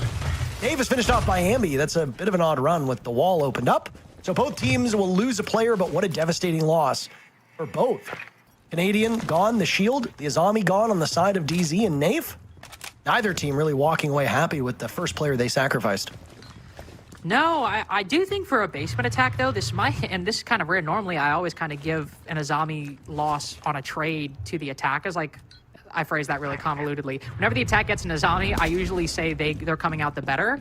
But losing the Monty is kind of big. But in conjunction, oh, okay, so the round's just going to end. Gotcha. Ambi's gonna kill every single person. He heard you talking about how little he'd done in terms of kills, and he said, hold my stats. There you go. Huge round from Ambi as he kills basically everybody. And DZ is on the ropes on their own map. Lynx, Shopify Rebellion on map point, about to steal DZ's pick of labs away from the team in purple. I want to point out, by the way, that really only one round from Shopify has been won by just, like, I would say, very clean siege overall, right? And it was that basement attack where they have the great roam clear, then convert down below. It was a Spoit 4K in round 9, which was like a decent strat, but a Spoit 4K, a Spoit single-handedly clears the site. And here, Ambi gets 4 kills. I don't even know how we got the middle two. We saw the first and the last one. I don't know what happened and how he got all of those, like the second and the third kill. But 2 of Shopify's wins have involved a huge, massive pop-off 4K from Spoit in the case of the first and Ambi in the case of the round that we just saw. So Basement will be the only site that goes Shopify's way every single time. Though every single time we've seen them play, it always feels like Dark Zero are disrupting Shopify well. Even look to the rounds that they've won. Basement and Tank, the first one, I'll give you that. But Storage, C4 from below, disrupts everything if Spoit doesn't save the 4K. There, Shopify lose the opening pick. The Monty goes down really early, and it's only with Ambi getting some weird, crazy 4K that things work out. Maybe we see it, and I think differently. But I have to say, so far, Dark Zero have been successfully disrupting Shopify, and it's all been about how they react immediately in the moment with their gun skill. 24 kills between Spoit and Canadian, and finally the supporting cast of Shopify Rebellion has found their footing. Surf 6-6, Rex and 7-7, Ambi 9-9, all of them sitting at 500, which still is well below expectations, but at least they've been able to match the offensive firepower of DZ. Citizen, the best statistical player on Dark Zero this stage, is not putting up great numbers. The only person doing less than him is Spirits, and Spirits' role, come to expect that. Though Spirits has the fewest deaths on the side of DZ this stage. He's got 10, tied with Pambazu and NJR, so dying a bit too much for Comfort. Very critical round now. Dark Zero hoping to stave off defeat, but it's a bad beginning. There's Spirits losing out, his 11th death. And Shopify Rebellion have an advantage with 2 minutes to go. That's crazy work from Spirits. Hopping out, all right, that's a bit awkward. Hopping out that window after a C4's just been shot out there, I think maybe thought he could catch Ambi off guard and focused on the window, but just ends up hopping directly into 3 different attackers. And again, I'm not really focused on the Azami for this one. I'm just focusing on a 5v4 acquired early for Shopify, when now, by the way, remember when Pamba and Dark Zero were attacking this site and we only had the sledge? Well, now that you have the Ram, you can toss those boogie drones from outside the window, get the vert accomplished. They've got a 5v3 with a minute 10 seconds remaining. Make that a 5v2. Shopify Rebellion doing everything to close out the lights on this Dark Zero match, and they'll get it done. Ambi and Spoit doubling up with the final 2 kills. Ambi coming online right when you need him the most. Those last 2 rounds, not quite as close as we'd hoped. Shopify Rebellion snipes DZ's map with a 7-5 scoreline. Now they go to Chalet, up 1-0. Can we see 2 2-0s today, Lynx? That is the question. A really great routine result for this SR team. Spoit, in particular, doing very, very well. And DZ will need to regroup for what will be a very tough game. They're not out if they lose, but the road to making top 4, to making Munich, will get a lot harder. What happens in map number 2? We'll find out in a couple minutes.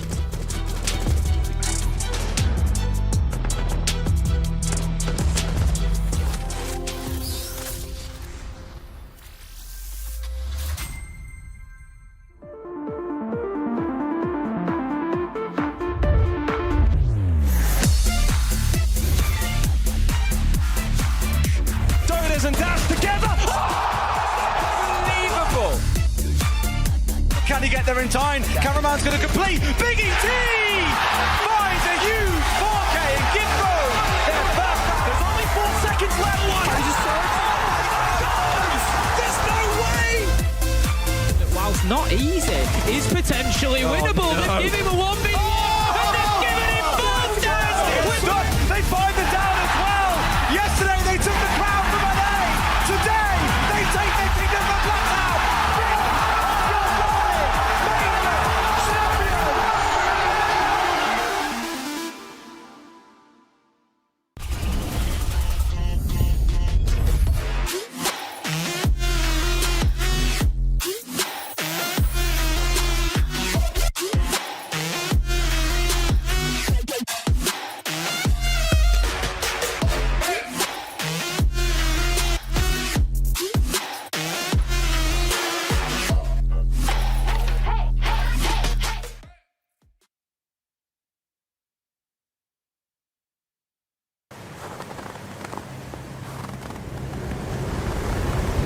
Keep an eye out for contact.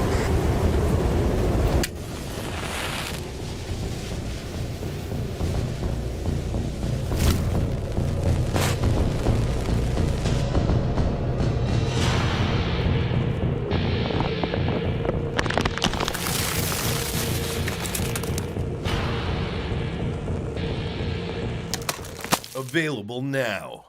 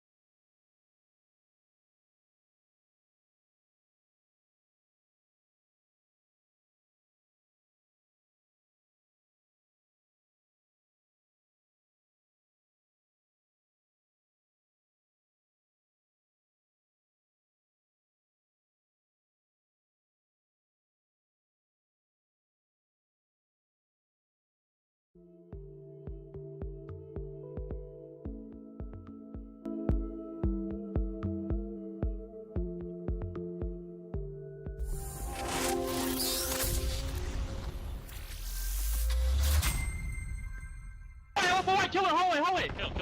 Kill me in the hallway. Last slow. Fucking round, guys. Great job, guys. Nice attacks, guys. Nice attacks. Good job, guys. Looking clinical there. All right, real quick. I just wasn't trying. Headphone user warning. First things first. I mean, you know what? The confidence, at least for the side of Shopify, is there, but not so much for DZ. It was a close one, though. There was a world where this was going to go to OC and potentially DZ was able to close it out, but still quite a lot of the mistakes that we highlighted earlier before the match started were apparent here as well. Yeah, DZ didn't do as bad as I anticipated that they would. I mean, NJR and Pamba both had pretty decent games, and I would say when it comes to the map of Labs, I really was impressed with how close they kept a lot of these rounds. Everything really came down to 1vx's at the end, or really, clutch situations, 2vx's. But I think when it just came down to the end, later in the half of the rounds, the pressure would get to DZ. A lot of the rounds that they were losing were rounds where everything looked good up until they were put in a 2v2 or a 1v1, and that's where DZ crumbles, is when that pressure is on their shoulders. They don't have an identity to fall back on. They don't have the confidence right now, and that's what ended up losing it by a game of inches. I mean, what's interesting about this game, too, I mean, you highlighted, Spirits either gets banned out or Citizen gets banned out. Spirits didn't get banned out this game, and he went 2-11. He could not find his stride on those openings with utilizing those shields, which, again, it goes to show Shopify Rebellion understanding their matchup, understand that they also don't need to ban out Spirits. They can use operators to delay Spirits, to not allow him to be such a spearhead and to be able to deal with it, which is why I think we're also then seeing NJR and Pamba be able to perform, because, again, this is where we're talking about if Spirits or Citizen isn't finding success, What's the answer? Yeah. of course, then it's going to be Citizen and then it's going to be NJR and Pamba finding success, but ultimately, all of them need to be in there playing their roles, playing their spots, and being able to play together, or this is going to be the result. Yeah, the game was close, but this isn't a game about inches. This is a game that's you need miles in order to make these playoffs. And if this is how you're starting out your run here, going to these maps that statistically have favored you and not putting up that performance, it's only going to be that much dire now going into Chalet. Fun Wow. One more time. See, statistic is hard for some reason. English is really difficult today. Fun statistic.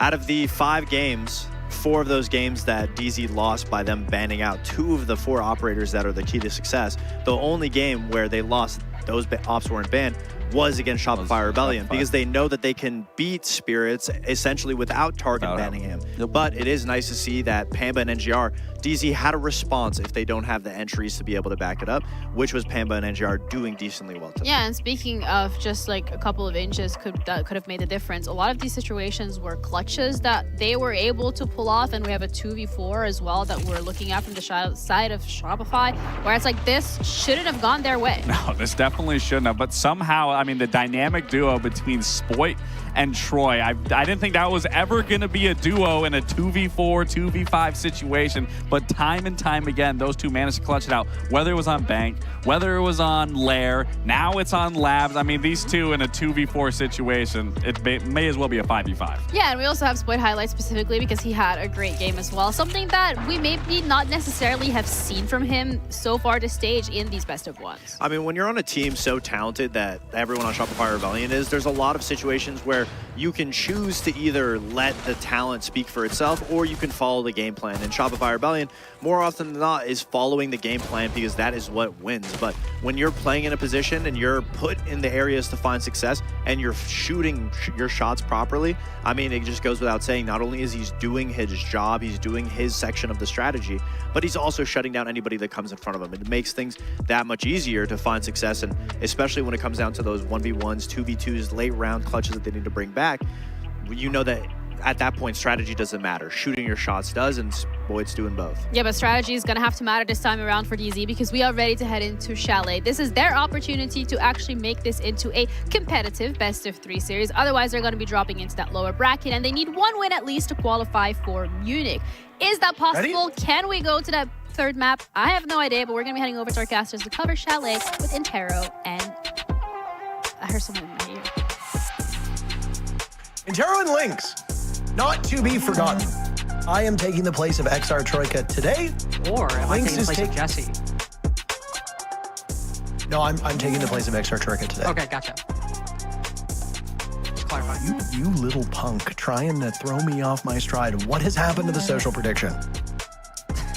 Shopify Rebellion had the lead. And then they won map 1, and everybody was like, you know what? DZ it is. DZ is gonna win back-to-back maps, neither of which they chose. Hey, and also, neither of which these teams have played so far this stage. Well, I mean, technically not exactly responding to what you said, but Chalet is a map, by the way, Parker, that, as I just said, neither team have played so far inside of Stage 2, though they have played it in Stage 1 and many times before that. With Shopify in particular, this is kind of like way back when. I've talked about this a couple of times, like, I remember one of the first things I kind of like really learned about when I was like really trying to figure out like how Siege or competitive worked was like, oh, you know, when a team gets really good at something, it starts getting banned against them, then they stop playing it, and then when they stop playing it and they start bringing it back out, it's like, oh no, wait, crap, this is just kind of a normal map for us. It isn't really in our wheelhouse anymore. And this is one of those maps that Shopify have played before, but it's not necessarily a map that we see them going to a whole bunch. And here, it's also a map that's starting out on the defense. If Dark Zero can kind of like channel some of that pace that we saw for them in the previous stage, Shopify could have a really tough time. Even with banning Blitz and Blackbeard, this is a map where Ying can be really powerful, or Sens can be, or Glaz can be really powerful. Because if you throw some bit of disruption into the site, say Candela's, and everybody starts running around, I mentioned in the previous map that you can contest a lot of space just by holding exterior angles. And you can do that really well with, say, a Sens on a window or a Smoke on a window and a Glaz behind it. So there's many options for Dark Zero to get a bit of a lead on this attacking side. And Shopify, hopefully, will have some answers for it. 5 seconds left before insertion. One of the most played maps across all regions in the previous stage. Chalet has been played 9 times this stage. 9 times, you say? Well, not technically. 9 rounds. That's it. 1 play. So basically, we have no data on this map whatsoever. 3 rounds were won by the attackers, 6 rounds were won by the defenders. That really doesn't mean anything. Chalet does tend to be pretty nice territory for the attackers. Defenders do not always have the constant upper hand like on so many other maps. Remain to be seen which team excels here. Dark Zero will be starting on attack. Just use those numbers and nothing else, which you shouldn't do. But let's say we do that. Shopify Rebellion will be starting on the better side, but given that this is their map, I think DZ knows that the attackers have a good stride and they'll walk right into office. NJR taking some damage from the Surya Gate. Down goes Rexon at the hands of Citizen. They trade it right back. Spoit not cooled off from his first match. He's got the first kill for Shopify Rebellion. Nice pick from NJR onto Ambi, who slow peeks the wall from office. Didn't know that the Glaz had taken up residence in there. Now it's Surf expecting a push over towards Solarium. Down goes Nave at the hands of Spoit. Spoit a double kill, starting off so strong. All of this action happening very, very early, and NJR will jump up. Down goes Canadian, another will be found. NJR is really taking no prisoners here, and he finds Spoit too. My God, the mayor. And right back to serious mode. DZ takes round number 1. Well, I mean, that round was literally exactly what I predicted might happen. That you have a Candela thrown inside of the site, smokes thrown on windows, and then a Glaz either looking through or, in this case, walking through, as the Glaz entry has become popular over the past 6 months to a year, and that can really disrupt the attack. Everything after that, though, that I predicted, this is all NJR, and you can't really predict that. I mean, this is crazy work. That one, too. That is one of the best highlights I've seen of from the NA League so far this entire year between stages 1 and 2. But it's also the exact kind of round I want to see from DZ1, making good advantage of those angles and placing utility on them, but also not becoming complacent with them, turning up the pace, trying to find some good positions within the site, or really pressing their attack and advantage against the defense. So I'm actually very, very pleased with the round we just saw from Dark Zero. Maybe everything after this will suck. Who knows? I don't think it will happen, but maybe everything after this will suck, and at least we can all be happy. But that was a really good round that showcases some, in one round, of the many things you can do on Chalet.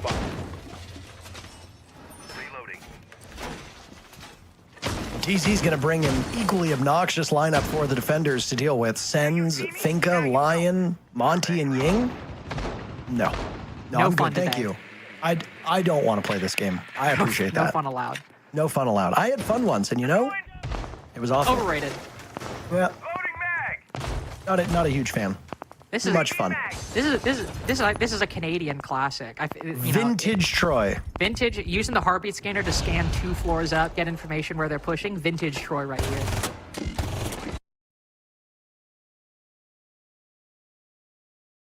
Sens, Finka, Lion, Monty, and Ying? No. No I'm fun good, thank today. you. I don't want to play this game. I appreciate No that. fun allowed. No fun allowed. I had fun once, and you know, it was awesome. Overrated. Yeah. Not a huge fan. Too much fun. This is a Canadian classic. Vintage Troy. Vintage, using the heartbeat scanner to scan 2 floors up, get information where they're pushing. Vintage Troy right here. Trying to rebuff the advance of these attackers. Rexon will mag dump. Down goes NJR. All 4 kills from him in the previous round will be for naught. Opportunities for the other players on Dark Zero to amass respectable totals in their own right. An Adrenal Surge is used by Nafe, but doesn't really accomplish all much. A Citizen's gunned down by Spoit. Spoit already with 4 kills, by the way. That we had, what, 16, 17? He entered today with 89 kills. He has long since eclipsed 100. Nice play by Canadian now as Pambazu tried to creep up through the basement. Go ahead. M10 in 2025 is crazy. I can't believe that. I mean, you've got the Reaper MK2 as your secondary, so you can run the shotgun. I know, but that shotgun is so bad. It's like getting hit with a wet pool noodle. It does nothing. I've seen Nerf guns that scare me more than that. I've seen pool noodles that scare me more than that. You know, pool noodles and Nerf are both made of foam, right? Well, the Nerf guns aren't. But the bullets are. Well, they're not bullets, are they? Hard plastic tips made of foam, so they're aerodynamic. They can fly very fast. Not sponsored, by the way. Well, I can tell you what, Dark Zero not flying very fast in this 2v5. Spirit's just slowly creeping down the blue stairs. Good reaction, looking around, isolating a 1v1 on the bottom floor. I was about to say, actually should pick this one up pretty easily. Also, even though there's nobody there, I like that anticipation that somebody might play for the trade around the corner. But yeah, I was about to say, this is just a Shopify round waiting to be formed. No pool noodle, by the way. You had the no, that operator's coming sidearm, next the year. Reaper, the MK2, the Reaper, the MK2. You call it a Reaper? Do you call it MK2? What do you call it? I think I call it the Reaper. Don't fear the Reaper. Honestly, I've just been Fear calling the it pool noodle instead. I've been calling it the machine pistol mainly. That's very accurate. Spirit's last one alive. At this point, just biding time. I mean, he's got 4 players on Shopify Rebellion. He's about to drop to his death, should he choose to do that. Job well done. Rexy gets the final kill, and a 1-1 scoreline through the first 2 rounds. So I get the feeling that Spoit hasn't cooled off all that much between maps 1 and 2, as last round he was 2 rounds ago now, I guess technically, he was the only player on Shopify to get kills. He got 2. In this round, many people on Shopify got kills, and he still also got 2. In this case, peeking outside of the building, not once, but twice. It's going to be a constant problem for Dark Zero, and in the case of Nighthaven, Spoit having the impact he had was very decisive. He was part of that 2v4 on their defenses, got a 4K on the attacking side. If he's having a quieter day, there's a very strong chance that it's 1-0 for Dark Zero in this series at the moment, even if it went to all 12 rounds. Spoit has been a necessary condition and definitely sufficient to get them this far, but still kind of hoping we can see a bit more from DZ, as Spoit and Canadian were the top 2 performers last map, and that's still true at the moment. I mean, I feel like you saying that is just because Canadian has 1 more kill than Rexen. Okay, I know. Huge difference. You're technically correct. Yes, I know. I am aware that it's early on and plenty of things could change. However, I do want to point out that the only kill Rexen got was when the Spirits was dropping the hatch and the round was lost. Fair point. Very fair point. How you like them apples? They're great. Love apples. Big fan. So, Dark Zero were quick in round number 1. They succeeded. Tried to be quick in number 2, and it fell apart. What happens now in number 3? Do they bring a different pace, a different tempo? Their lineup looking eerily similar to what we saw in round number 1, though the glass will be in different hands. In the hands of a wily French Canadian. No shields to be had on the side of DZ for this particular execute, which is odd. But taking it slow. So we're going to see a much more structured execute from Dark Zero, as in order to translate towards that middle floor, they want to take top first. There go the Candelas, the swing in from the glass. Panbazoo eliminates Surf, taking serious damage from guess who? Spoit. First kill for Shopify Rebellion, his 5th. There's a quick swing in now. DZ have Solarium. Down goes Rex into Citizen. Canadian falls as well. I was wrong about the pacing. It just took them a minute to find their footing. DZ is wasting no time. Spoit and Ambi now, last 2 standing. Ambi without a kill up to this point. He doesn't really know all that much. Trying to buy time. DZ in full control. They've got the bomb site. They've got Diffuser down, and now Spoit will need to ace. He's the only one with a kill so far. They know his whereabouts over on Trophy Stairs, and he will scamper up to Solarium. He has kill holes, but 4 players from DZ will be watching. Citizen never relinquished control, and he'll find the last kill to give DZ the lead. Yeah, different lineup, but, and technically speaking, Parker, it was slower than it was last time. A whole 12 seconds slower between those opening picks in round 1 and 3. So they were taking a bit more time. However, as you also pointed out, it was very, very similar to what we saw in round 1, just from the opposite side, which honestly isn't that surprising. When you're attacking Master Bedroom and Office, the defense is defending Master Bedroom and Office. When you're attacking Kitchen and Dining, the defense is defending Master Bedroom and Office. So it's a lot of the same tactics and ideas are going to apply, just because most teams nowadays play that site vertically. And I think it's perfectly reasonable for Dark Zero to run that back and just do it from the opposite side. Throw the smokes in, get the Glaz in pretty quick, and even though he got shut down, the benefits of that Warden ban is you can bring Glaz and Sense, and you don't care. You can bring Ying, and you don't care, because nobody's going to counter you like the potential of that Warden could. And I think that's a big reason why we're seeing Dark Zero is so much more comfortable. Just by banning that Warden, they played Ying every single round. They brought smokes of some kind every single round and Glaz twice. This is clearly what they're leaning into, and the Glaz ban is not going to matter. They're still going to run Sens and Ying in all likelihood. Or at least one of them.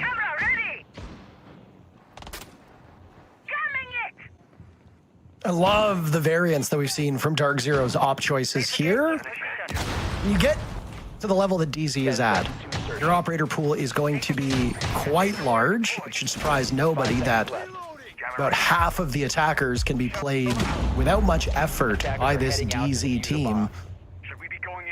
It's really the defining factor. There's a couple things that separate the goods from the greats. Experience, your ability to stay in a match mentally, but also your flexibility. Teams that are maybe not as experienced, teams that are newer, they're going to struggle with choosing operators best designed to suit your defender lineup and the bomb site. DZ does not have that problem at all. No, all these ops are very strong, very powerful. I mean, from the flank watch in the back line to the front line, the op selection has been, I mean, it's been really good, and it's also been quite just, it's been quite just abusive of some of the biggest, like, the problem attackers we've seen so far, like Candela's not letting up on the pace there, Dokeby not letting up on the pace, and that's just kind of the meta for attack at the moment. They have a lot of stuff that they can bring, even with the additional bans, so it makes sense why it's been so good and so powerful, because they are just laying into this style of play. Of course, right here, this is officially, and will officially be the slowest round we've had so far. Canadians C4 going wide, unfortunately, as Nath has picked a Monty and is slow walking it up Solar Stairs. Really entrenched defense by Shopify Rebellion right now, as they just wait for the storm to come. Bunkered. Prepared. Monty making no shortage of noise, just with an arm's reach of Canadian playing on that door frame in bedroom. Anybody who's played this game knows how challenging it can be to deal with upside down repels, and that seems like half of DZ is at this point. Out go the Candelas, and now a potential push in. Logic bombs will go off. Time for an EU1D maybe, but Shopify Rebellion have swatted away Nathan Panbazoo. NJR will die on an Ambi jump out. The only player to get a kill is NJR, and he's dead. Spirits and Citizen now in a 2v4. Down goes Rexham. Spirit still has control from above and manages to win his engagement. Suddenly, a 4v2 for Shopify Rebellion has evaporated, and Dark Zero are in an incredibly strong position. Still not out of the woods yet. but doing much better than they were before. They have 1 logic bomb, 2 flashbangs. That's all they're working with. The rest will be pure gunfire. Ambi sitting on top of that diffuser, so unless you go for kills, you've got to get through him first. Here comes the rush over. They know Surf's whereabouts. They'll go for a quick peek around the corner. Ambi given the signal that, hey, this is where they're coming from. An easy read with the Scorpion. Surf will need to turn, but Ambi's got his back, and down goes Citizen as SR survives a bit of a scary end to the round. They equalize.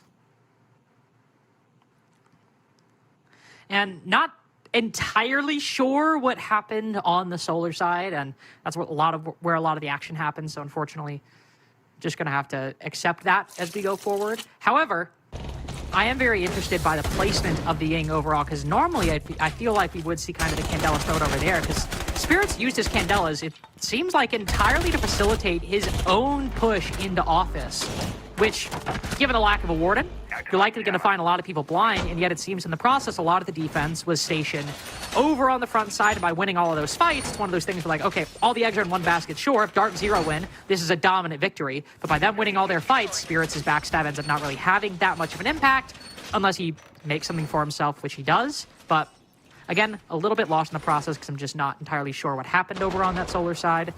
Maybe the Candelas would have been useful, but also maybe it could have been too much cooks in the kitchen. I don't know. There's a lot of left wanting about that round. A lot I want to know, Parker, if I could go back and replay it. Well, the good news is you'll be able to watch this match replay after we're all said and done. You know, I think I'll do that. Nice way to spend your... Is it Wednesday today? A nice day to spend your Wednesday night. My whole schedule has been completely thrown asunder because of this NA Super Week and then SAL.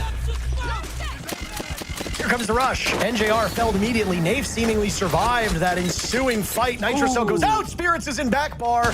Everybody is toppling, and now he'll open up some of the wall. Spirits finds yet another third. What a triumphant go of it for the French Canadians so far. Canadian and Spoit, the last two standing on the side of Shopify Rebellion, and they are battling against the clock. A big window, wide open. Hatch is sealed from above. There's almost no way for them to long arm this, so Spoit will now watch as the Monty gets ever closer. They're going to double up. Canadian going off. Nafe catches both. Spoit downs one, but DZ just had enough players there to cover it. Dark Zero grabs the lead. A seesaw first half. Each team trading back and forth, and we will go to the final round to see, can Shopify Rebellion tie it up, or will DZ finally win consecutive rounds? Ironic thing about the positioning there is that because the hatch was closed, that actually was... I'm about to say really, that's crazy shots, by the way, from Spirits. I'm about to say it was winnable. It was not like feasibly winnable, but there is like a possibility and a very real one that if like Canadian had fallen off the diffuser and popped up to get that trade, it seemed like nobody in DZ was really in a great position to deny that plant, but then again it would have reset. Either way, it was kind of a little closer than you think because that hatch was reinforced, but either way, not a scenario that was really all that likely. And the big difference maker there was how Spirits used that Ying. I mean, pushing deep into stock off the back of those smokes, such a good call. And the highlights after that are great, but pushing deep into stock is the difference maker because we saw where that C4 landed as they wanted to go activate the counter diffuse, and it would have absolutely killed the guy with the diffuser, and that probably would have been around for Shopify. So really great play by Spirits there, and what has clearly been their main and only solution to these attacks, which is just rushing. Well, I guess unless you're round 4. Rushing, but not quite dragging. And not ultimately, not quite Shopify Rebellion's tempo. So...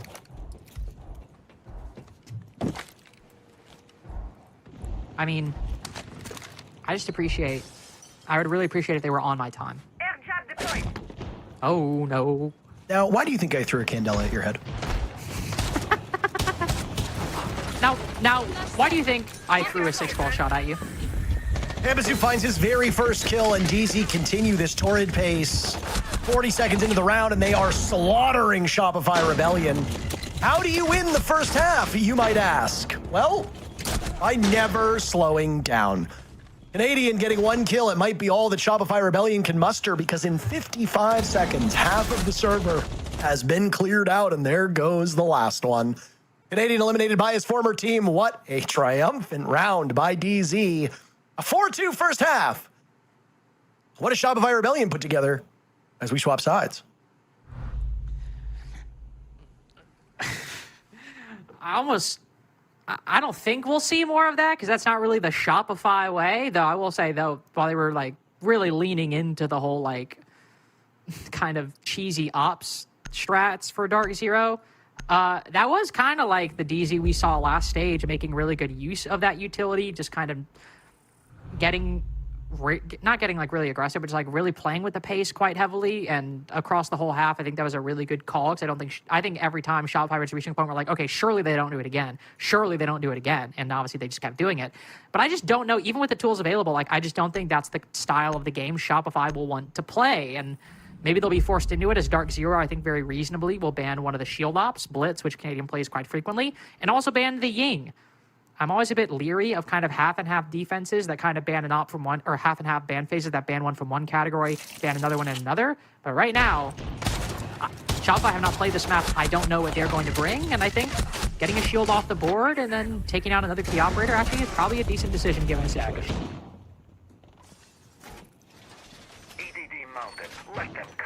Dark Zero could end this quickly if they keep up that same fire on defense, though it's a lot harder to do that as defenders because you are at the mercy of the attackers. You're not usually the one controlling the clock.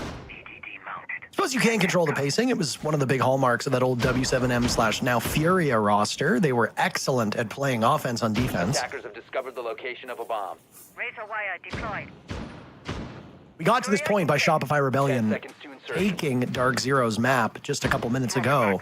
There's a 7-5 scoreline, the closest you can get without overtime being needed.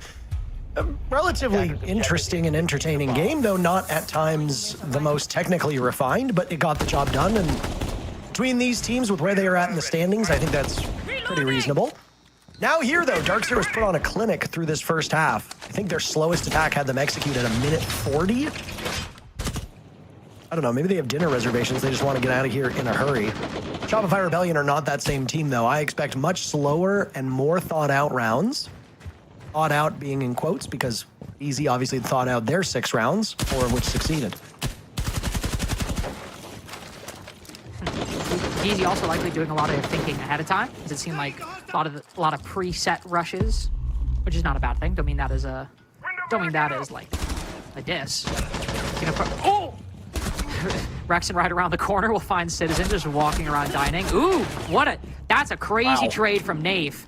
I think he might have already been playing Mezzanine, but still good reaction. And initially the Kapkan losing it, important thing is the 5v4 here. Kapkan for Capitao. Nafe putting in a lot of work with that one kill to damage Shopify's utility. I'm reloading. A lot of quiet as they've both lost players. Citizen again entered the day as the highest rated DZ player. He's not been the best overall. I think NJR will earn that title. Spirits has been sensational in this second game. He had a terrible performance in match 1, but from anybody who remembers him on that old Altiora roster and the old Xset roster way back in the day, Spirits will go 1-13 and then go 21-4 the very next game. Yeah, there is no in between. Amazoo eliminates Canadian. NJR traded off by Anby. Neither of these teams able to shake one another links as we get to the final minute in a 3v3. No, it's been very close the whole way through, and honestly kind of worrying that Shopify are just struggling this much. Dark Zero on the attack looking quite active and, well, proactive in how they want to play. But here, I mean, even with that little bit that we saw with Nafe walking down Fireplace to get that trade, Dark Zero are really thinking on their feet quite nicely throughout this entire game so far. Now, while Shopify are in the 3v3s, I mean, I don't have to say much more than that. Grenade out.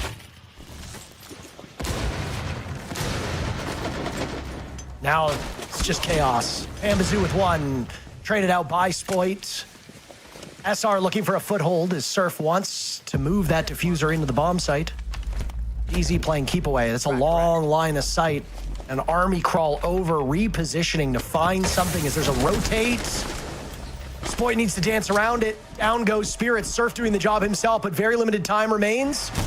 Surf getting diffuser down. Super Shorty coming in. Nafe could be the hero, and he will be! By God! Gets it as the case gets planted, and a 5th round for DZ. Oh, that might just be the momentum builder right there. I'm not sure how you recover for Shopify in that round. That was a difficult fight through and through. Every single bit of map control Shopify wanted, they had to fight a DZ member for it. Nath in Fireplace. Player on the office hatch, firing through the vertical angles that Ambi had to contest with just to keep it a 3v3. Then, of course, another 1v1 where Shopify, by the way, initially want to rush into the bathroom, and it's stopped because they accidentally throw a nade in front of their own teammate, intending it to throw through the doorway.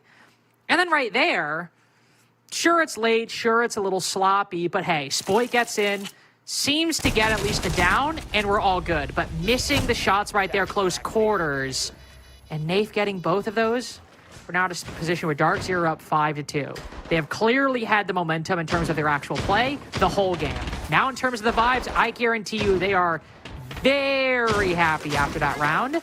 And now Spoit is 8-6, but without a clean double-digit game, Shopify are struggling, and nobody is filling the space left by Spoit.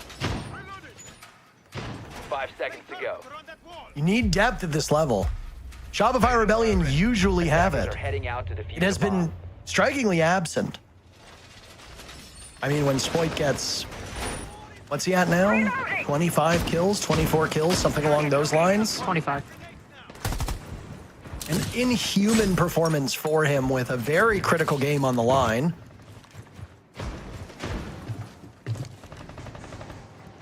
But yeah, the story has been Surf, Rexen.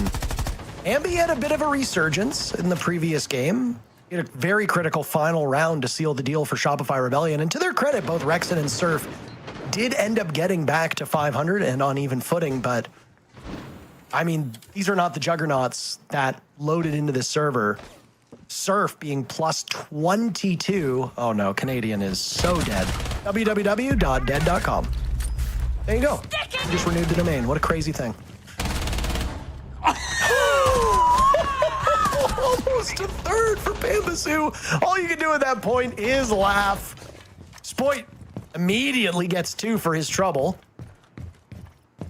How big of a backpack do you think Spoit can carry? Spoit's going to need a tractor trailer. Backpack will not be sufficient. Reload. I mean, sure, the only reason Dark Zero in the league is a crazy Pambazoo 2K, but he was 3-6 before that. He's 5-6 afterward. It's not like Pambazoo's been backpacking DZ. Spoit's at 10 kills and Shopify only have 2 rounds. It's apples to oranges. And even the performance we had so far, even getting things back to a 3v3, I don't know if Shopify have the capabilities to bring this one back. Now, they certainly have the utility. Plenty of DE1Ds, plenty of nades, and most importantly, the firebolts and the smoke bolts. If they wanted like a very minimal, like games double window execute, they could make it work so long as they were to either waste the smokes or kill NJR. If they can accomplish those 2 things, this round could still go their way with the utility they have. And NJR is still alive, but they have a 3v2 and Citizens on 1 HP. This could very well go their way, and yet I'm still not confident.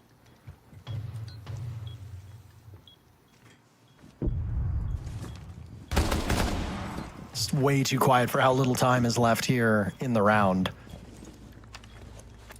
DZ have been putting on a clinic on Chalet. Some of the best offensive performances from a team that we have seen on this map across all regions in a very long time. Smoke and gas go out on the side of DZ. Citizen finished off by what appears to be the smoke. He's down but not out. He can be retrieved. You hear all the bullets from Shopify Rebellion trying to find the final target on DZ. NJR in back bar, waiting for them to encroach upon his position. He lets one go by. Rexen gets both. Shopify Rebellion clinging to dear life. Their 3rd round. DZ has them right now in a terrible spot on their own map, but the climb can begin with just a single round.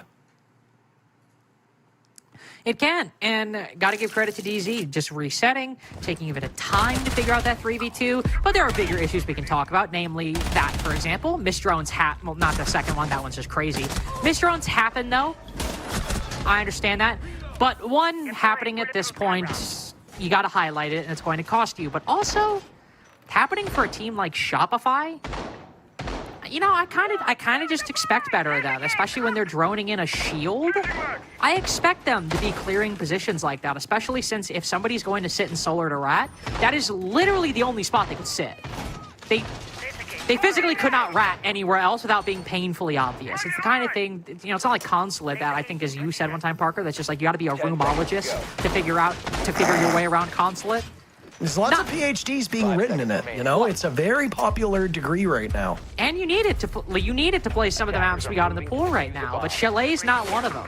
And Shopify can't be letting moments like that slip past, not only because they were down 5-2, now 5-3, and that's enough to swing a map in DZ's favor, but also all the teams in the league, I just kind of, I expect better of you.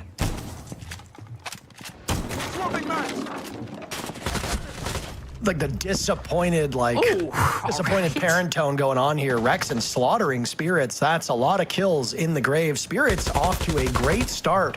But that gap has closed very quickly. I think he was 8-4 at one point, now 8-8. Spirits dying far more than usual. Again, he has the fewest deaths through this entire stage of any DZ player, but his deployment has been very much the opposite. He has led the team in deaths through these two maps. To go from being the guy who never dies to the guy who's only dying, even if he's getting some kill, that's a net negative on his ability. Not ideal. But some of these numbers on DZ will come back down to earth. Defending is a bit tougher than attacking, especially with the way that DZ was attacking. This is a crazy lineup, by the way. Does that land? No, it doesn't. I love that though. I love the attempt, even though I think it just comes short of what he wanted. Either way, a lot of utility being dumped in by Shopify. All the nades, all the Bs, and all right.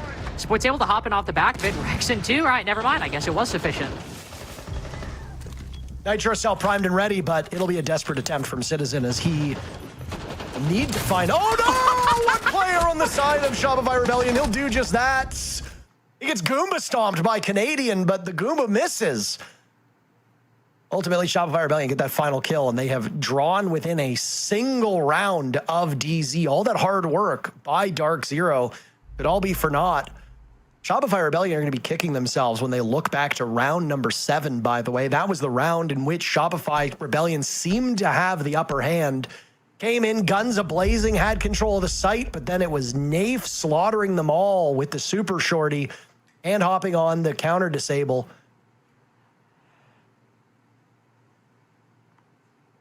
I mean, that was a round that if Shopify Rebellion wins this, you got to imagine that they are broken the spirits of DZ and are ever closer to a 2-0 victory. A 2-0 victory is still very possible. Look at that messiness. I love it, though. Let's keep watching it. There we go. No, I was point dropping. How is... Spoit is still getting kills. He's 29 kills so far. Lovely stuff. Lovely stuff from Spoit. Still being, again, the only player up until, I will say, not to jinx it, up until Rex in this attacking half has had some good moments. Opening kill in round 7, 3K in round 8, and also getting the opening kill in round 9. I think it was a double for him last round. I think that's literally 6 out of his 7 kills coming in the past 3 rounds. We love that. Big fan of that. If we want a competitive game, it seems we might finally have one on our hands. Master Bedroom Office will be the pick for DZ. The 1 round Shopify have dropped from the attack so far, one in which, as you kind of highlighted, was brought back by Nafe with that 1v2. Yet there were still plenty of great moments for DZ, especially how well they played off each other in holding space across the map. And it's something that is still going to be a factor, and I want to see how Shopify deal with it.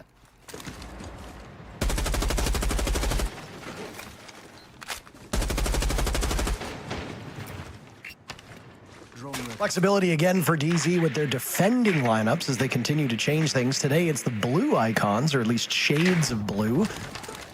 Purple of Fenrir, the blue of Mai, kind of blue of NJR's Tuberau, and then the kind of blue of Lucy Spirits.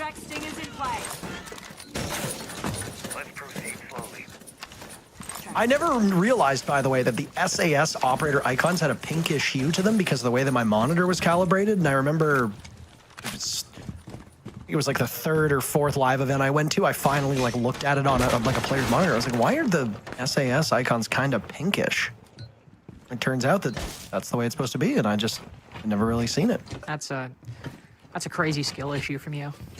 Thanks, I appreciate that. No It's problem. really kind of you. It's fine. It was Look a how lot many blue icons there are. There are a lot Lava, Buck, and Monty. There's a lot of blue icons right now. A lot of blue going on here, but Dark Zero want to see the blue really show up in the kill feed, as the only thing that's happened is Pamazu being progressively whittled down to 1 HP and now, well, dead. Rexon with another opening pick. Every time Shopify have got an opening pick, it's been Richie getting into the fray. And now with plenty of utility, Canadian knocking at the door with this Monty. Ideally, you'd like to take down the bathroom player, but all right, never mind. We're just getting active. Everybody dying. Almost a flawless round again. What can NJR muster? 1 kill. That's it. 2 rounds in a row where DZ has been held to a single kill. A tie game for Shopify Rebellion as they have made the comeback possible and now find themselves in the exact same spot that they were in map number 1, 5-5. Just gonna say timeout, question mark? Perhaps? Or perhaps, no, there we go, I was about to say. I was waiting for Kenny to start talking. These past 3 rounds have been kind of interesting because at least in terms of how they've like transpired, it hasn't felt super dominant. And I think part of that is just because of the way DZ's attack went. I think, you know, I think we all probably got a little conditioned to like the attacks winning everything immediately if they win it. So watching Shopify play, it's felt a lot closer than it's actually been. Evidence, by the way, when Parker just said this is 2 rounds in a row where there was only 1 person on Shopify that died, I didn't believe him. I was like, no, these rounds have been way closer than that. And no, he's absolutely correct. Only 2 people died from Shopify in round 8, 1 person in round 9, 1 person in round 10. These have been dominant rounds, and yet they have not felt that way because of how, I suppose, diligent Shopify have been through every single instance. And I think one great example of that is look at the Master Ottoman office round we just saw. Solar take where they get dining in office, West Main, solar stairs, that is it. Then they immediately cut off the flanks, half clear. Dark Zero are not trying to take a single inch more control than they absolutely need to. And I think that is concentrating their resources enough where they can always play trades off each other. They can immediately rotate and help each other out if need be. And I think that has been the key so far. It's been, I think, honestly, kind of a classic Shopify attack. And compared to DZ's, it just looks so different. I honestly didn't realize how dominant it was.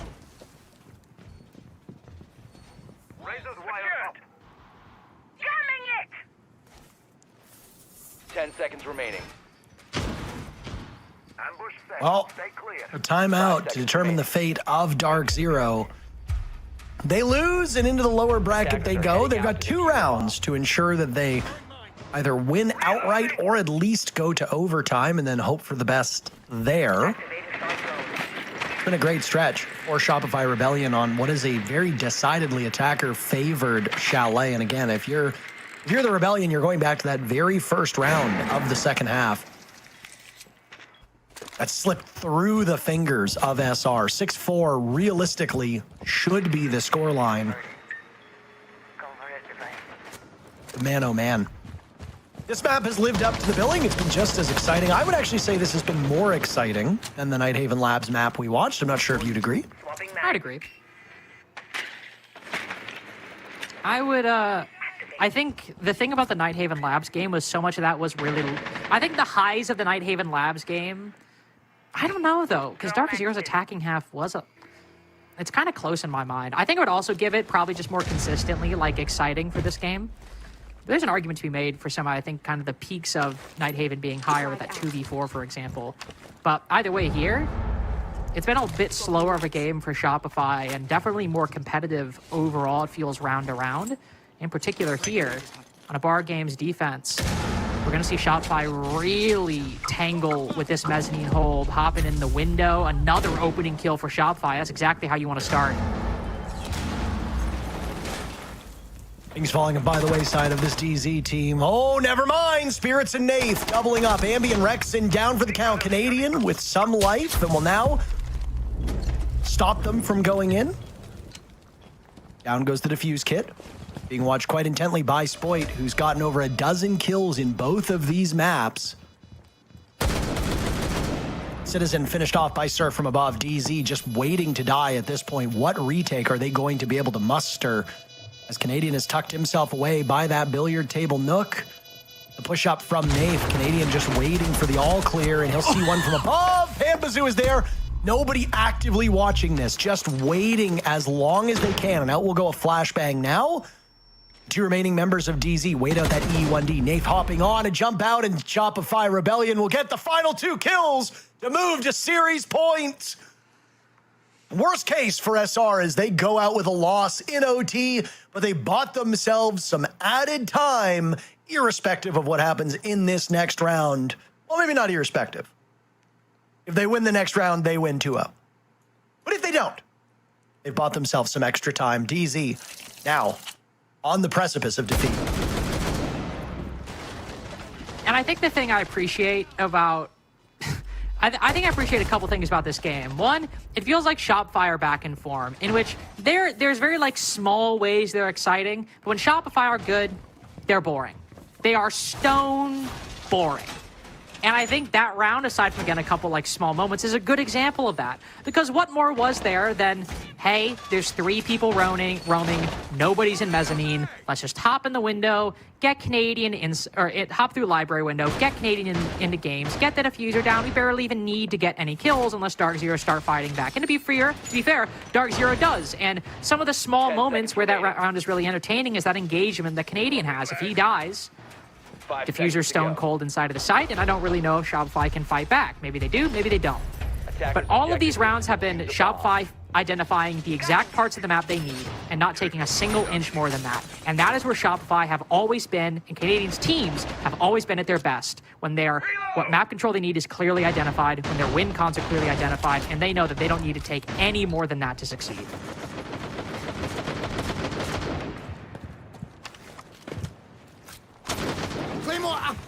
DZ has completely let this one slip through, and I mean, it's really just the sides. DZ racked them up as attackers, pulverizing the defenses of Shopify Rebellion with a tempo that is often not seen at this level. The Rebellion have been a bit more methodical, a lot slower. They've let their players do the talking. Rexon now on a positive streak. Ambi up to 8-8. Surf up to 5-5. This is exactly what happened numbers-wise, Lynx, with the first map. I'm reloading. Does round number 12 go the same way? Do we see 2 7-5s?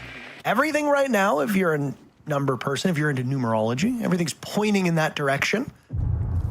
The next 1 minute and 50 seconds will tell us if we're right or not. Ooh, I think smoke going out to actually give Spirits some cover potentially to rotate back. But it's also Kitchen Dining defense. Could have just been worried about the Westmate hop in as well. Spoit has been doing crazy work with this striker, by the way. Like he's been activated, not having to worry about anything except what utility can activate his own play. He's been playing it, I think, probably it's most played out throughout this whole series so far. As the Beasts go in, spot Nafe on these stairs. Almost every Toxic Canister used, save for one. Shopify are struggling to break beyond the Solar Stairs position right now, struggling to find an isolated defender, and Spoit downed in the process, maybe not finished off, but Shopify will face the most difficult task so far. Spoit cannot be retrieved. That's most of the kills down. Amazon will be the first one to die on the side of DZ. Ambi now taking care of. Spoit still bleeding out. Shopify Rebellion at a disadvantage in numbers, and Spirits getting lit up. Nafe low on HP. Citizens taking some beatings as well. Don't think Spoit is retrievable. Nafe now finished off. Rexon taken care of by NJR. It's all up to Surf to clutch a 1v3 overtime. Almost a certainty at this point.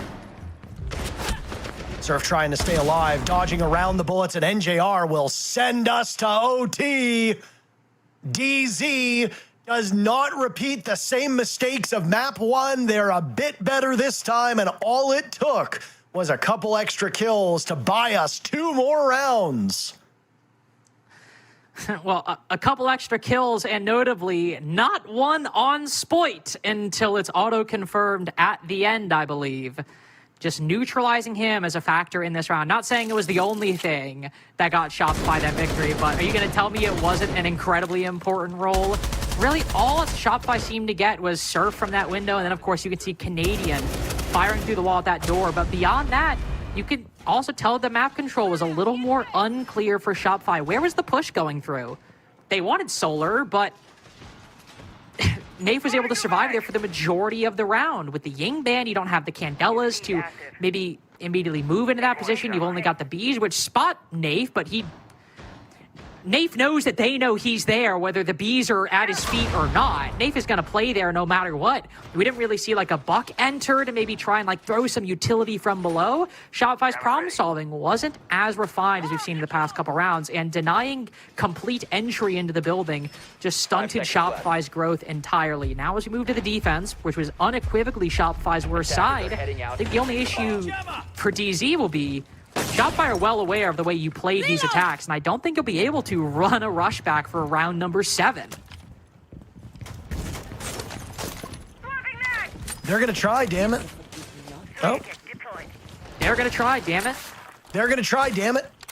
There we go. Well, I wasn't talking about the Gushmama. I was talking more about DC's lineup. But either way, I mean, it's been, at this point, about 35 minutes since your last attack. This is territory that won't be unfamiliar to Dark Zero, but certainly not with the comfort that they had when they were able to pull off 4 of those 6 attacks in a successful direction. NJR taking quite a bit of damage to start off with. Shopify Rebellion's been doing a pretty decent job at striking first through much of this second half.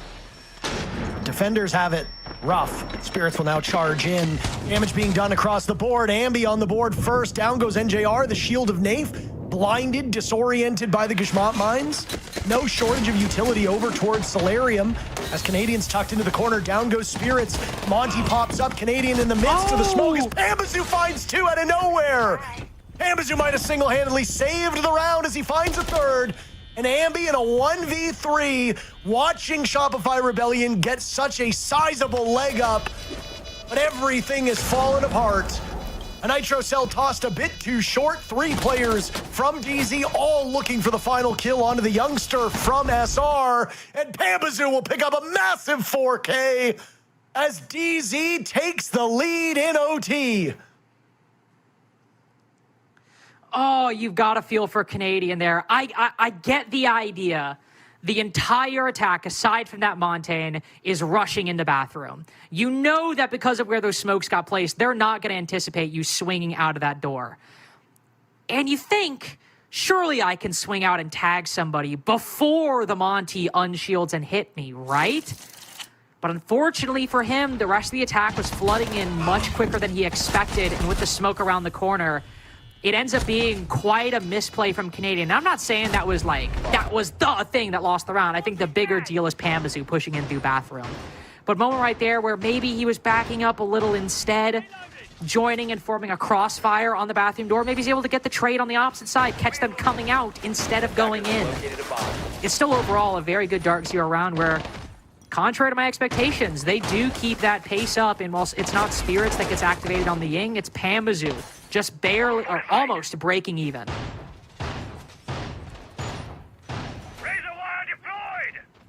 That's why these players are so crucial on the team, and why a player like Pambazu can always rise to the occasion.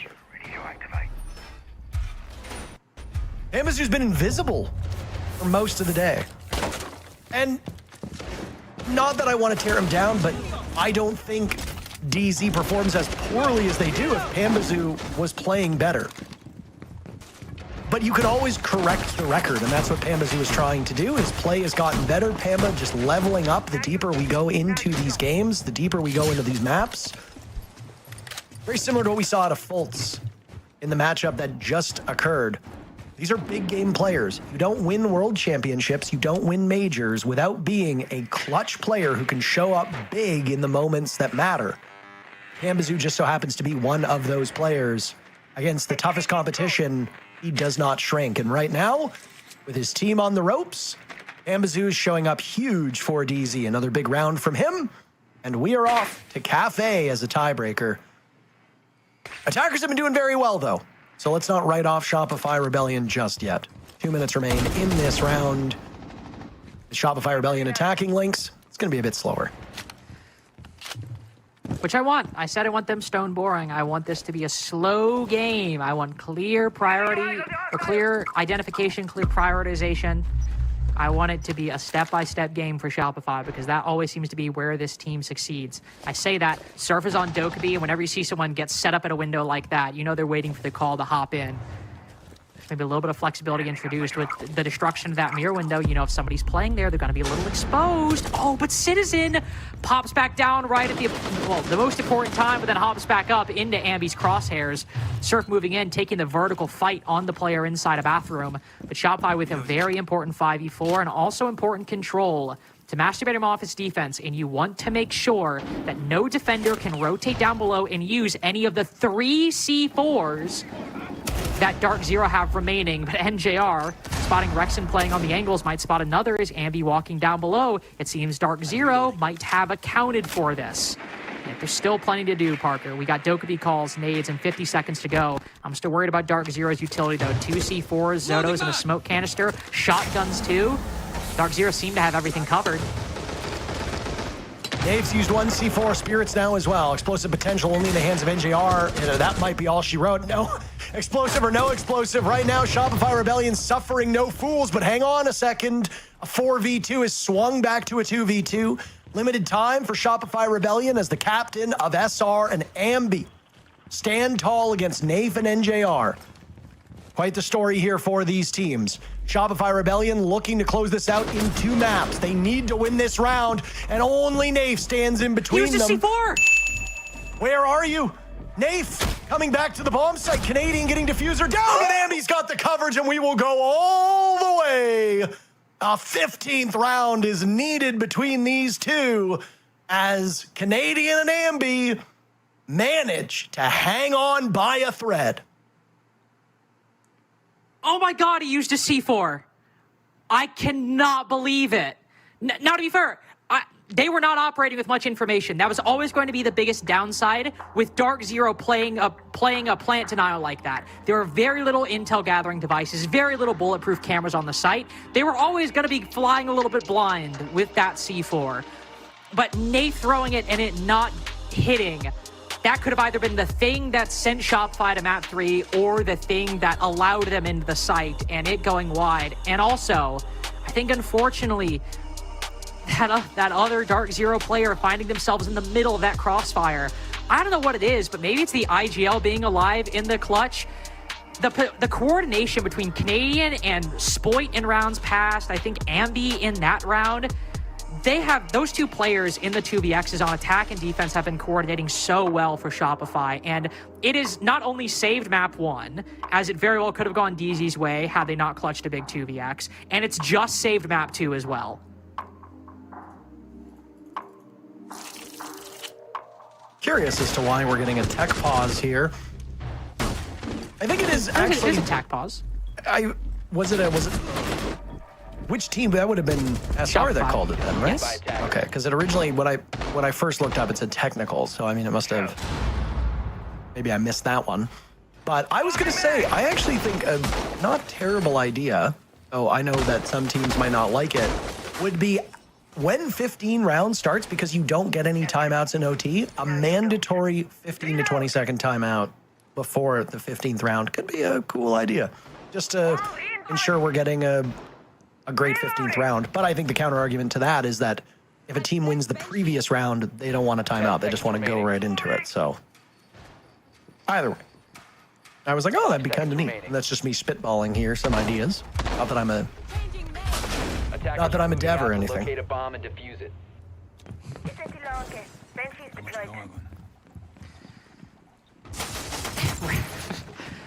Round 15.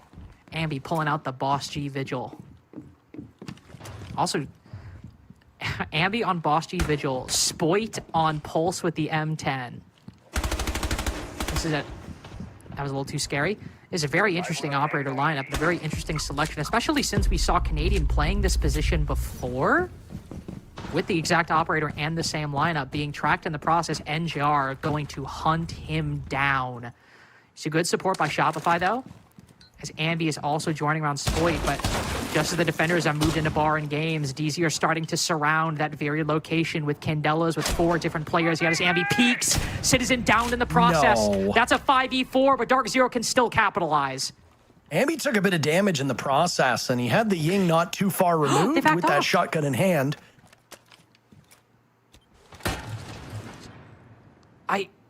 I thought they were going to commit. I thought they were going to hop in like a window or something and maybe try and like push off the back of it, but no. Dark Zero have just completely rotated, which I don't think is a bad idea. You have a lot of utility and, you know, live to fight another day and all that. Now Citizen just dies basically for no reason. Ambi can get back to sight, but now it seems Dark Zero again trying to move quick. There go the Candelas. Nave taking a beating as he hops in the window. The gas will also claim Pambazoo. Damage being done, NJR on the board. Pistol out, Nave falling back. NJR, a huge round as now Spirits looks to take advantage of that. Through the smoke, NJR killing everybody. Spoit and Surf, last 2 standing. Easy with 3 up. This is for the series. If you're DZ, you need to win this or you go home. Spoit's been just terrific, but NJR a 4K. My God, big money mayhem for the mayor. And we've got a 3rd map between these teams, Lynx. Yes, we do. And Cafe up next. Not my favorite map, Parker, but boy, between these 2 teams, is it going to be exciting. And what a better moment to end things off. An NJR 1v2 to start and an NJR 4K to get things over the finish line. I think Shopify gonna feel that was a heartbreaker with how that round was going. A lot of control of the site, the initial entry completely faltering for DZ. If NJR decides to begin and end things on his terms, Cafe coming up right after this.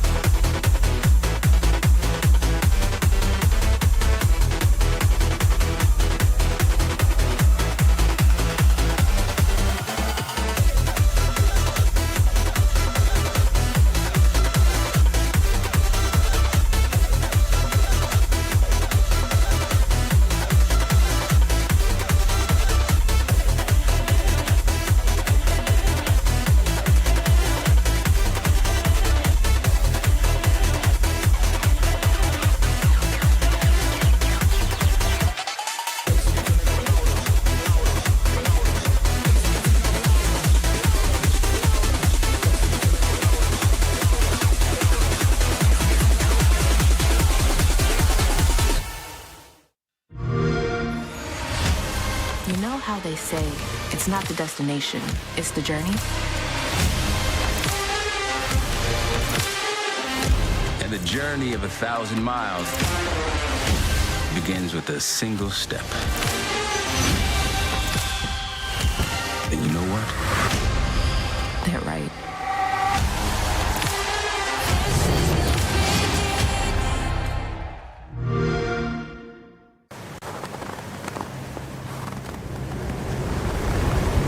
Keep an eye out for contacts.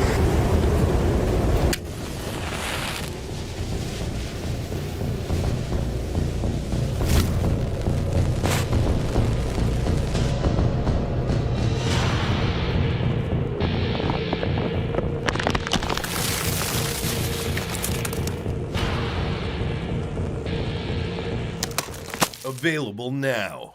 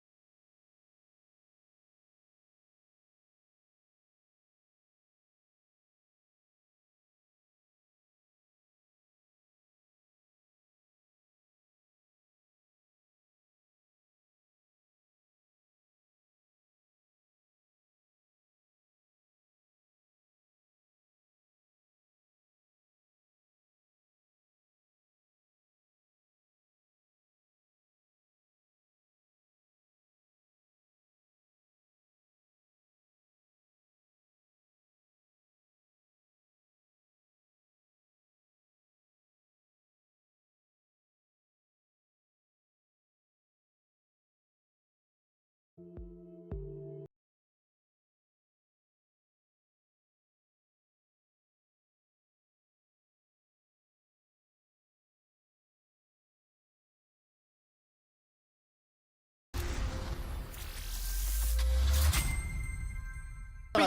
Deadpool B2. He smoked himself. I can Smoke right, there. Toss him below. Pulse. Ping him. Michael. Come here, plan. Up plan fast.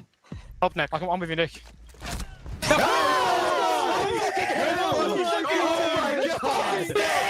Let's go! Come on! Holy shit, guys. Map free, boys! DZ managed to stay in the running by crawling their way back after having a 5-2 lead, then losing it, then winning it in OT. If I was either one of these teams, I would be kicking myself, but especially so Shopify, because that last round specifically should not have gone DZ's way. No, that last round was insane to say the least. I mean, SR did the hard part of getting those initial kills, especially Ambi getting a big pickup outside that window. But for them to just do a big heads-up play, understand that some players were outside of the map, well away from the bomb site, to be able to just rush through that window and make that round collapse into their favor. I mean, Spirits leading that huge front with the Ying shotgun. I mean, that was a masterclass call, a gamble to say the least, but it paid off and is now pushing them into a map 3. Yeah, there's a lot of situations where it just seemed like SR got really overzealous. I mean, we just saw back-to-back clips of Canadian just overextending, no drone in front of him with the BB shield and just giving a free kill. And then the last round right here, I mean, you're in a 5v3 situation. There's no real world scenario you should be losing that if you play Perfect Siege, if you just play time, maybe give DZ the site if you understand that they're rushing the site. The bathroom player hid inside of a smoke instead of helping the rest of his team in sight. It was just such a situation where I think the pressure just got to them when it came down to the later rounds, and SR was not really focused. It was just really good individual performances from Dark Zero, which is what they needed. Spirits was the X factor the last round. Pamba was so crucial throughout the whole game, and NJR popped off. NJR went great 17 and 10. I mean, you're touching upon Pamba specifically being really crucial, but he was the one that was able to push DZ into this OT to actually give them a chance to stay holding on a little bit longer. Yeah, it was another situation where Shopify shouldn't be losing rounds like this. I mean, they have everything that they possibly could need, but Pamba's in there. He gets 2 picks off the in bathroom, and then he gets the next one over by library. Plays the post plant very well, and again, round after round, it looked like Shopify should not be losing these rounds. And whether it was communication not being there, them not figuring out what the win condition was going to be and how to play off of each other, it looked like Shopify, when they get an advantage in man count, they'd start playing more for kills rather than playing for the strategy. Yeah, that's not the position that you want to be in as Shopify, but for the Z side of things, Lax, if anything, this is the confidence boost that we talked about earlier that they needed to be able to kind of like get back into the swing of things. Oh, absolutely, especially in those gut-wrenching rounds where everything counts, especially in that last moment, to be able to claw that back, be able to win that round and give them another life here to bring it back. I mean, the momentum is absolutely going to be shifted in Dark Zero's favor here, where Shopify Rebellion, I mean, are definitely beating themselves up after that loss when they had it in the palm of their hands. Like I said, they did everything in the beginning of that round to make it a 5v3 and then falling apart. Yeah, I completely agree. I think going into this next map, I really do think Shopify still has everything in their control to be able to win it. It's just depending on if they can focus on the strategy. As for Dark Zero, okay, NJR Pamba keep doing well, and Dark Zero could pull rounds out. I mean, we honestly don't really have to wait any longer because we are ready to head into our final map of this best of 3 series. The winner advances to tomorrow, loser drops into that lower bracket. Cafe coming up next with our casters Lynx and Intero to decide the winner of this best of 3. Yeah, it's a best of 1 shootout at this point. Win Cafe. You got a date with OXG tomorrow. Lose Cafe, and down to the lower bracket you go. Your hopes are still alive, though a bit dashed, and well, the road to get to the finals is much longer. Cafe is going to play very different from these 2 maps. What's your immediate gut check when it comes to these 2 teams doing battle on this map?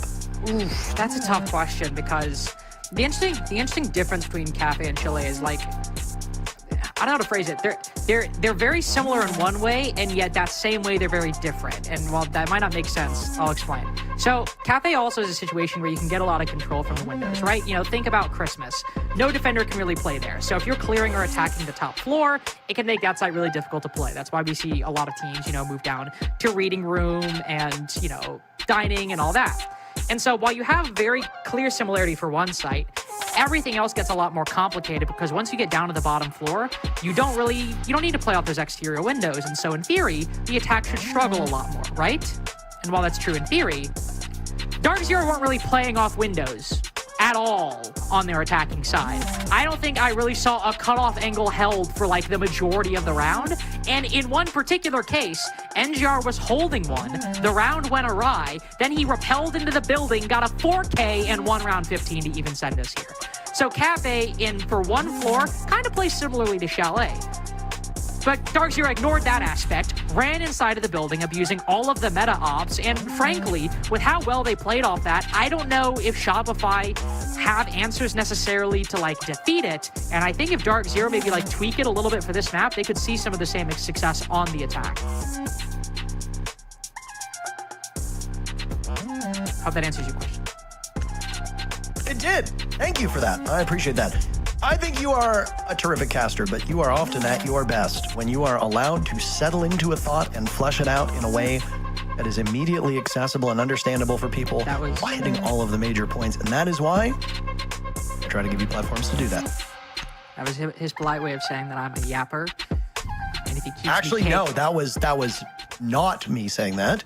I was being sincere. I think you are, I think the mark of somebody who knows the subject matter and is both confident and intelligent is the ability to take complex things and make them seem so simple. And I think as a human being, you are very good at it, and as a caster, you are very good at it as well. So as we have been glazing, if I may borrow this term from the kids, because I am not a child, I am 35. W glaze. If I may borrow this, as we've been glazing certain players, for example, NJR, for example, Anbazu, for example, Spoit, I think I can in turn glaze you. And that's also because we've only casted together for now, I guess this is our 6th map in something like 8 months together, so not a lot of time. So Not our 6th map in 8 months, because this is our 5th map today, and we casted 5 maps of the best of the group Oh, that's stage. right, yeah, it was 5 maps, not 1 map. This is our 11th map. You are correct. Again, don't do math on broadcast. Yeah, leave that to me with all the complex thoughts. By the way, 2 players you highlighted about glazing players, I can't help but notice that 2 of them were on Dark Zero. And I think that is very important because one of them being NJR, who was the standout player for Dark Zero on the previous map, and Pamazu, a player that we were hoping to see more of. Didn't see necessarily some big highlights from him, but he was putting in the work, I would say, consistently on Chalet to get us to this position as well. We don't see, unfortunately, any Ying, as she's banned, but we don't see any of the crazy Glaz or stuff like that. Though we do see a Warden ban from DZ, and I do think that'll be important.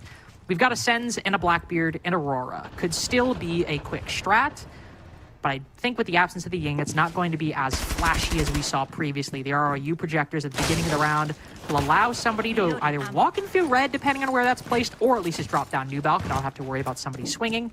But Dark Zero are already giving us a very different look, as they are taking a lot of time early to set themselves up later. It's like they say, you dot your T's and you cross your I's, right? And that's how you arrive at a good conclusion. Drone active. No, you're not even gonna. Okay. No, sorry, I'm locked in. I'm seeing it. I'm seeing a DZ. Oh my! Oh, they do know this guy's here. Oh, that's rough. Oh, they didn't even get him. No, they got Ambi instead. They've locked off the advance back to Cocktail, so DZ has a safer way in now. Still a bit of trepidation as to whether or not they'll go for it. Canadian shredding through Panbazoo. Canadians had a very good day. I don't know if that's good or bad. Usually that is bad. So, I mean, given the fact that Rexon and Sir have been going neutral, I suppose that's kind of bad. Rexon eliminates Spirits. Spirits leading the way on DZ in a pretty unideal category, which is deaths. I don't know, 3 remaining players of DZ out on Repel have the job to be done. Nafe will repel right in, trying to find some safe passage for himself to get Diffuser down as Rexon finds his 2nd kill. Nafe's fellow countryman, Citizen, is no more, and now NJR will assume the position on Repel. Nafe had attempted the defuse plant, but thought otherwise. Instead, they've got to narrow the numbers down, so he'll go fishing for kills, looking towards back bar, looking towards that bar freezer, looking towards the Mura window, and, well, an explosion down below as he finds one player from SR, cannot connect. He and NJR will double up now. Down goes Spoit, watching over towards White. Nave has the read with 15 seconds left to get Diffuser past the halfway point. NJR batting cleanup. But they don't see Surf, who hops up on the counter. NJR, no real time to get that diffuser, so he's going to go for kills. Right now, the Rebellion playing keep away, and Surf will shred through him to give the first round to SR. Oh, to be Shopify Rebellion. If only that had been round 15 on map 2. You would be up 2-0, and the show would be over. You'd be prepping for OXG tomorrow. But no, instead, more VODs for your opponents to watch, and another map for these opponents to dissect for both Easy and Shopify Rebellion. I'm just gonna say this out the gate. I appreciate you like doing the hype about giving me time to make a point. I'm now gonna take advantage of that and talk about something that is somewhat relevant, but not entirely. I really appreciate, as someone who always makes that head hole on the single panel on Cocktail and Ranked, I'm happy to see that it actually gets use. I always do it, and it like rarely ever finds anything. And what do we have? Somebody hops up on top of the bar and through that head hole gets an angle on Nafe, putting the diffuser down. Is that what that hole is for? Not entirely. But I do appreciate, because I always make that hole and it never feels like it really does much. I was happy to see that. Anyway, it was also just kind of a strange round generally. Dark Zero stuck on Cocktail, and I'm like, oh, they're going to pinch this guy, and they do. And then everything seems to kind of go right from there as everyone from Shopify just fall back to Christmas and basically are like, all right, well, we'll just rotate to the opposite side. And if you want to rappel into the site, have fun playing with 2 rooms and everything, every floor soft.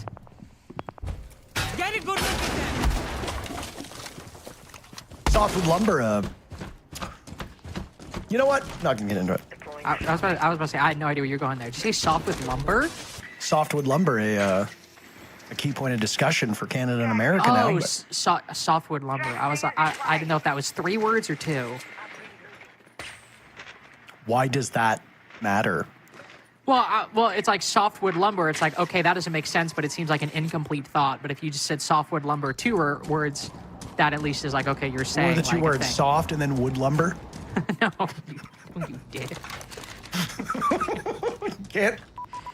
Can't say that on television. Sorry. It's not allowed.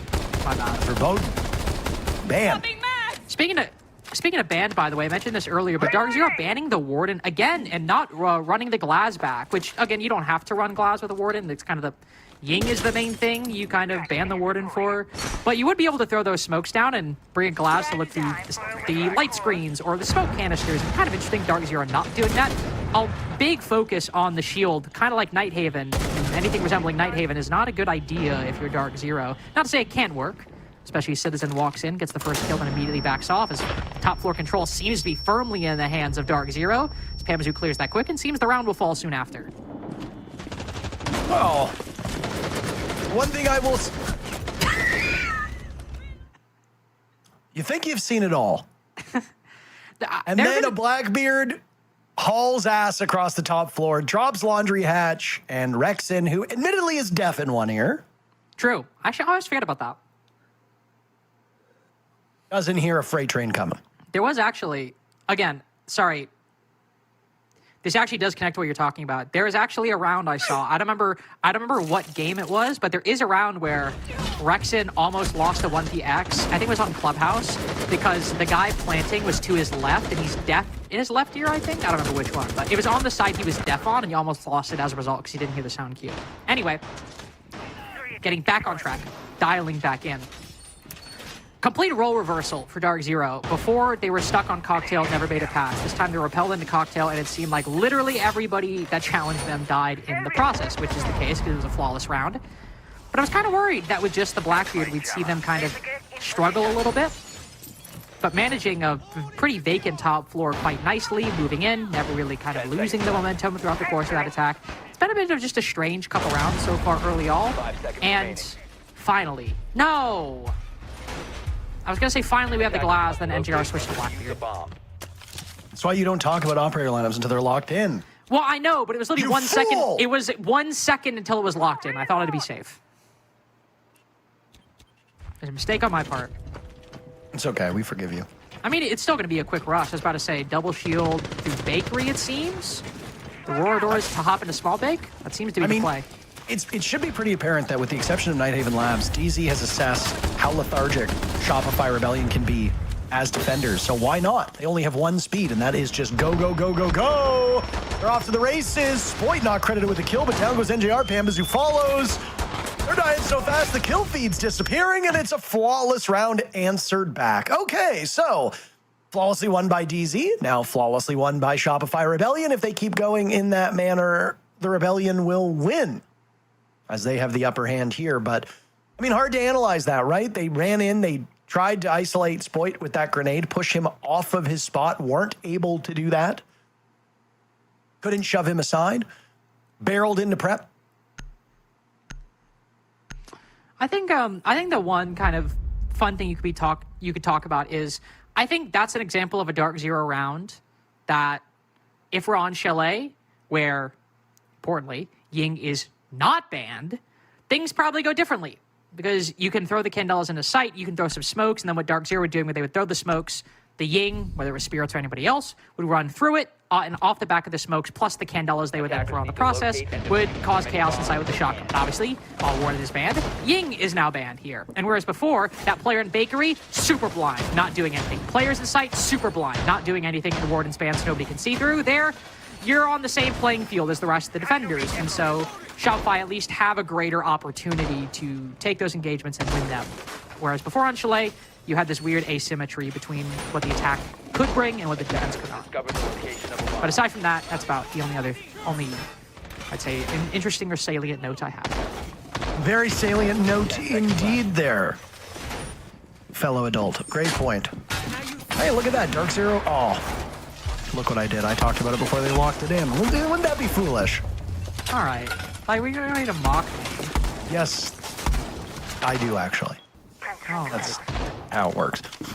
DZ really liked their lineup to the point that they opted to keep everybody as is, except swapping out the Thatcher for a Lion. I think that's the right call when you see the operators that are brought. What realistically is an EMP going to do against most of this SR lineup?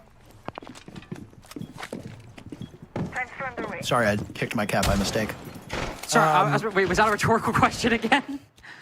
No. That was me being sincere. I didn't kick my cat. My desk is a standing desk, and he was actually sitting directly under me, and I went to move my leg, and I knocked his ball, and he ran after it. So I just want to make sure he was okay. I don't know if it's another one of those non-rhetorical questions, or as I don't want to be tasing our animals on stream or anything. As everyone else calls them questions. By the way, something I do want to mention. There's an interesting trend I've seen. That's really not like a major thing, but I don't know, something cool. A couple teams will really just like on some maps put their star player on Scopos, and the two main teams I see do it are Liquid with Maya, and then Spoit with the Rebellion. Just kind of giving your star fragger a get out of jail free card, the ability to rotate and make plays wherever they want, and maybe teleport across the map depending on where the other shield is. It's not something I see like a lot of teams do, but it is something I've seen. I know Liquid and Shopify do off the top of their head. And I also think W7M to a certain extent. Could see Spoit have some impact, as it's a huge utility dump from Dark Zero and a shield off the back of it.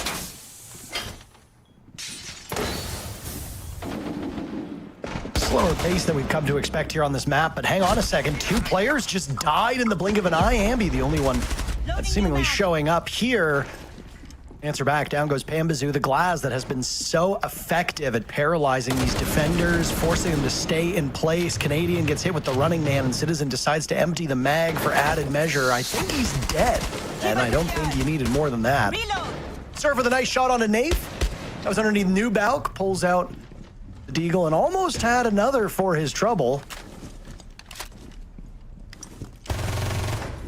Looking for a rehost after this. Regardless of what happens in this round, numbers being kept close, though, by Rexon, who's been great. Rexon and Surf finally having games up to their standards. Rexon will need to go for a 6th kill, 5th and 6th. But he just can't outshoot the Gridlock. She's a strong force. A real sturdy operator, and she survives that mag from the Vector. Will likely have a rehost here, as once again, tied at 2 rounds apiece. These have been very competitive games. Neither of these teams have really been able to shake each other. Obviously, the first half of Chalet told a very different story, and then the second half had to match it. But maps 1 and 2 have just been back and forth over and over. Despite the standings, it would seem that these two teams are a bit more evenly matched. A bit more evenly matched in what has been a very... That was not a rhetorical statement.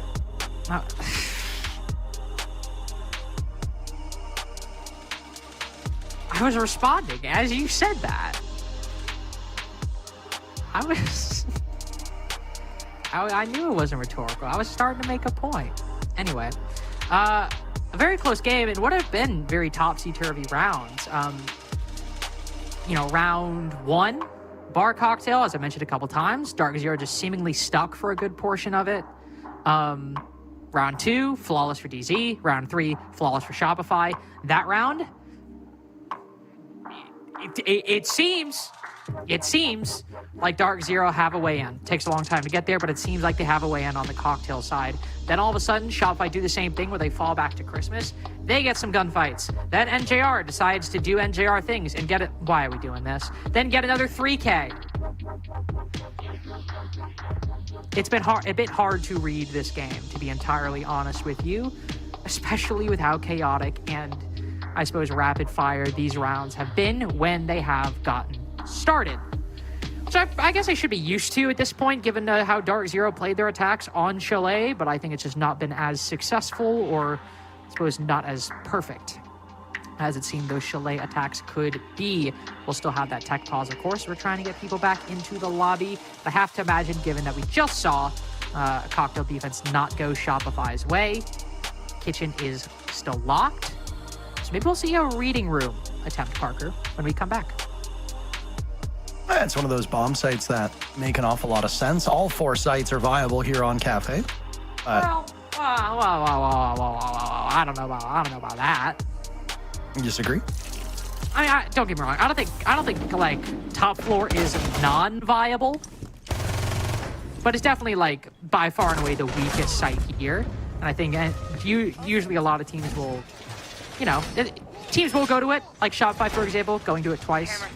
But I do think it is the weakest site on this map. Also, I did want to mention, I actually completely forgot to bring this up. I really liked the way they used the Glaz that round. That is something very similar to what we saw on Chalet. And I think Dark Zero kind of realizing, hey, we had a good thing going. 5 seconds remaining. Maybe we should bring that back. Attackers must locate and defuse. Well, the hot bug seems to have been fixed on the side of Canadian. He's going to bring the wet pool noodle gun yet again. Would you like to criticize a multi-time world champion on the broadcast? I didn't criticize him for bringing the Would you like to criticize a multi-time world champion, major winner, U.S. Nationals winner, DreamHack multi-time runner-up, Brunch Wars winner? Brunch Wars winner. Would you like to criticize that player? How many pro games have you played again? I just want to make it clear. How many pro games? I did not criticize him for running the M10. I just said that was crazy. Some people, shut up. Some people thought I was criticizing JV92 with the bit Ollie and I were doing. And like, I generally I try not to criticize too much. Especially if it's Canadian, because he will make fun of me in ways that will be very hurtful when next time I see him in person. You'll notice all of my weird quirks and tics. Be like, why do you hold out your arm when you're trying to make a point? Why are you trying to stiff arm me? By the way, this is huge. Shopify have completely seen the rush that Dark Zero are about to do and are completely ready for it as a result of this pulse pick. Nitrocell goes out and it claims 2 for its trouble. Spoit the only one to die so far. Spoit putting in a bit of a poor performance compared to maps 1 and 2, where he dropped, 30 kills across those 2? Quite a triumphant day for the Swede. But now it's time for the rest of the team to step up to the plate. It cannot be the Spoit show all day. That's why you have depth. You do not have Surf, Rex, and Ambi on a team for them to go even. You go positive. That is what they are designed to do. They were built in the lab, actually, to kill, and they are doing a mighty good job of it on this map. No. So is DZ, as they found 2 for their troubles. Surf and Canadians standing alone. Yet again, Shopify Rebellion outnumbered. Down goes Pambazu, a nice line of fire from Surf. Surf is just a terrific player who can stack up against the best of the best. His stock has continued to rise as he's become familiarized, and there's multi-time 6 invitational winner and major winner Canadian using the Reaper MK2.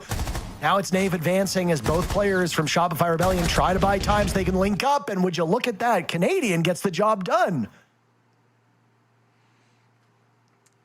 Anything you want to say? That's the kind of talent you need to win the brunch wars. Thank you. How dare you? Look, I'm just winding you up to let you go. That was, all things considered, that was a round that probably should not have been won by Shopify Rebellion. Where did everything go wrong, though? Well, see, but that's the thing, is I disagree with you, yet I also agree with you, because this game has been very hard to track in terms of the pacing within these rounds. Because I would argue, at the start of that round, that was absolutely a round Shopify should have won. Dark Zero went for a White Stairs rush, which is kind of like the shiny variant of the dining or reading or dining or second floor rushes, because normally it's the blitz in through the mining window. This one's up White Stairs. But because he has the pulse, he spots it, throws a C4, gets the whole thrust of the rush.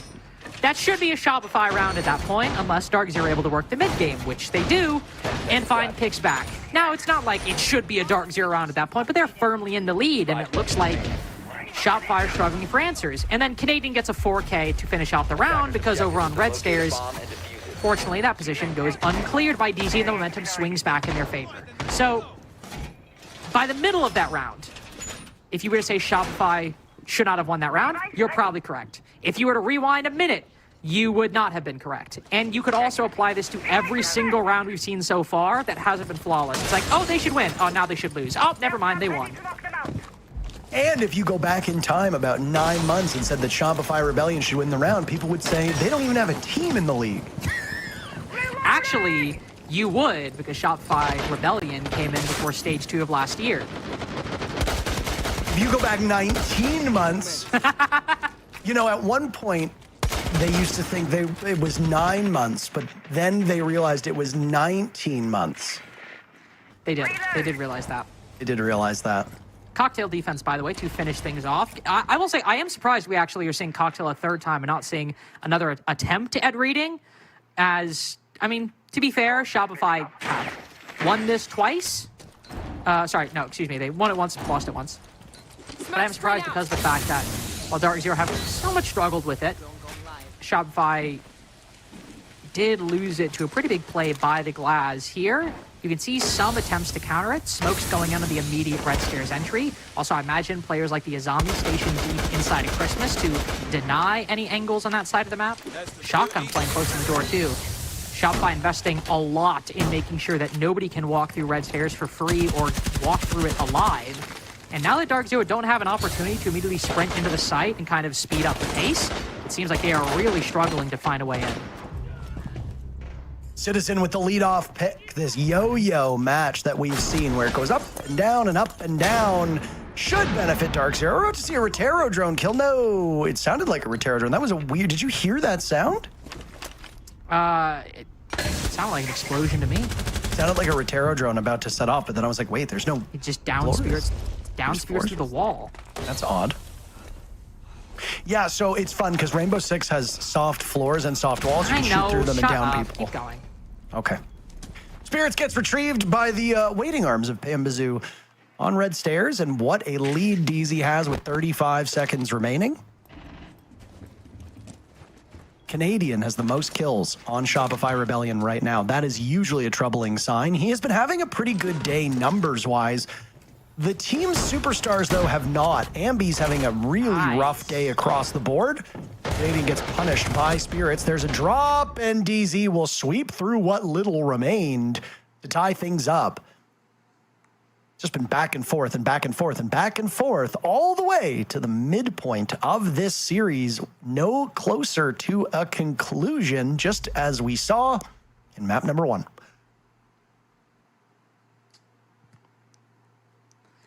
And I have to admire Dark Zero's tenacity throughout this whole series. Arguably could have or should have won map 1. Arguably maybe should not have won map 2, but they pull through with some pretty massive performances. And here, they are constantly put in baffling situations that are very difficult to deal with players on all sides, variables shifting moment to moment.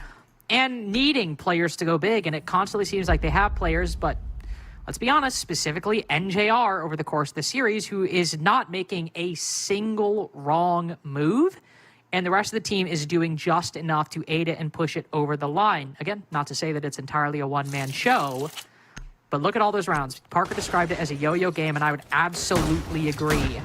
And ironically, with NJR going down, not really having that much impact, a lot of that was built off the fact of Shopify, you know, swinging on that doorway, right into a player from Dark Zero waiting. Spirits going for a backstab very late in the round, but taking a 1v1 that he's favored to win, to be fair, with the shotgun. It just, honestly, I thought I would kind of form a coherent point as this went on, but to be honest, I can't really tell you like a big trend. It's just been a really back and forth game when it comes to the pacing. It just shows that the map pool lines up really well between the two teams. You know, the fact that the first map goes all 12 rounds without overtime. Second map goes all rounds in overtime. Now here we are where it's 3-3. It's possible one of these teams takes off like they've got a rocket strapped to their back here in the second half, but with the way that the first two maps have gone, I think it's a safe bet to assume that we're going to go deep into this map. 11 rounds, 12 rounds, maybe even OT. Canadian seems to have this mental hump against his former teams that he just struggles to get over. He can bully other teams, but against DZ, against SSG, against EG way back in the day, he struggles. I don't know if it's a mental game. I don't know if it's that he goes into the matches thinking that he knows exactly what they're going to do based off of what they did when he was on it. Maybe it's overconfidence. I'm not sure.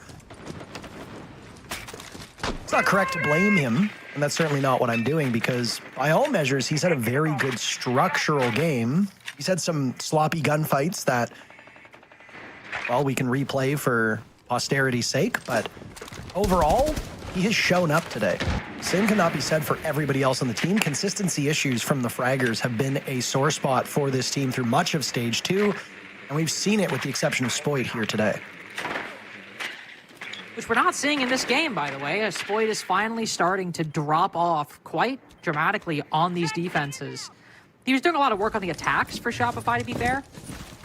So if we're going to see him turn up, this would be the moment. Especially since putting Spoit on an operator like Gridlock is a really good decision. Well, putting your fraggers on Gridlock on Cafe specifically is a really good decision, because most of the time you're going to put like 2 to 3 track stingers on or around red stairs, and that means they obviously have one, but they can just use that F90, move through the top floor, Ambi as well with this R4C. What a deadly entry duo we have here, in theory, if they can start performing with that first kill. They find a nice shot to the Blackbeard, and then Spoit followed up. Oh, wow. It seems like it might be nice, but things collapse so rapidly for Dark Zero, or for Shopify, excuse me. And this has been happening through all of these matches. The action comes fast and furious. You saw it on the first half of Chalet when DZ were committing a breakneck pace. We saw it in the final moments of most rounds on Nighthaven Labs, a far slower and map that requires you to plot and plot along. Here on Cafe, when these teams come to blows, they come to blows very quickly. And that's good, frankly. It shows that you're close enough that you can trade out. Most teams would dream of trades this quickly. But it does cause a bit of chaos. Surf eliminating Knave keeps numbers closer, but DZ still with the upper hand for the final 30 seconds. Activating shock drone. Rexon's upstairs. He'll leave a drone for flank watch. He's got the case in hand. He'll shepherd this diffuser into reading. To be a little bit concerned, though, with that bookcase. Nice read onto the gas canister. Rexon is not afraid at all of anybody. He's got the diffuser. He's running out of time. Surf has killed everybody except for Pambazoo, who'll now make his way over towards reading door. All Surf needs to do is buy time, but he runs out of bullets and leaves Rexon to die alone. A blunder by Shopify Rebellion gives DZ the lead. I don't even know what to do. I don't even know what to do at this point. Like, I need a second. Let me watch these. By all means, Captain. I like that we kept talking about how this is a topsy-turvy game. It's a yo-yo game. It's an inconsistent game. And then we have potentially the premier example of that phenomenon in one round. I'm not even, no analysis about to happen, just to be clear. Let's just run that one back, okay? Ambi, halfway into the round, runs into the top floor. Opening pick. Shopify just moving across the top floor, not running into any obstacles. They've got almost full control of everything. Then they get hit by a C4. I think a flank, if I'm wrong. I actually think it wasn't a flank. It might have just been a player on white stairs. But then they get hit by a C4 and a bunch of pre-held angles by Dark Zero. 2v4. Okay, that didn't seem how the round was going. But I guess we're here now.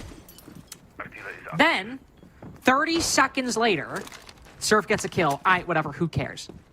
That is 9 seconds remaining. Surf walks into sight, gets 2, and of course everyone reasonably is like, oh, the vibes are on Shopify's side. We're feeling good now. Surf is in the position to get the diffuser down. Then he runs out of ammo after missing the Goyo on the cross, and then Rexon dies at 000 with the diffuser in hand. Like, how are you supposed to track what's happening?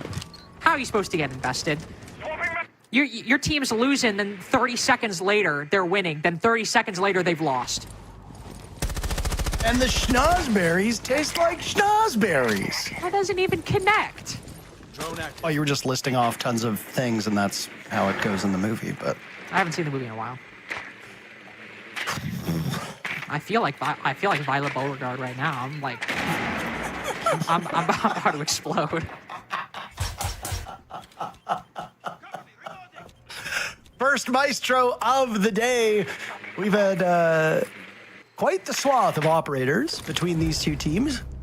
We noted it back in map number 1 as Ambi's the first casualty. 1 minute and 20 seconds. Down he goes. Ambi's been having a rough day. I don't know if it's been at the direction of Canadian. I don't know how much of this is him all on his own, but... Well, there he was Skylight, and I think he just got smoked off Skylight by Citizen. Not saying everything else is true, but he might have just got rocked. Right, but you're 2-7, and this is not his first rough game. Yes, that's a fair point to make. Oh, Spirits was that just sounded nasty. Headed. That was like wet meat hitting pavement. Oh my, that's a horrific image. Like the wet meat, or were you casting when England, former player England, used to change his name to Wet Meat? Yeah, I was here for that. Also, by the way, I like the strategy from Dark Zero, the K2 route to stop anybody from like breaching and pushing up. And while they have worked the Montier and this is a very weird position for a defender to find themselves in. And also another very weird trend of the round as Pamazu, right as Canadian un-ADSs, loses his life in the process. That's diffuser in the hands of the defense.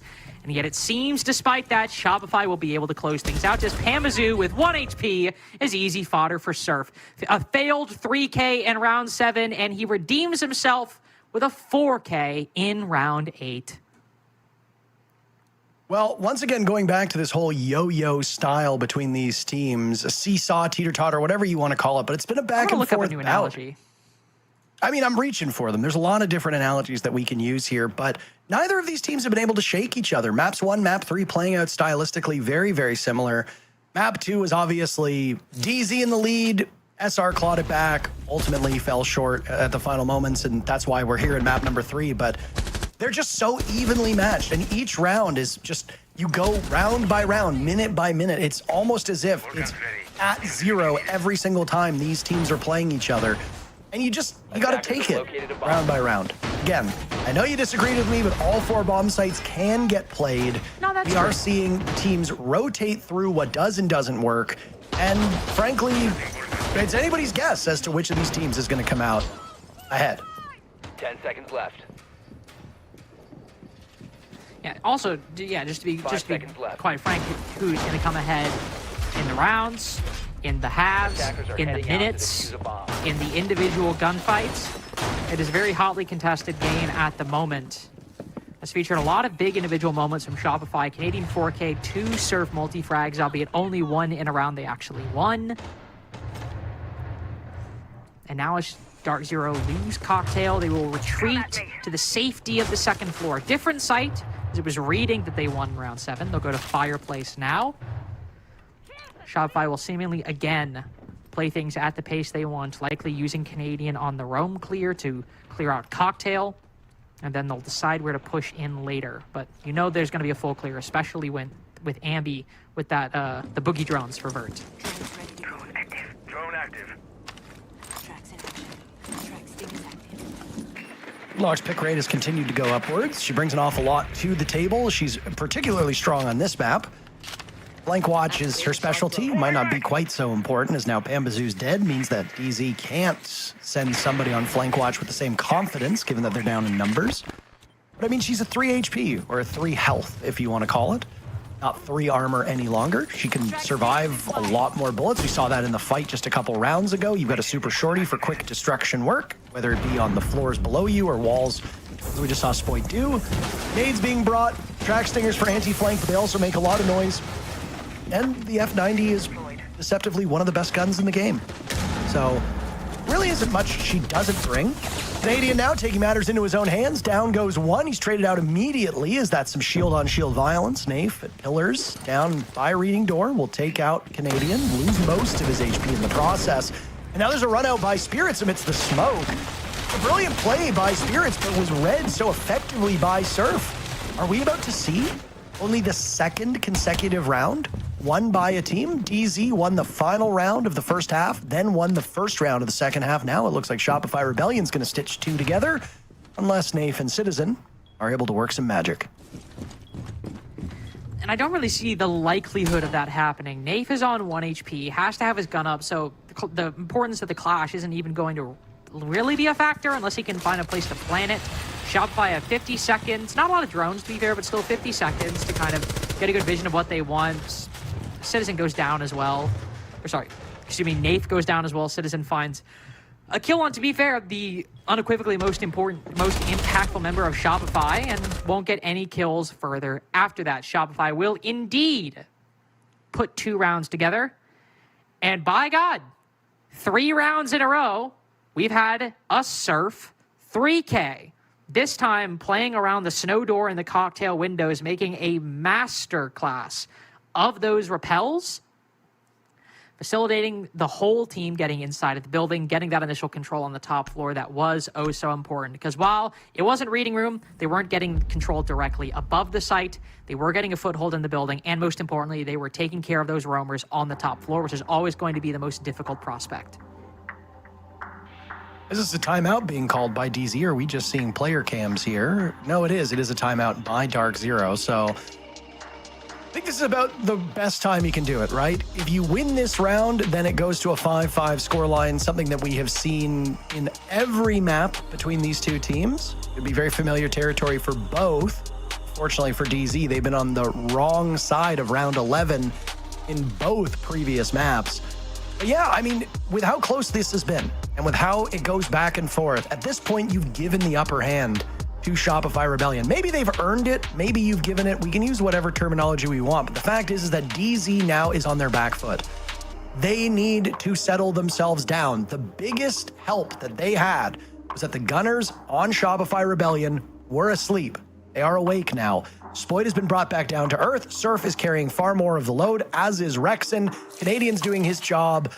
I mean, what more can you say? DZ have their hands full. And on the side of DZ, their fraggers are awake. It's not like they're not killing. Both NJR and Pambazoo are standing up well to the opposition. It's just structurally, they're struggling. When you are defending on a map like Cafe, you need to be a touch better. Kangaroo Kenny likely assessed that, and DZ used their timeout. Good time to do it as well when you get to go back to the reading room, the one site that has worked for Dark Zero so far.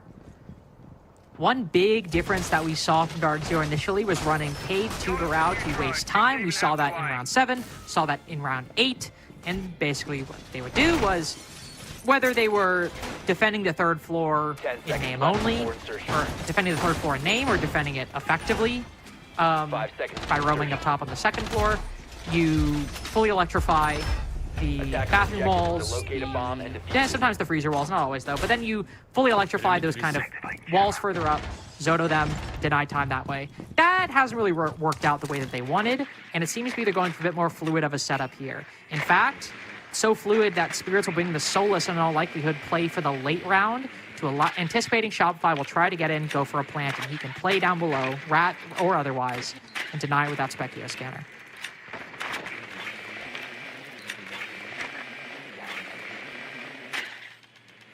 Come on, Specchio Scanner, and you don't want people to think you're the human version of the nerd emoji.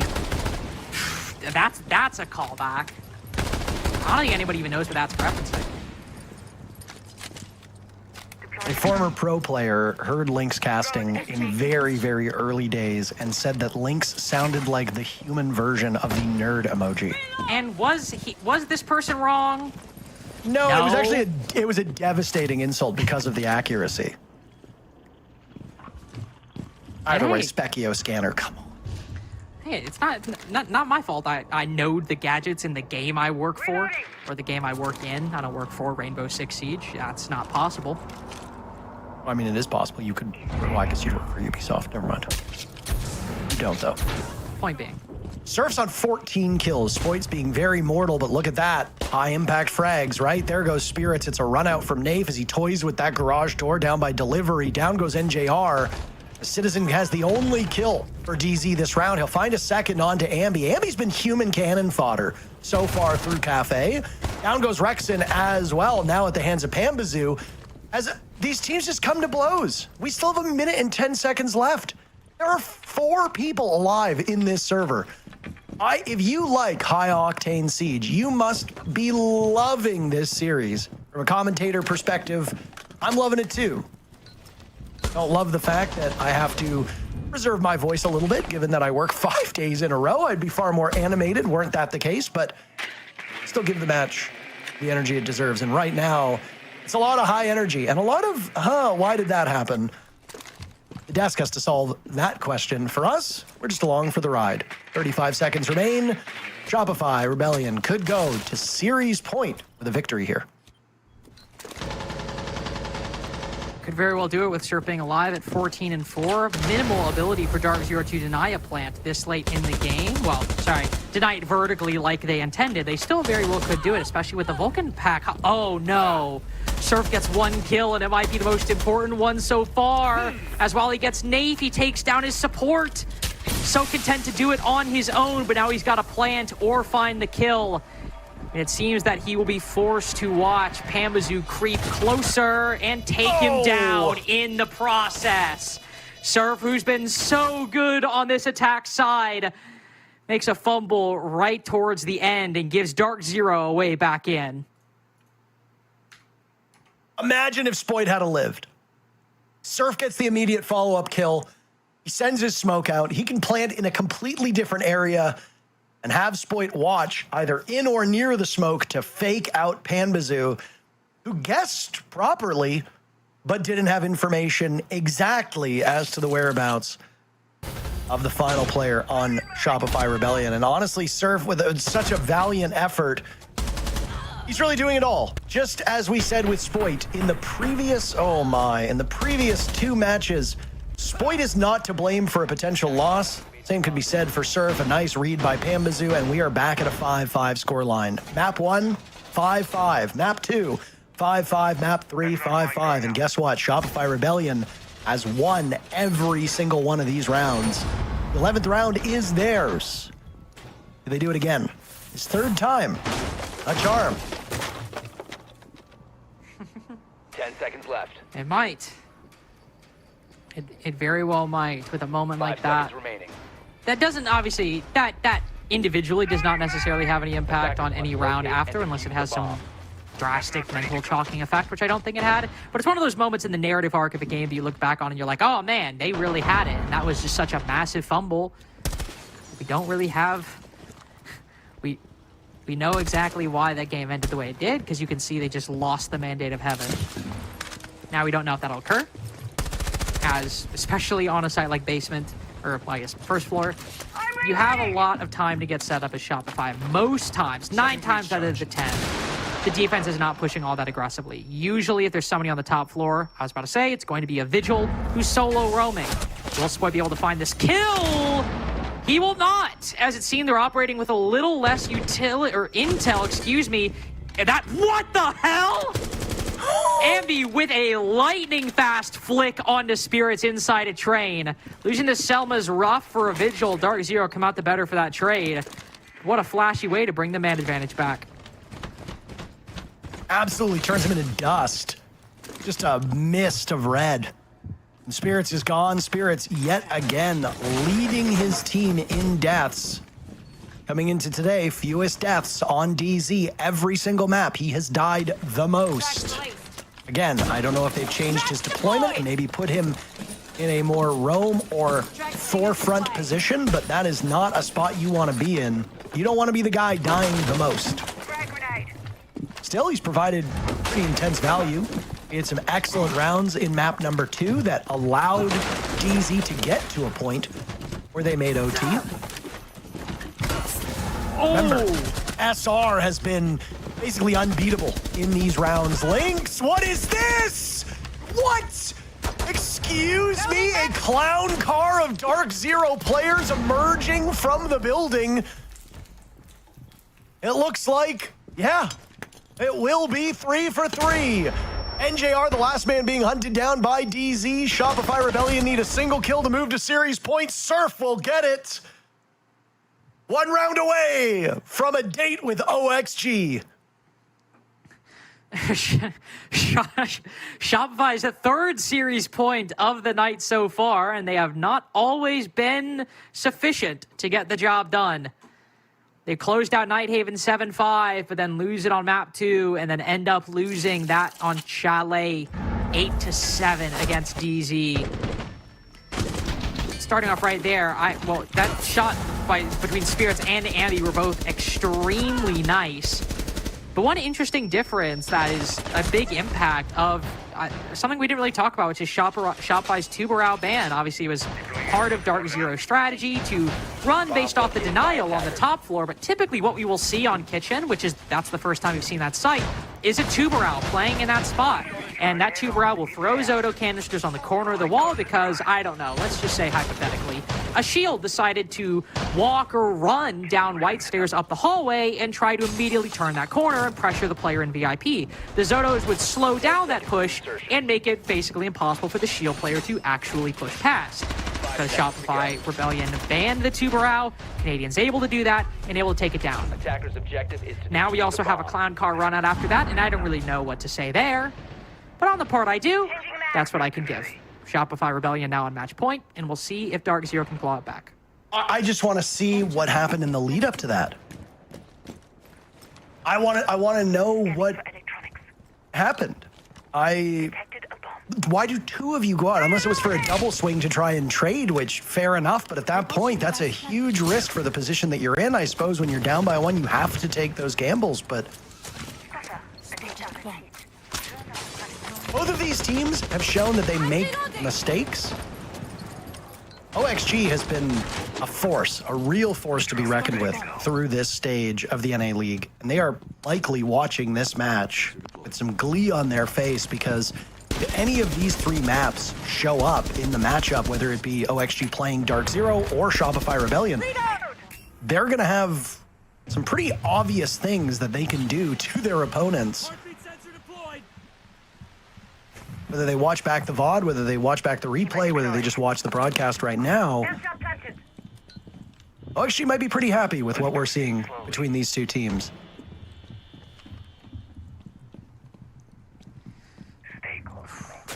When Surf's 18-5 and you decide to put him on Dokkaebi, here's the opening pick. Ready and waiting. Spirits has no idea. We might have an idea somebody's down below, but oh my god, and there's 2 of them. He gets 1 so easily, and now there's the Echo here too. Nafe might be aware, but Surf can just bide his time, hang out here, and even if he gets the trade, they'll know that there's an Echo down below. Here's it in the process, as again, they're setting up for a double swing, and while they find it, the Echo dies too, and yet still somehow they're holding on. Panbazoo and Citizen are last 2 standing. DZ's hopes rest in them. Panbazoo is in the grave. Citizen and Dark Zero have 1 foot in it too. All 3 remaining players of Shopify Rebellion have had different stories today. Spoit has been bar none their best player, but he's taken a back seat, allowing Surf to break 20 kills in just this map alone. A career game for Surf, a huge game for Surf. And boy, has he risen to the occasion. Citizen staving off defeat for the time being. Almost got spotted by White Stairs. DZ pinned their hopes on their newest player. He's tremendous, and they line up for him, but his bullets only take down one. Shopify Rebellion punched their ticket to play OXG one step closer to guaranteeing a spot at the Munich Major. And I can't believe I'm saying that Shopify had to beat DZ to qualify in a match against OXG, and OXG might still be the favorites. Today, Shopify, they looked better, but I think you can see how Canadian is still kind of breaking down and triaging some of the issues we saw in that game. That is a beatable Shopify, a good Shopify, but one that was very top-heavy, reliant on big performances from Spoit to get them through maps 1 and 2, and only win one of those, might I add. This is a Shopify that has weaknesses, same with Dark Zero, and I can tell you that that game against OXG is going to be a banger. But that's Shopify against DZ, that's Parker, and I done for today. We'll have the desk right up after this.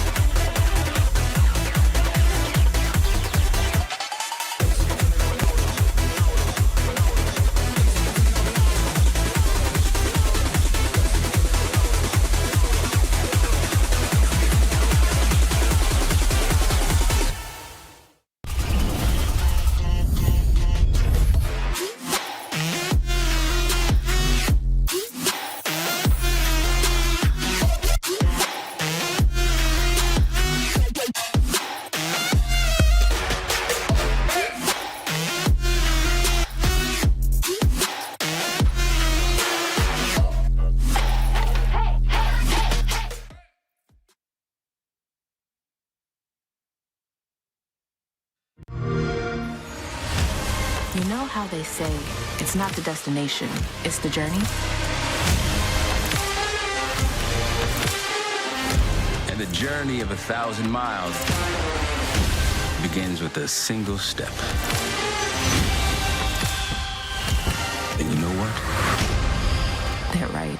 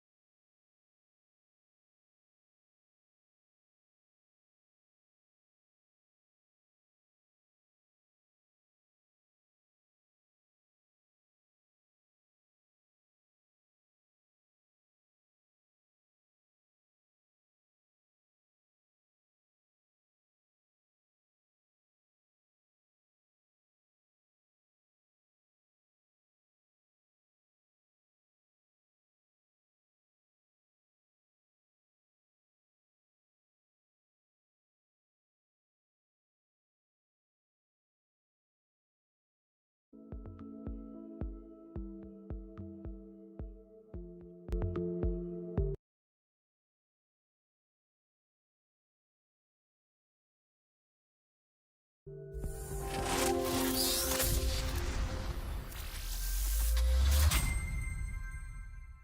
I'm walking down. Not kills, guys, not Walk.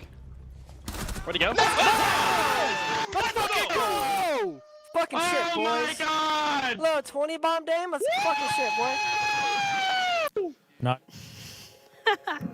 Rexon with the kitten ears. But congrats to SR. They do manage to close this one out after having a lead in the last map and then coming back here. A little bit closer maybe than we could have expected or thought it was going to go. But either way, let's bring over Canadian to have a little bit of a conversation on how this series went. Congrats, guys, on getting your first win here in playoffs. Let's throw it back to the second map, actually, because that's kind of like where I would like to discuss it a little bit. Considering you guys lost that one and then came back into this one and you managed to close it out, what was the conversation like between map 2 and map 3 to actually find that confidence? I think we felt super in control the whole time, to be honest. Map 2, like, I think we lost like a bunch of close rounds. So we still felt very in control regardless.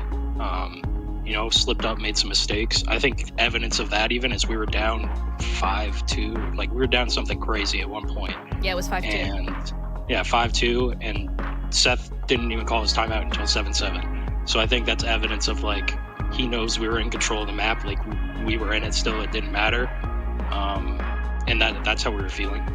There were some small mistakes, and that's how we felt after the map. Was like I think the last round, NJ swung in the big window, killed 3 people. I fat fingered my nitro and peeked him with a C4 in my hand and died. I would have killed him. So yeah, like we felt very in control. We felt very confident. I don't think it changed anything.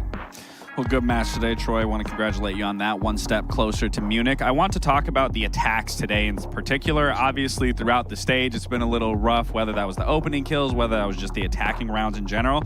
Today, it was a completely different Shopify Rebellion in terms of your guys' attacks. I mean, far more success on the attacks than the side of defense. I'm just kind of curious, as you being the IGL, what's been that shift from the end of the stage, throughout the stage, and then with the time off coming into today? I think it's just the way we're playing the game. I think we've been trying to play the game like off, you know, some feel more, and like just being confident in like what we say and what we do and being decisive. Trusting that, you know, that I'm going to come up with a plan and that we're not just going to sit there and stall out and do nothing. Because I think, you know, if we do that, we might get impatient, throw our lives away, stuff like that. Because I think our biggest struggle on attack during the stage was we were, you know, like 2-man down for half of them. So like, you know, you're not going to win rounds 3v5. We actually even won some, or we bring them back. And I think that just goes to show that when we can take our time and when we can play off our info and, you know, make decisions together and commit to things together, that we know what we're doing and we're really good. But yeah, I think today it was just like a really good team game. Like we played very much together. We weren't giving our lives away. We were coordinating things, like following plans, you know, being selfless. Like if we were in a spot where we're going to end up doing nothing, like that's okay. Hop on cams, you know, hold our ankle, hold our cross, whatever it is. Right. Like, okay, not being the hero. And I think that's something that we've had to deal with because we have such good players on our team. You know, they're used to having the big moments, and you know, not everyone's going to always have them. You got to let it come naturally and just capitalize when that happens. Do you feel this change and shift, just in general, as you've been speaking, is also excelling your gameplay? Because even today, like, you played exceptionally well. I believe you went 25 and 27. I mean, even to what we've seen before, I think it's obviously paying dividends, even just in your own performance, to say the least. Yeah, honestly, I've been feeling very confident individually lately. I think like we played deathmatch against each other all the time, so it's actually been making me feel, you know, I've gotten a lot better mechanically. 18 again? I would like to say, yeah. I mean, like I'm literally getting smoked by Willie and Ambi like every day, and it's like, you know, I gotta figure out some things to be able to kill these kind of guys. So it's definitely made me learn a bit, but I think when we're playing as a team, you know, everyone's gonna get opportunities to get kills. It's not just gonna be me. I think when we're not, then yeah, it's definitely rougher. But like sometimes, I mean, during the season, we weren't playing as much as a team, and I was getting kills. So who knows? But I just think we played really good today. We had a really, really good team game. Absolutely. Yeah. Well, you guys played great. Congratulations on the win. I just wanted to see if there was any insight that you could give us specifically on if we look at a map like Chalet, obviously because that's the one you guys lost, in rounds where you lose, where you have the man advantage. For example, the last round where you guys were up 5 man to 3, and then individually everyone kind of looks like they peak on their own or they lose their own ones. In situations like that, is that communication getting too hectic? Is it players looking for their own big moment, so to say, to just close out the round? What goes wrong specifically in those rounds?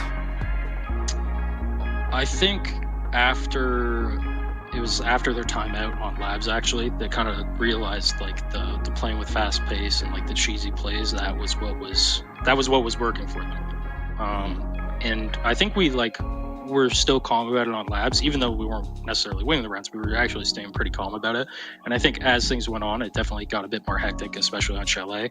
And I think that is, yes, like you're saying, like those kind of rounds, yeah, maybe not entirely synced because comps are too panicky and people think they have to do more than they have to, and they're not necessarily working together. They're just trying to react to everything that they're hearing, and it's sensory overload. I think we did a much better job on Cafe, actually. I think we stayed a lot more calm and played things a lot more together. Yeah, 100%. Well, thank you so much for your time for the interview. A lot of insightful information, and once again, congratulations to you guys. We'll see you tomorrow. Thank you. See you then. As much as this is really great for Shopify Rebellion, I think questions as well in regards to DZ coming off of that second map, having all that confidence, feeling really hot coming into this, and then losing it here, dropping into that lower bracket on game day 1 is not a position that they would want to be in. I mean, you know, we saw SSG stage 1 drop in the losers bracket off the first round, and then they got first during the stage. So I think the main takeaways for Dark Zero is they looked a little bit more in form. We saw players like NJR on Panba feel a lot more comfortable, a lot more confident, and Dark Zero had a response to if Spirits wasn't able to find success. I mean, on that first map, we saw Spirits was having a very rough game with the shields. He wasn't able to find any openings, and we still saw NJR and Panba turn up, and more specifically Panba. I mean, I was very critical of him before the game today, and he definitely showed up and was a big reason on why DZ kept it so close. So if they can continue that throughout the lower bracket, get a win, a little bit more momentum, could look good. Yeah, Panba was really instrumental when it came to DZ, but when we were looking to the side of Shopify, I mean, Surf had an absolute banger of a game, and I think one round specifically at the end of this map, which is a beautiful call out from Entero. Here comes the DZ clown car. Yeah, this was definitely a little bit of a fiasco. I think this is honestly what put the nail in the coffin and sealed the game here, was losing that engagement, letting Surf be able to clutch that 1v2, and then just losing numbers, not being able to trade it.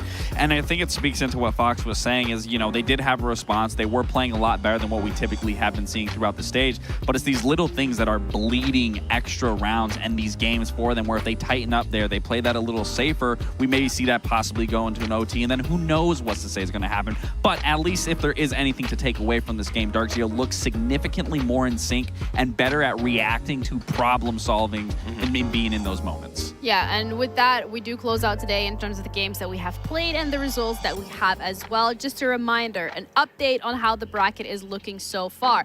SSG played wildcard, and with SSG winning, they advance tomorrow against M80. And with Shopify winning this matchup, they advance tomorrow against OXG. M80 is going to be playing SSG. That'll be a great match, especially since if we see M80 and OXG, the same exact team that we saw towards, you know, the whole stage of stage 2, this will be very difficult. Even though SSG and SR played very good today, still, I don't know if they're in contention to be able to compete with the prime M80 and OXG that we saw during stage 2.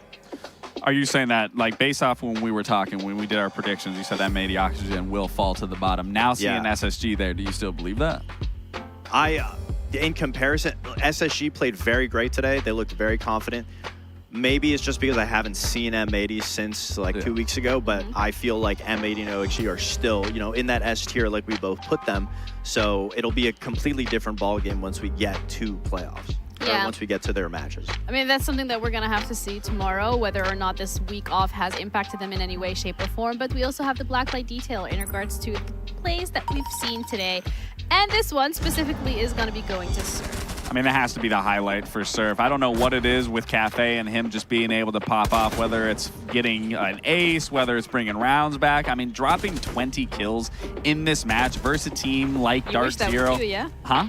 I mean, I do wish it was me. I wish I could shoot like what Surf is doing. I mean, he's riding the waves until half these engagements and being able to do it again on the role that he is, the flex support role, just being able to lock down so many of these engagements. Like I said, that instills confidence into the rest of the team. Knowing that your support player is putting up big numbers like this, it takes a lot off your shoulders of feeling like you need to do more, like Troy was saying, doing more than what you need to do. Sensory overload. The fact that Surf can just excel in these moments, excel in this role, and be a big reason, again, for Shopify Rebellion's success throughout this stage really is showing off each and every single game. So whether you're a support player, whether you're an IGL, the fact of the matter is if you can have a strong backbone, your team is always going to stylistically look better than a lot of the other teams, just even systematically speaking. Yeah, and a lot of those clips, he's not going out of his way to get kills. He's not running into the site. He's not making huge plays. He's playing his position, and he's hitting every single shot, and that's the consistency. And we talked about SR. If Canadian's doing well, if Surf's doing well,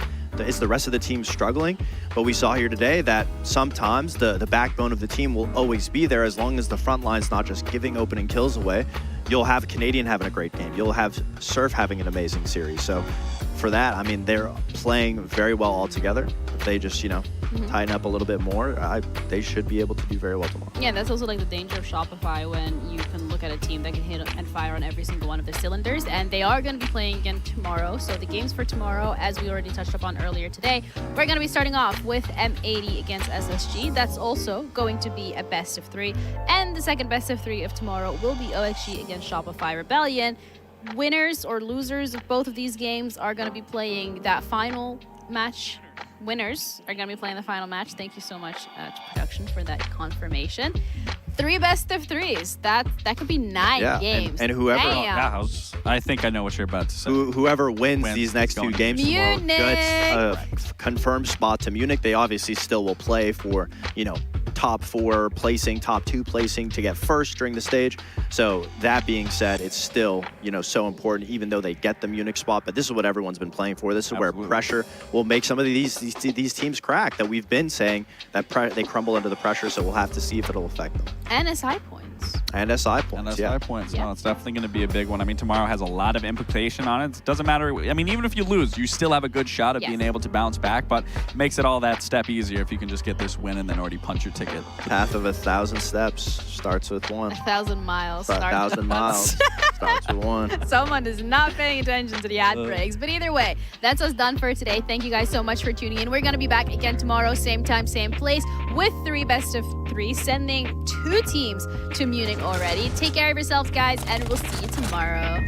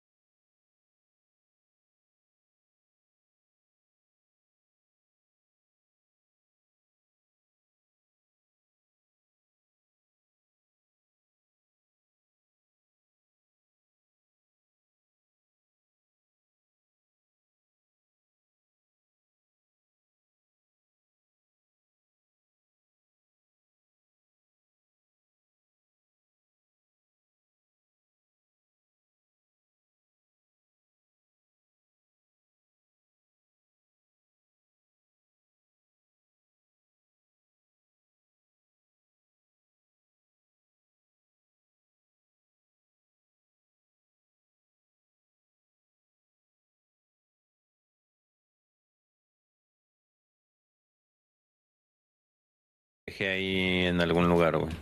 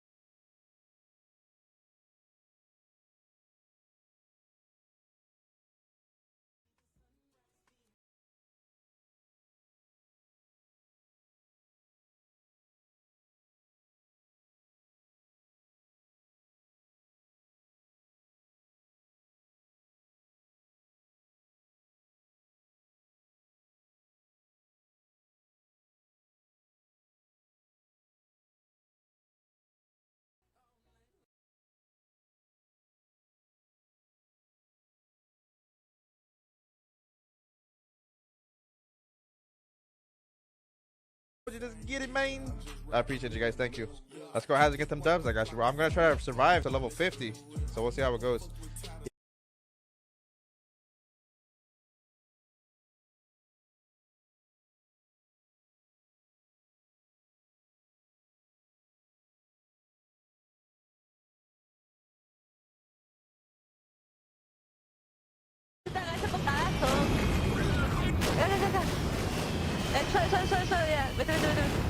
Nah, mierda, no hay ni botiquín.